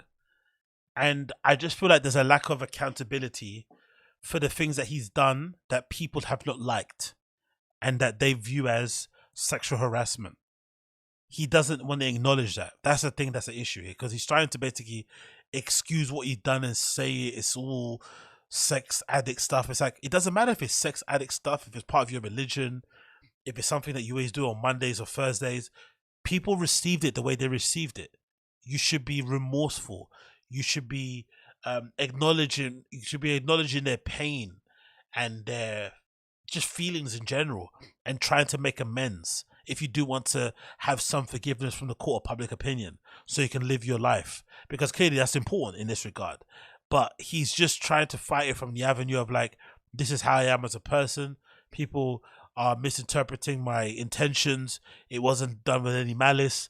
But you just can't go around just saying somebody's got a good bum at your workplace. It just doesn't work out that way. Even if it's someone that you're trying to date, you have to kind of calibrate what you say based on how they're feeling and what they're about, where you stand in that relationship. You just don't get to say what you want with no consequence of stuff. It's just bizarre overall. I don't know. Was it? Yeah, he's making Twitch to Jingle Bell song and sending it to everybody at work. Exactly, Coiler. He really does seem like the type of cornball to something like. Yeah, he's an odd, strange guy. Like, even the sex addict angle is like, what? Sex addict? Okay. Still doesn't excuse what he did. You know what I mean? Yeah. She knows what she wants. People that know me be like, this guy is on it. When I mean I'm on it, like I get up like 5:50, I go gym, I come back, I'm on it. Like I'm not trying to make any friends, and this is where the coldness comes from. I'm not trying to make any friends. Nobody's better than me. Nobody's better than me. That's my opinion. And the facts are the facts. If you look at my achievement, the facts are the facts. Now, where people think that is arrogant because people think I think I'm better than people. I don't. I've never in my life thought I'm better than anybody. Like legitimately, I don't think I'm better than no one. I eat, sleep and go toilet just like everybody else is. I wake up and I go, rah man, I ain't lost enough weight, or how come my pecs aren't big? Like, so I have the same flaws as everybody, right? I don't think I'm better than anyone, but you ain't better than me. And I project that. Right. You understand what I'm saying? And so people don't like it because people have their own issues and their own confidence. And when they walk into a room like, hi, and I'm happy to be there, I walk into a room like, you lucky to have me here. That's arrogant to people, but to me, it's belief. You cannot sit here and do this job and not think you want to be number one. If you don't want to be the best female podcaster, scratch that. If you don't want to be the best, don't edit it out, but scratch that. If you don't want to be the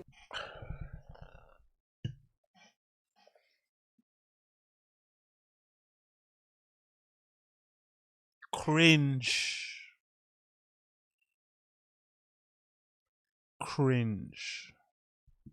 Best podcaster in this country, what are you doing it for? Why are you doing it? So you have to believe that. So he's trying to give her a motivational talk in the middle of him fighting for his life. This is worse than the R. Kelly fucking Gayle King interview, mate. What the fuck is this? Do you feel like all the things that you've accomplished and what you've done for the culture, because again, whether or not Exactly, Logos. I'm not better than you, but you're lucky to have me right here, right now. But I'm not arrogant. I've seen you and you're warm, or I understand what you've done and what you're the only one, and like because before kidulthood, before adulthood, we didn't have films like that. There wasn't anything like that. So do you feel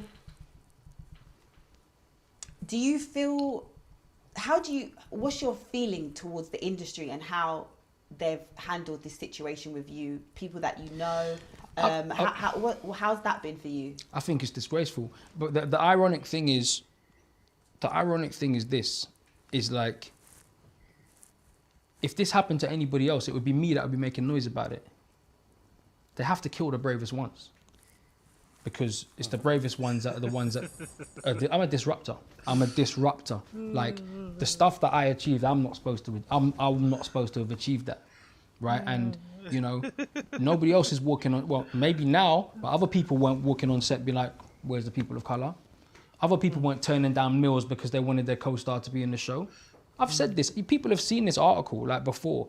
When we were trying to set up Bulletproof, I was told to my face by execs, one of you has to be white. If you can remove your co-star, we'll make this for you. We can make this show for you. I was told that to my face. The person that told me that now runs a studio. Can you believe that? The person that told me black people won't work, one of you has to be white, they now run a studio.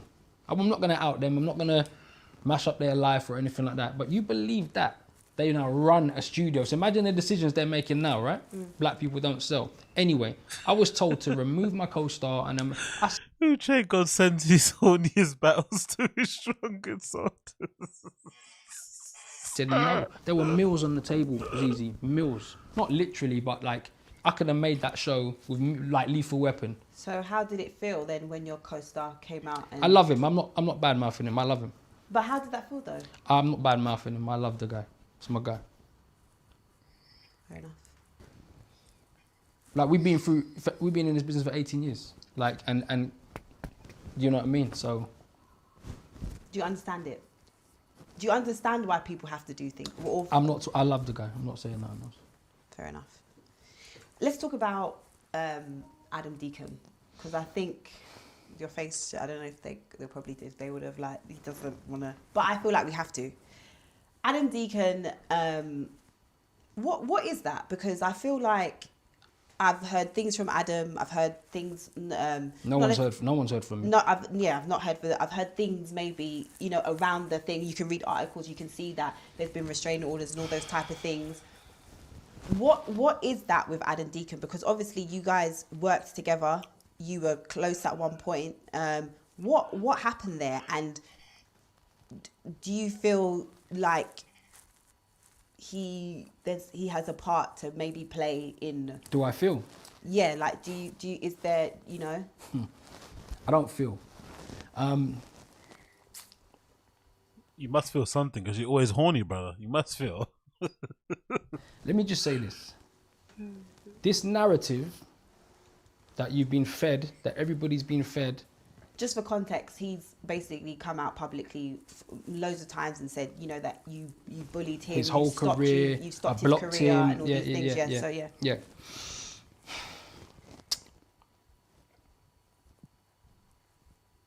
This narrative that people have been fed for the last 10 years, and I've never spoken about. Ironically, I spoke about it the other day on something, so sorry. I've never spoke about is bullshit. And the biggest mistake, two mistakes I made, the biggest two mistakes I've made probably in my life was, one, not giving all the evidence of the shit he was doing to me at the trial, because I didn't want this guy to get in trouble, but he would not leave me alone. I'm gonna get to that in a second. Why? He just would not leave me alone, right? So I only gave enough evidence for them to deal with it. If I'd given the evidence that he was threatening the lives of my children and that he was telling people to find my address and jack me and do more, if I'd given that all in, I mean, it's kind of there, people heard, but I didn't give it in, right? It would have been on top. Before that point, from 2003 to 2010, this was my guy, this was my guy. I looked after him, I put him in every film, So where's the bullying? There was no bullying. There was no bullying. In 2010, he decided he's gonna make his film. I was helping him with this movie. I was helping the guy with the movie. Mm-hmm. He went and signed a contract with somebody else and cut me out. That's what happened. This is fact, right? At that point, I said to him, we had a conversation. We kind of fell out a bit, but we had a conversation, and he said, bro, I gotta eat, man. You were taking too long. I said, fine, but you can't call the movie that name if it's not part of our thing, because this is my brand. Right. Cool, I'm not gonna call it that. Then that's what they call it. That's why we fell out.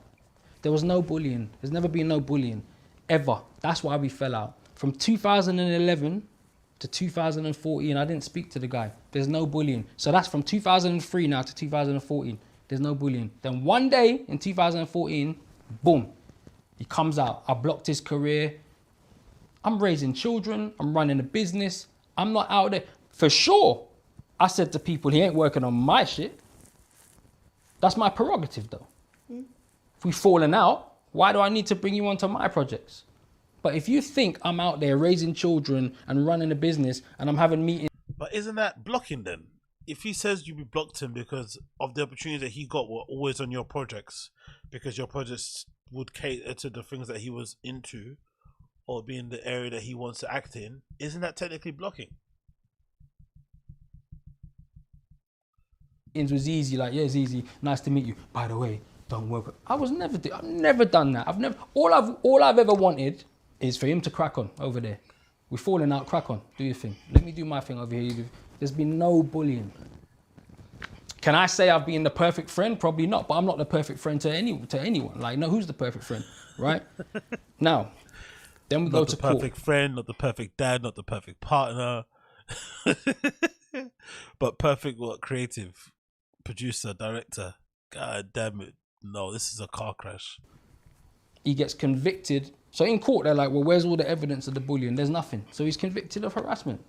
Now, bear in mind, he was harassing me for months and I did nothing. It's only when the man threatened the lives of my children, only at that point did it escalate. Only at that point. I tried everything. I tried legal letters. He spoke to me on the phone. I told him he was in the movie. I'll put him in the next movie. I got him an agent. When he was doing all this madness to me, I went and got him an agent.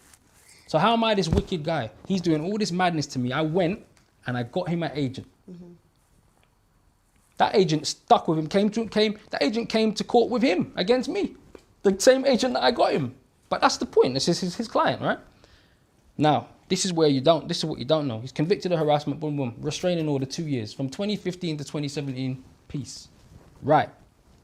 After the thing runs out, he starts again. Now this is what people don't know. He starts again and it continues and it continues and it continues. He's telling people to come find me, Jack Noel, do this, do that, but I don't say anything. I've got emails from the police 2019, 2020, 2020, but they're like, we'll go get him now. I've got the emails and I'm saying to them, just leave him. I don't want you to go get him because I understand he has some mental health. Everyone talks about how Noel doesn't care about his mental health. I care more than anyone because if he had real friends that cared, they wouldn't have let him do it. My friends wouldn't have let me carry on like that. You see what I'm saying? So anyone who's thinking that I don't care, I've had to endure this shit with my family, this torment, and I'm going to tell you more. I've had to endure this torment with my family because I did care. Even after everything he did, I cared enough that I didn't want him to get nicked. So I could show you the emails now. I could get my laptop and show you the email now. Police, 2020, we'll go get him today. And me telling them, no, don't go get him. I just need to make you aware of what's happening. When he got kicked off Instagram, blames me again. Of course he got reported because he was doing all kinds of madness. And I'm not talking like minimal madness where you're just like, I'm talking about people telling him to fuck my wife and he's retweeting that shit. Bang his wife and put the rubber in the fish tank.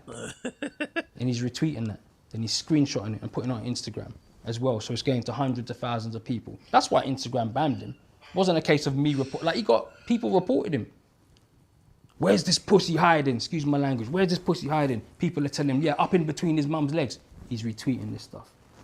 This isn't 24, this is 2020. This is 2019, 2020. You lot don't know about this because I've endured it. So who's bullying who? So, no. When this thing started happening, this is the modern day get back, innit? Instead of reporting to the police and getting him taken off the streets, he reports his account to Instagram and gets his account taken down.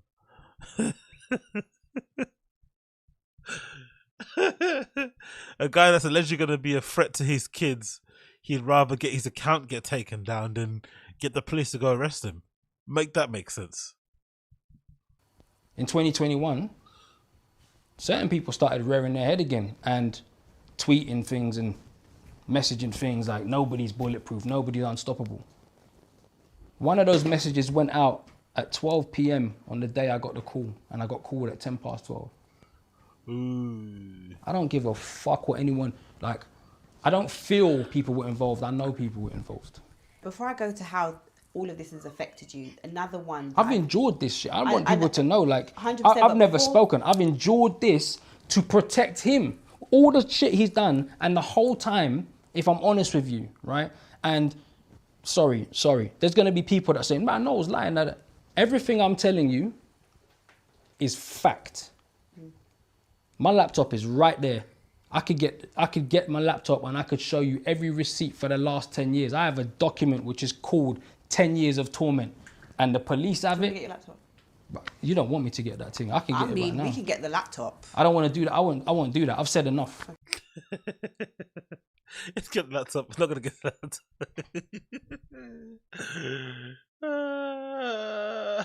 Get a laptop. I don't want to get a laptop.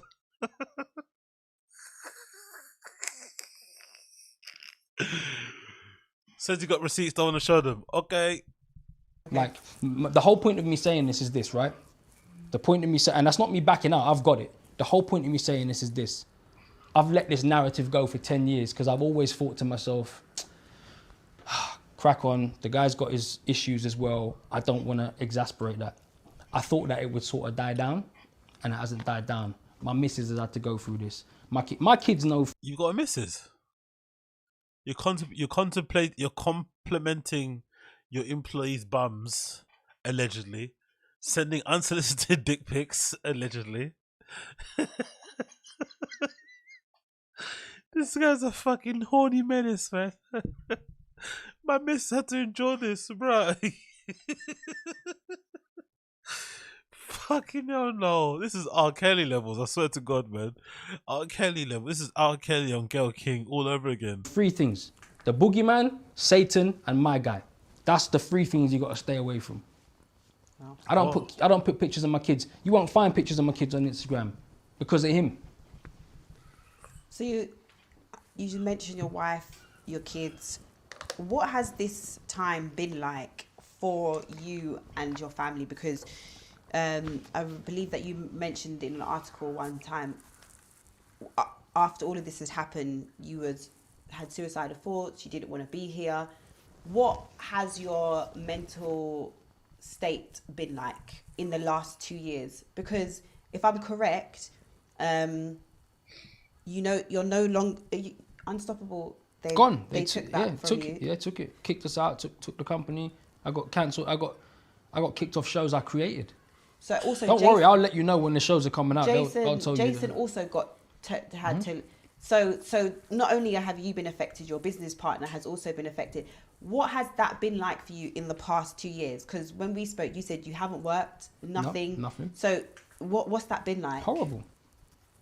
Horrible, because, you know, also these shows went down. So you're talking. They also took, which I thought Cancel was Bulletproof. really... They took Viewpoint. Viewpoint was going to go into another season. We'd already started talking about it. So Viewpoint, Bulletproof.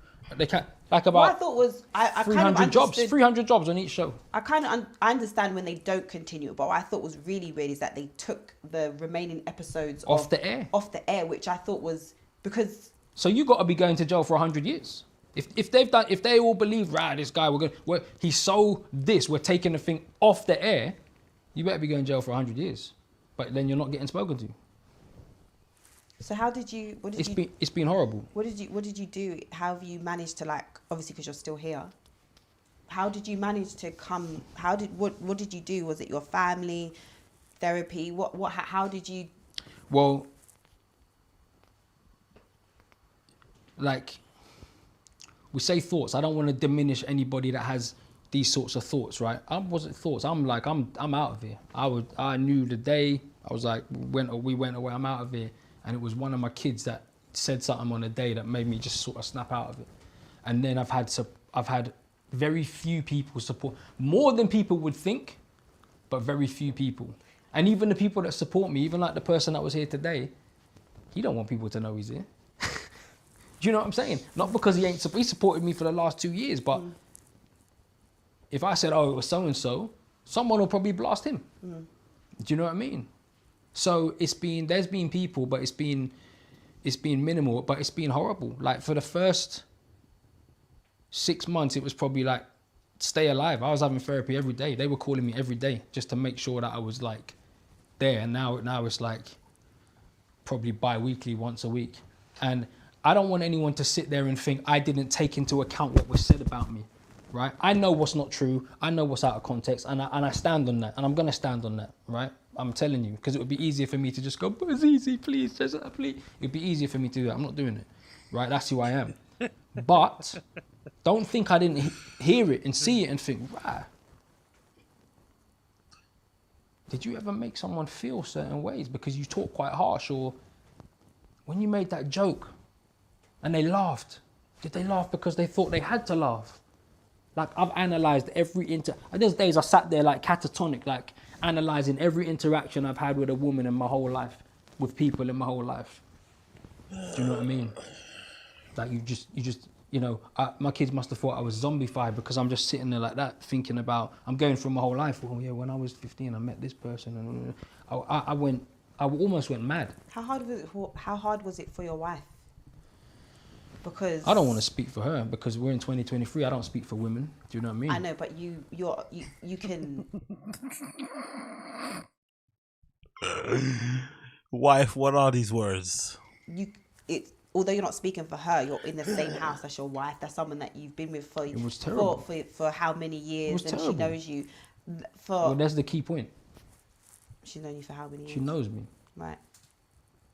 My wife ain't no beaten. My wife runs her own. My wife ain't no beaten woman, or we don't even have. It's difficult. Like we don't even have rows. I ain't sitting here saying I'm the perfect father, husband, son, friend, or anything like that. But I'm saying it's. She knows me. She knows me. So when she reads that and it's like, he said this, she like, well, yeah, I can see you saying that. I'm like, well, yeah, I can.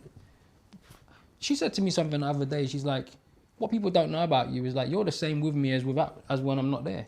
Because that was one thing that I did say to you. I was like, so you say, no, I made this comment, but a lot of people will say, and even me, because I'm very territorial, I don't want my man telling no other woman that their bum looks nice. Yeah. So as a married man, do you think that's okay to be telling another woman while you're married that she's Well, the parameters of my marriage are my business, right? Right, But yeah. what I will say is, like, I've been out with my missus, Mhm. you know, where we can see someone, I'll be like, hey, that girl's got a nice bum. And she goes, yeah, it is nice. Or she's like, oh, that guy's attractive. And I'm like, which one?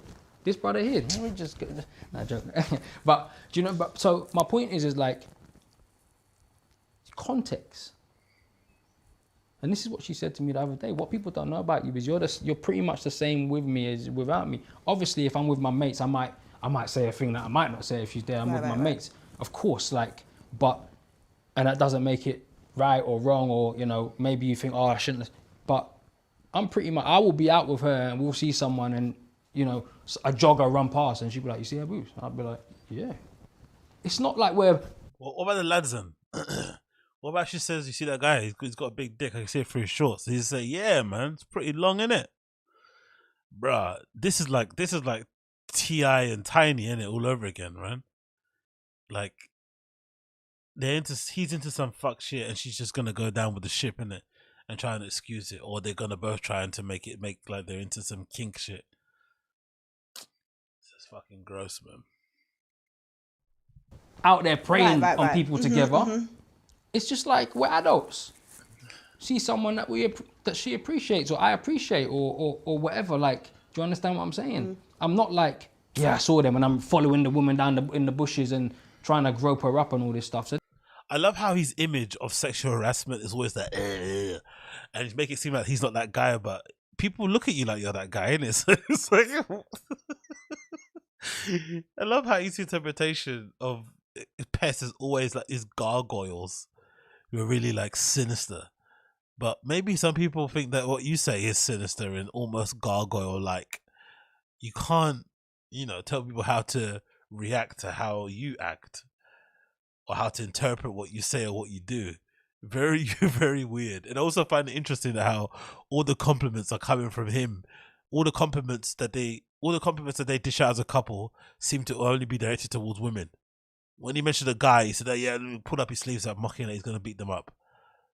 So it's only one way. It only works for him. He can say that girl's got a nice bum, she's got nice tits and stuff, but when his missus says something nice about a dude, he gets immediately insecure. That's a little bit of a red flag. Doesn't mean it's mutual. So this stuff hit me because if I'm honest with you, to your point when you started the thing, looking the way I do and being where I'm from, because class is a factor as well, yeah? Oh, being where I'm from and looking the way I do. Class. I thought I was flying straight. Because I know that they're after us. Right. I know that there's any opportunity to bring someone like me or you or like to knock us off our pedestal. I know that. I've always known that was a thing that happens. Right. Excuse me. Especially when you look like, I've always known that. I thought I was flying straight. This is the ironic thing. Which I think is, if I'm looking at it as well, I'm like... That doesn't mean I was perfect. No, but this is what I'm saying. Thought I was... Also, if I look at things as how I know we are as, like we're saying, as black people, the black men are 9 times more likely to be stopped by the police. We know that in the system, you are judged more harshly than your white counterparts. 100%. So my thing, if I was looking at this as someone from the outside, as I am, my thing is, as a black man, in the system that we are, for me, it's very interesting that you've not been arrested. Right. Because with all the information here, I would at least expect that the police would have been like, hi, no, can we have a quick word with you, please? Come, let's have a chat. Especially as a black man, right? Class, like you're saying. So what does that tell you? And whatever. I mean, what does that tell you? It's interesting. That's what I think it tells me. So what I was saying again, back to that, it is interesting, but was like, I thought I was. I know what people have seen. I know what people have read. And again, this is probably the warmest anyone's ever seen me because I am detached and I am quite like I've always been like that, right? But I thought I was flying straight. And what I mean by that is I never thought I was perfect, and I'm not perfect, because even Christians and God-fearing people do things that their friends are like, yeah? I'm alright, man. I think I'm done with this guy, man. He's not giving me the best of vibes. Hey, man, believe who you want to believe, I guess, but in my head, I think he's lying. I think he did what he's been accused of. He's just fortunate enough that the ladies have given him grace and have not reported anything to the police, which is probably the reason why he's not being pulled into questioning. Or he might just be lucky. But I don't think this is any indication that he's of his innocence, in my personal opinion. The guy's guilty as fuck. He is guilty. It kind of is what it is. It just is what it is, isn't it? But yeah, I don't know, man. I can't with these people, man. I can't. Anyway, moving on to the last thing before I leave you guys, because it's been a while already here. We're gonna play this video that somebody put together on the Fighting Kids subreddit. It's really, really fucking good. It's called Thick World. It's fucking amazing. By a guy called The Beast, actually. I'm gonna play this. I think it's absolutely phenomenal. Really well done. As per usual, those guys over there on that forum have the best talent. And yeah, really cool little video here. I'm gonna play as an outro. Apologies. Apologies for the terrible fucking No Clark interview. That was horrendous, man. That was psychological beating. Yeah, he was abusing us, actually. That was mental abuse. I felt like we all went through there watching that. I'm not gonna lie. He probably doesn't think that, but hey. So that was disgusting. But anyway, let's play this video. This is Thick World, courtesy of the Fighting Kids subreddit. What's quite the saying? I took off my clothes. Yes, exactly. Honestly, this guy, man. I'm arrogant, not arrogant. Cool. Like, oh Jesus! The fact that he couldn't understand why telling somebody that their bum looks nice at work is not a good thing. That was all you need to know in it, basically. The fact that you can't see that's a completely inappropriate. It's just wild, man. Oh yeah, I'm sorry. You have to tell me I'm sorry. Okay, cool. It's like, brother, no one has to tell you that. But hey, let's continue. Thick World, courtesy of the Fighting Kids subreddit. Let's play this shit. What made you go and be like, all right, I'm gonna go do stand-up comedy and go bomb forever? Well, bomb forever is Pressure's on.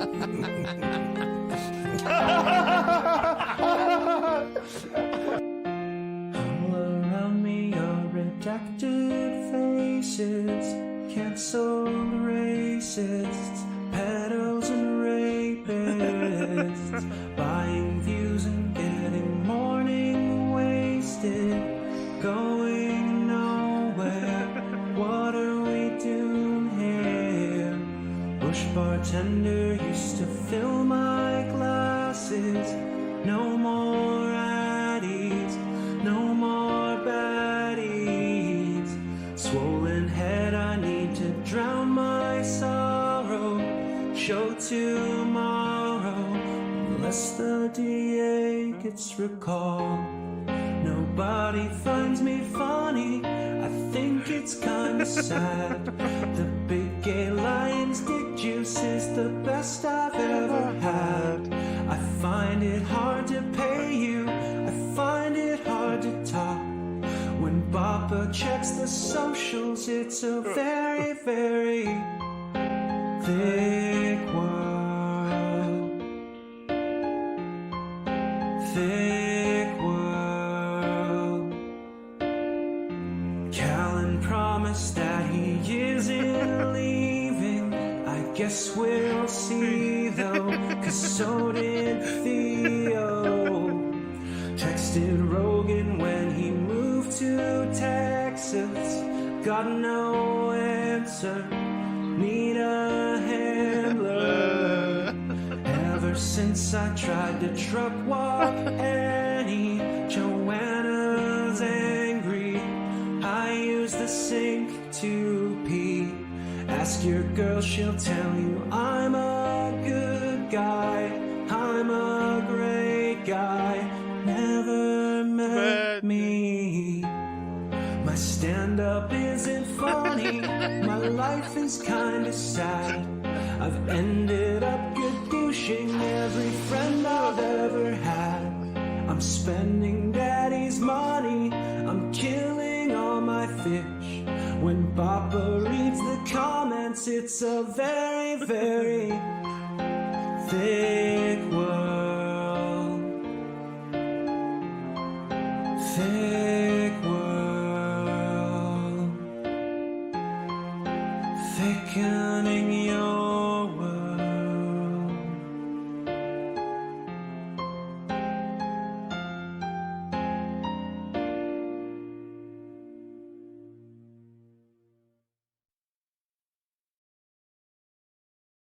They do not matter. Honestly, big up. The Friday Kids subreddit guys, honestly, super, super amazing. That guy's got a much better voice than flipping Chin. I don't care what anyone says. Maybe it's a parody thing, I don't care. That guy has a 100%, 1,000,000% better voice than Chin. I don't care. I'm not into all that fucking crying, you know, Filipino fucking R&B shit, mate. That guy's got a way better voice than Chin. That was amazing. That was very, very, very good. I'm not going to... Big world. Like, that was fucking amazing. Honestly, that was really, really good.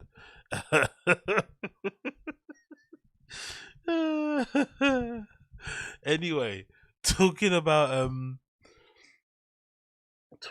Chin, actually, hasn't he got a clip? Yeah, he's got one, isn't it, right? Yeah, let's check this. Oh my god, this might be awful. But Chin's got a new vlog he put out of him going solo camping. I don't know why he uploaded this, but let's just check it out anyway, because, you know, it's Chin solo camping, isn't it? It's gonna be fun, right? It should be fun, shouldn't it? Let's see what Chin's doing solo camping out here. God almighty, let's see this. Bear with me a second as I get it loaded. Let's see, this is the thing. Bear with me a sec as I get it up on the screen. This is Chin Su Yi, thick boy producer extraordinaire. Decided to go camping on his own because, you know, that's what guys do, innit? That's what guys do. That's what Chin's up to. Hello, my friends. Let me tell you what I'm doing right now. So I was supposed to go camping with my brother, my big bro, and he had to bail. So I was like, it's just a one-nighter, so it's not a huge deal. But I'm like, should I just postpone it or go camping for the first time solo by myself? And knock on wood that it's a solo camp catch and cook. We shall see though. And a little background here, we almost didn't do the camping trip anyway because there's this rainstorm that went through California. And literally today's the first day that it stopped raining. And it literally stopped raining a few hours ago. So I know that our campsite's gonna be probably like super muddy and nasty, but screw it. I've never done a solo camping trip, so today's the day. Lake Kachuma, I'll see you guys there. Well, your boy here is kind of a moron. I brought all the stuff for camping, even my fishing gear, except the two pieces of gear that I need the most for fishing, which are my fishing poles. Alrighty, so I'm gonna go stop by Big 5 Sporting Goods, pick up a couple of rods. I know one of my buddies, he doesn't have any fishing rods, and he wants to take his kids fishing, so I'm gonna just buy them, use them today or tomorrow, and then just give. The brother didn't want to be a co-defendant.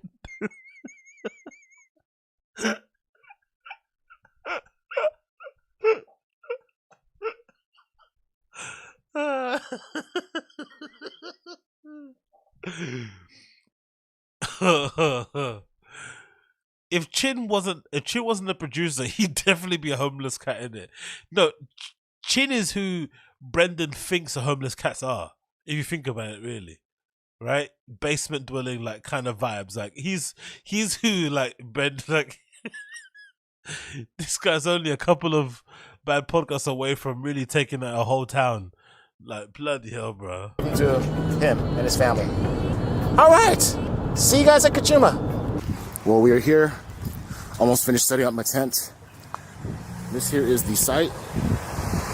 It's pretty cool, but it's right by the road, so you can always hear these, you know, well, there's a fire truck / ambulance. And a campsite right by the road. Isn't that's not really much of a campsite, is it? It just pulled over. What kind of campsite is this? Next to a road. But it's cool because it's like it's away from all the neighbors. It's isolated here. And also we suffered our first loss. I don't know if you can hear the difference in the camera, but my freaking microphone that was attached here, that little furry thing, It got dropped somewhere. No idea where it's at. It's not in the car. I must have walked around with it and just lost it somewhere. So I just barely bought that thing too. It was like, I don't know, 200 something bucks. But screw that, whatever. It's just a microphone. I can replace it. I'm gonna go ahead and try to walk down here a little bit later to see if there's a trail to go fishing. It's getting a little windy and cold, but I think I can make my way down there and then see if there's a little spot to go fishing at. Alrighty, so I picked up this little number over at Big Five Sporting Goods, brand new. And all I did was get a can of, not a can, a little styrofoam pack of worms. And it was just about a dozen. And will I even go fishing? I don't know. So he took me and my friend Bryan, Callen to Montana. I was the only one to deer hunting. And from then on, I've never stopped. And he's like, dude, he's like,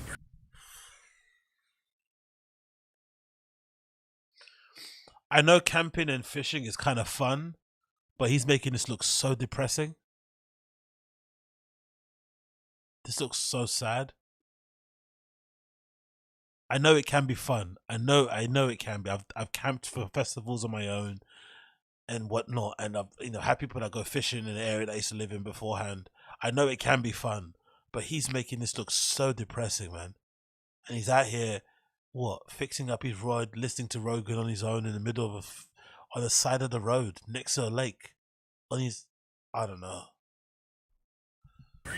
he's like, you can park your bus. There's something about those animals, man. What's a turkey hunt? They call it poor man's elk hunt. Right, because there's the call and response. Work emails, come on. Thing and yeah. Here's a quick look at my campsite from the outside.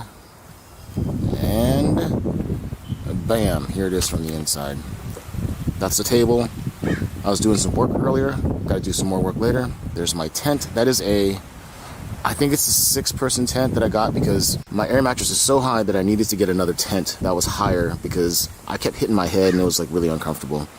So that's a pretty big tent for one person. All right, let's take a walk down. Never any company in that tent. Never even a hint of company. He just got a big one because he wanted to stay in the big one by himself. Fucking hell, Chin, man. Please, man. Please. So far, so good. And it gets a little hairy around here. There's a cliff right there. I could probably just chill and fish around here. Oh, yeah. A lot of brush, though. Yeah, definitely a lot of brush down there. Landing a fish would be pretty tough around here. But here's the whole lake. It's pretty calm right now, which is cool. Cove over there. We'll see. We will see. Uche, I had the girlfriend last year. I wonder what happened. You know exactly what happened, Uche. I wonder what happened. You know exactly what happened. Is this alluring to you? It's actually getting a little chilly now. So even though I planned on going fishing today or tonight, I decided not to. I just set up camp, got everything situated, got my work stuff situated, but the work stuff I still have to work on as the night goes on because I have to publish around 7:30, 8:30, 9, whenever they send me the audio. So I'll just focus on that, and then I'll record some of the stuff that I do as far as cooking food for tonight, and I'll see you tomorrow morning to go fishing. And if I do catch a fish tomorrow, and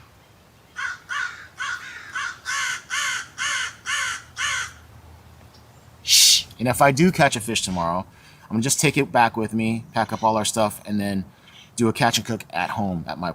Is it out of order to say that maybe he's on a bit of the spectrum anyway? That's probably why he's like this, or do we think he's just this is just how he is? What do we think? Because isn't he like 40 or something, 45?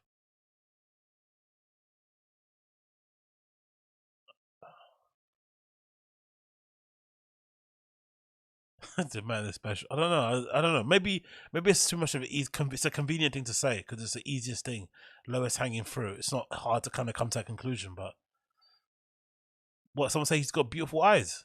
Oh, a beautiful lake. Okay, my bad. We said he's got beautiful eyes. Apartment. So I promise you that if I do catch a fish. But for tonight, I'm just going to show you some cooking, which will be the super simplest thing ever. I think just steak and maybe even instant ramen. I don't know. And baked potato. Oh, that sounds so sad. He's gonna have an instant ramen and steak. and a baked potato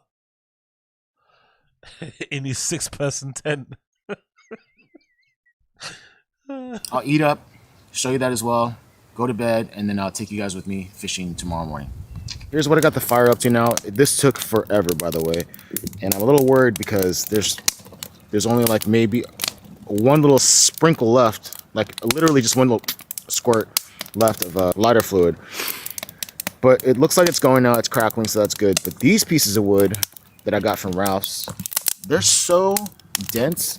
Honestly, why is he making this look so sad? What were those guys on Instagram, on TikTok, who have those great clips of them going camping? Even the girls that do like van life.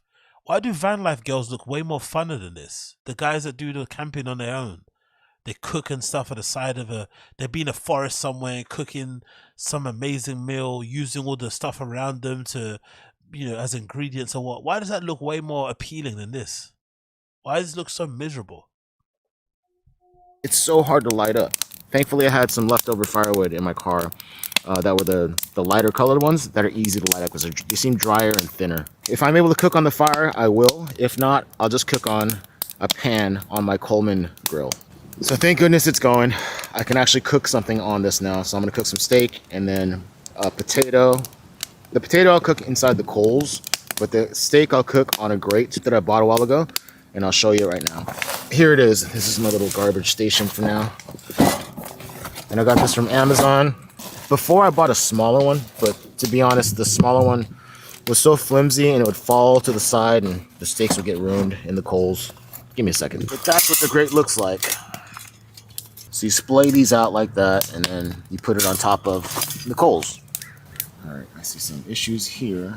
I'm gonna screen record right now. The first initial feelings was, dude, I feel like it felt lonely as shit. It felt super lonely. And then I'm like walking around, I'm like getting stuff set up, and then plus I vlog too, right? So I do like, the video stuff. And then I'm just sort of like, oh shit, I feel pretty cool now. It actually feels pretty good, like to be out here by myself, no one around me. I'm just literally just enjoying nature by myself, or the closest to nature that we get here in LA. But it's awesome. And dude, remember, it rained the last month or so, and it stopped literally today. It stopped today in this area, and I thought I'm gonna be walking into this. Imagine getting a phone call from your friend in the middle of a forest or on the side of a road. They're trying to make into camping, and then you have to play along.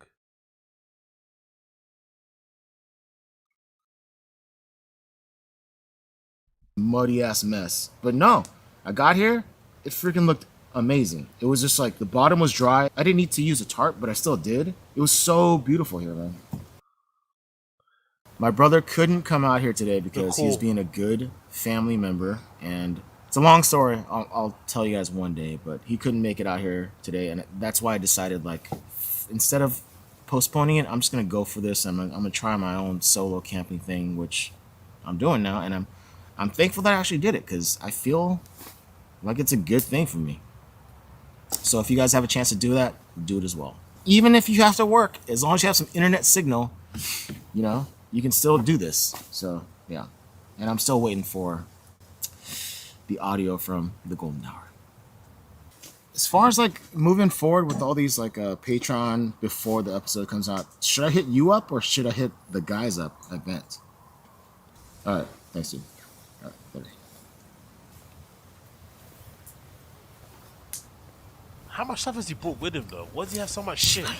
He'd be like, he's like, yeah. I just got these. I stayed in line. Yeah, 75 hours. We're against him. Okay, I finally feel like we're good to go. We're done. I checked both podcast hosting sites and everything's good to go. But for now, I should be good to go to just enjoy the rest of the night. By the way, it is now Natasha Ski, I'm depressed watching this. True Sigma. 9:15. I don't know if you can see that. No, you're not going to see that.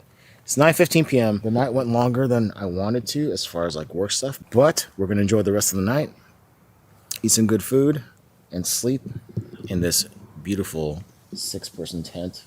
All right, putting the grate on. Shh. Shiteskis. We're gonna lay some steaks on here. Or something. I don't know. So this is it's a piece of steak. Choice bone-in New York steak. The reason why it's chopped in half there is because there was these crows that came here when I first got here, when I was setting up. They started pecking at the freaking tip of it. I'm like, oh my goodness gracious. And I was like, should I get rid of the steak because they started eating it? I'm like, no. I'll just chop off half, you know, half of it, so whatever their beaks touched, I chopped that off. So yeah, I'm gonna cook this up right now. And no, I'm not putting any seasoning on, at least for now. There we go. By the way, I keep tripping on this thing. I'll show you in a second. Look at this gigantic hole. I don't know if you can see it, so every time I try to put stuff in the trash, I'll step here and then a huge dip here.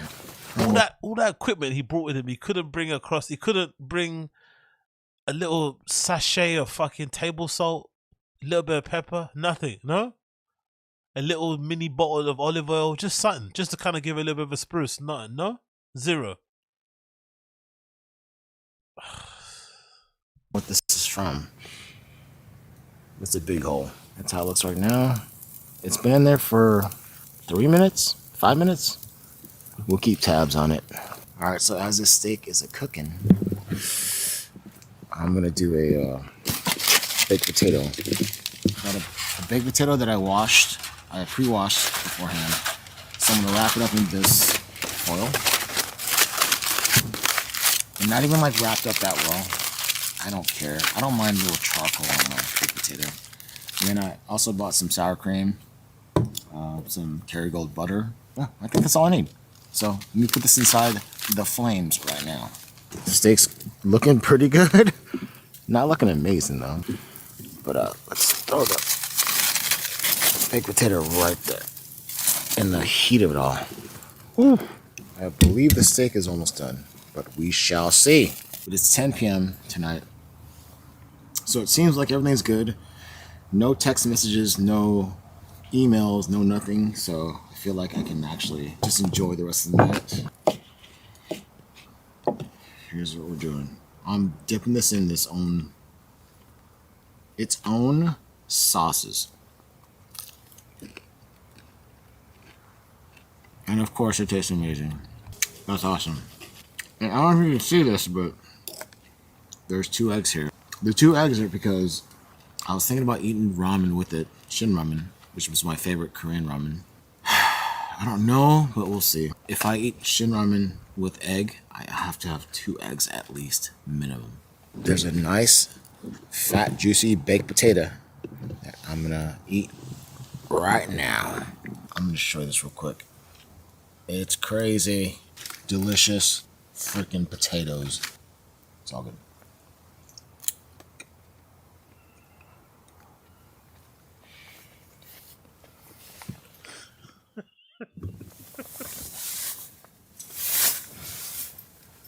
I don't know if you can see this or not, but this is a trial and tribulation that I'm going through right now. It's 12:05 in the morning, so midnight. I cannot get this zipper closed. It sucks.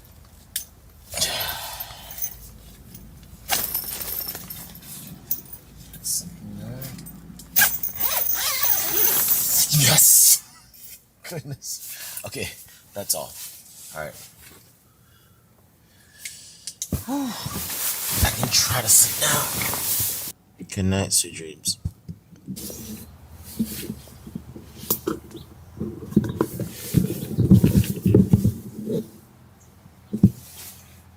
Morning is here. Even though it was only like 40 something degrees last night, it was still super cold because the winds were like, I looked online, it said it was like 16, 17 miles per hour. So it just made it really cold. But I made it through the night, and I promised you guys I would go fishing, try to catch a fish and do a catch and cook, bring it back to my pad. So that's what I'm gonna do right now. See you at the lake. Or I'm gonna get coffee first. Here's a look at the tent. And I just opened up the tent right now. Check it out. How beautiful is that?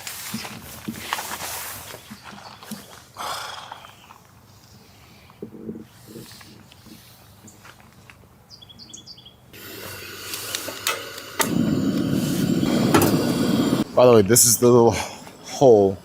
I mean, not little, this is a big hole that I kept like freaking tripping on last night. Luckily, I didn't actually trip and fall down though.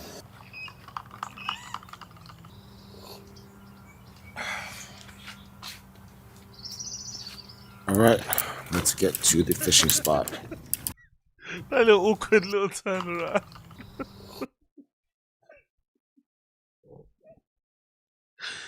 This nigga is so lonely. Look at that little awkward to do his body. Look at. All right. Didn't actually trip and fall down though. Oh, what's that?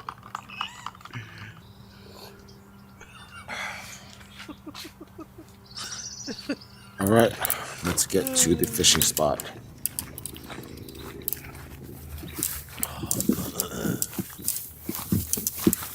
Oh, there's someone actually fishing from a boat right now. And this will be our little spot right here. Look how beautiful this is.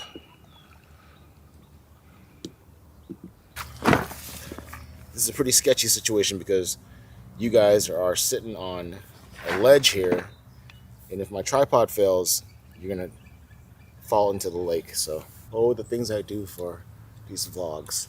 I think I mentioned it before. This is a Carolina rig. This is a Carolina Keeper, I think it's called. That little red thing.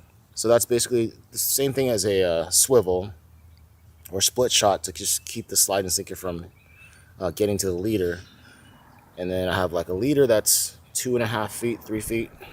I don't know, probably even longer. The basic concept is if a fish bites this bait, which is going to be a worm and maybe a little bit of power bait, and the sinker's here, it can pull the line without feeling that sinker. If the fish can't feel the sinker, then, you know, better chances that the fish doesn't feel something's like fishy. All right, let's give this a shot. So these are worms I got at Big 5 Sporting Goods. And it's weird because they fill it with this stuff now. I don't know if you can see it. But it's like a bluish green type of filler. This is, yeah, it looks weird. I thought it was expired worms, but I looked at it yesterday and they're still alive. I mean, sort of alive. I'm gonna do this and I'm gonna put a little bit of power bait on there. I watched this channel called Northwest Fishing Secrets. He invented this thing called the trout pill, which is basically a power bait with the worm. So I'm gonna try that right now. But mine's different, way different. Yeah, mine's gonna suck. I don't think it'll even stay, but we'll give it a shot. So there's power bait, a worm. Let's see what happens. The worst place to toss it. The absolute worst. So I cast it out and I wanted to do it on camera, so I screwed it up. Now I'm not gonna do it on camera. I'm gonna cast out the way I normally cast out and then I'll keep you guys posted. Finally, and now we just wait. I cast it out exactly where I wanted it. Got a little bobber there on the string to see if it raises up, then that means there's a bite. Yeah, I was gonna go talk to him about getting one for this April 15th, so that's Hopefully by then, yeah. Hopefully by then they'll have the dock open and you can rent a boat. Yeah. And you'll catch, I mean, this is my favorite place to catch fish. I got a nephew supposed to be here today sometime. His son races, bicycle races, and they're having a race here. Oh, nice. Saturday and Sunday, so I was kind of hoping I'd run into him. I haven't seen him in a long time. That'd be nice to see family, yeah. Well, good luck. Catch up. Appreciate it. Thank you, man. Have a good one. All right, well, Great chat. Never I'm gonna stop fishing now because it's not because I'm not getting any bites. That's one of the reasons, but I'm very pale. I put sunscreen on, but I get burned so badly, and that sun is insane right now. So I'm gonna head back. Thanks for joining me on this first ever solo camping trip, and I'll make more videos if I go solo camping again. or any kind of camping and fishing. As per usual, no fish, but actually it's not as per usual. I still catch fish, but a lot of times I don't, so. So Ching can't catch fish. Brendan can't keep fish alive. He goes to camping on the side of roads, sleeps there for one night, takes like stuff that's enough for like, he takes enough stuff for like a family to take with him. Doesn't take any salt or pepper to season his steaks with. Wears skinny jeans and Jordans, as Coiler says. Or I think Uche said, somebody. This might be the worst camping vlog I've ever seen in my life. Well, I gotta break down and pack up all my stuff first. But yeah, let's go home. There's this like really cool blue jay that's, I guess, very familiar with people because I'm guessing people feed them. And I know you're not supposed to feed wild animals, but at the same time, people are gonna do it no matter what. So whatever, I'm gonna feed them. Let's see what happens. Okay, we're all done and packed up. Everything's cleaned up. I left a piece of... What happened? Let's see what happens. What happened? Let's see what happens. Just get over Okay, it. we're all done and packed up. Did he kill the blue jay? Did he kill it? Everything's cleaned up. I left a piece of wood in there because, you know, any camper would appreciate a piece of wood in their fire pit. Not the kind of wood you're thinking about, though. So everything's cleaned up. What? And we will just go ahead and go to the trash can. Was that sexual innuendo? What? Okay, we're all done and packed up. Everything's cleaned up. I left a piece of wood in there. He's horny and he's horny and lonely. It's the worst combination ever, this camping trip. If that guy spoke to him any longer that was fishing next to him, you probably would have fucked him, innit? Because, you know, any camper would appreciate a piece of wood in their fire pit. Not the kind of wood you're thinking about, though. What?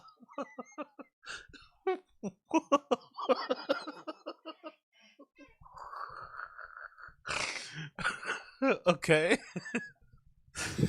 So everything's cleaned up.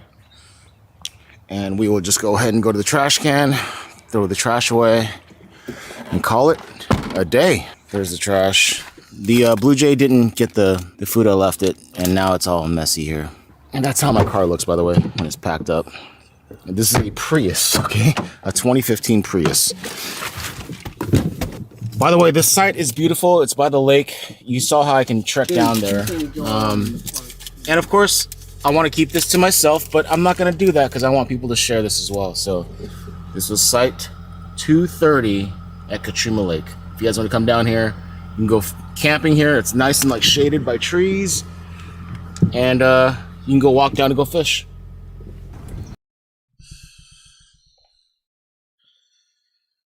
Yo, this nigga's lonely as fuck, man. Not that kind of wood in the fire. Like, what? God almighty, mate. Side 2. Exactly, I'm there. Thanks, Chin. Side 230. Can't wait. Great site. Never met him. Fucking hell, man. Not that kind of wood. What? Fire pit in wood. What? Oh shit, man! That guy's fucking special, man. Special in all the right and wrong ways, isn't it? But yeah, blood fire.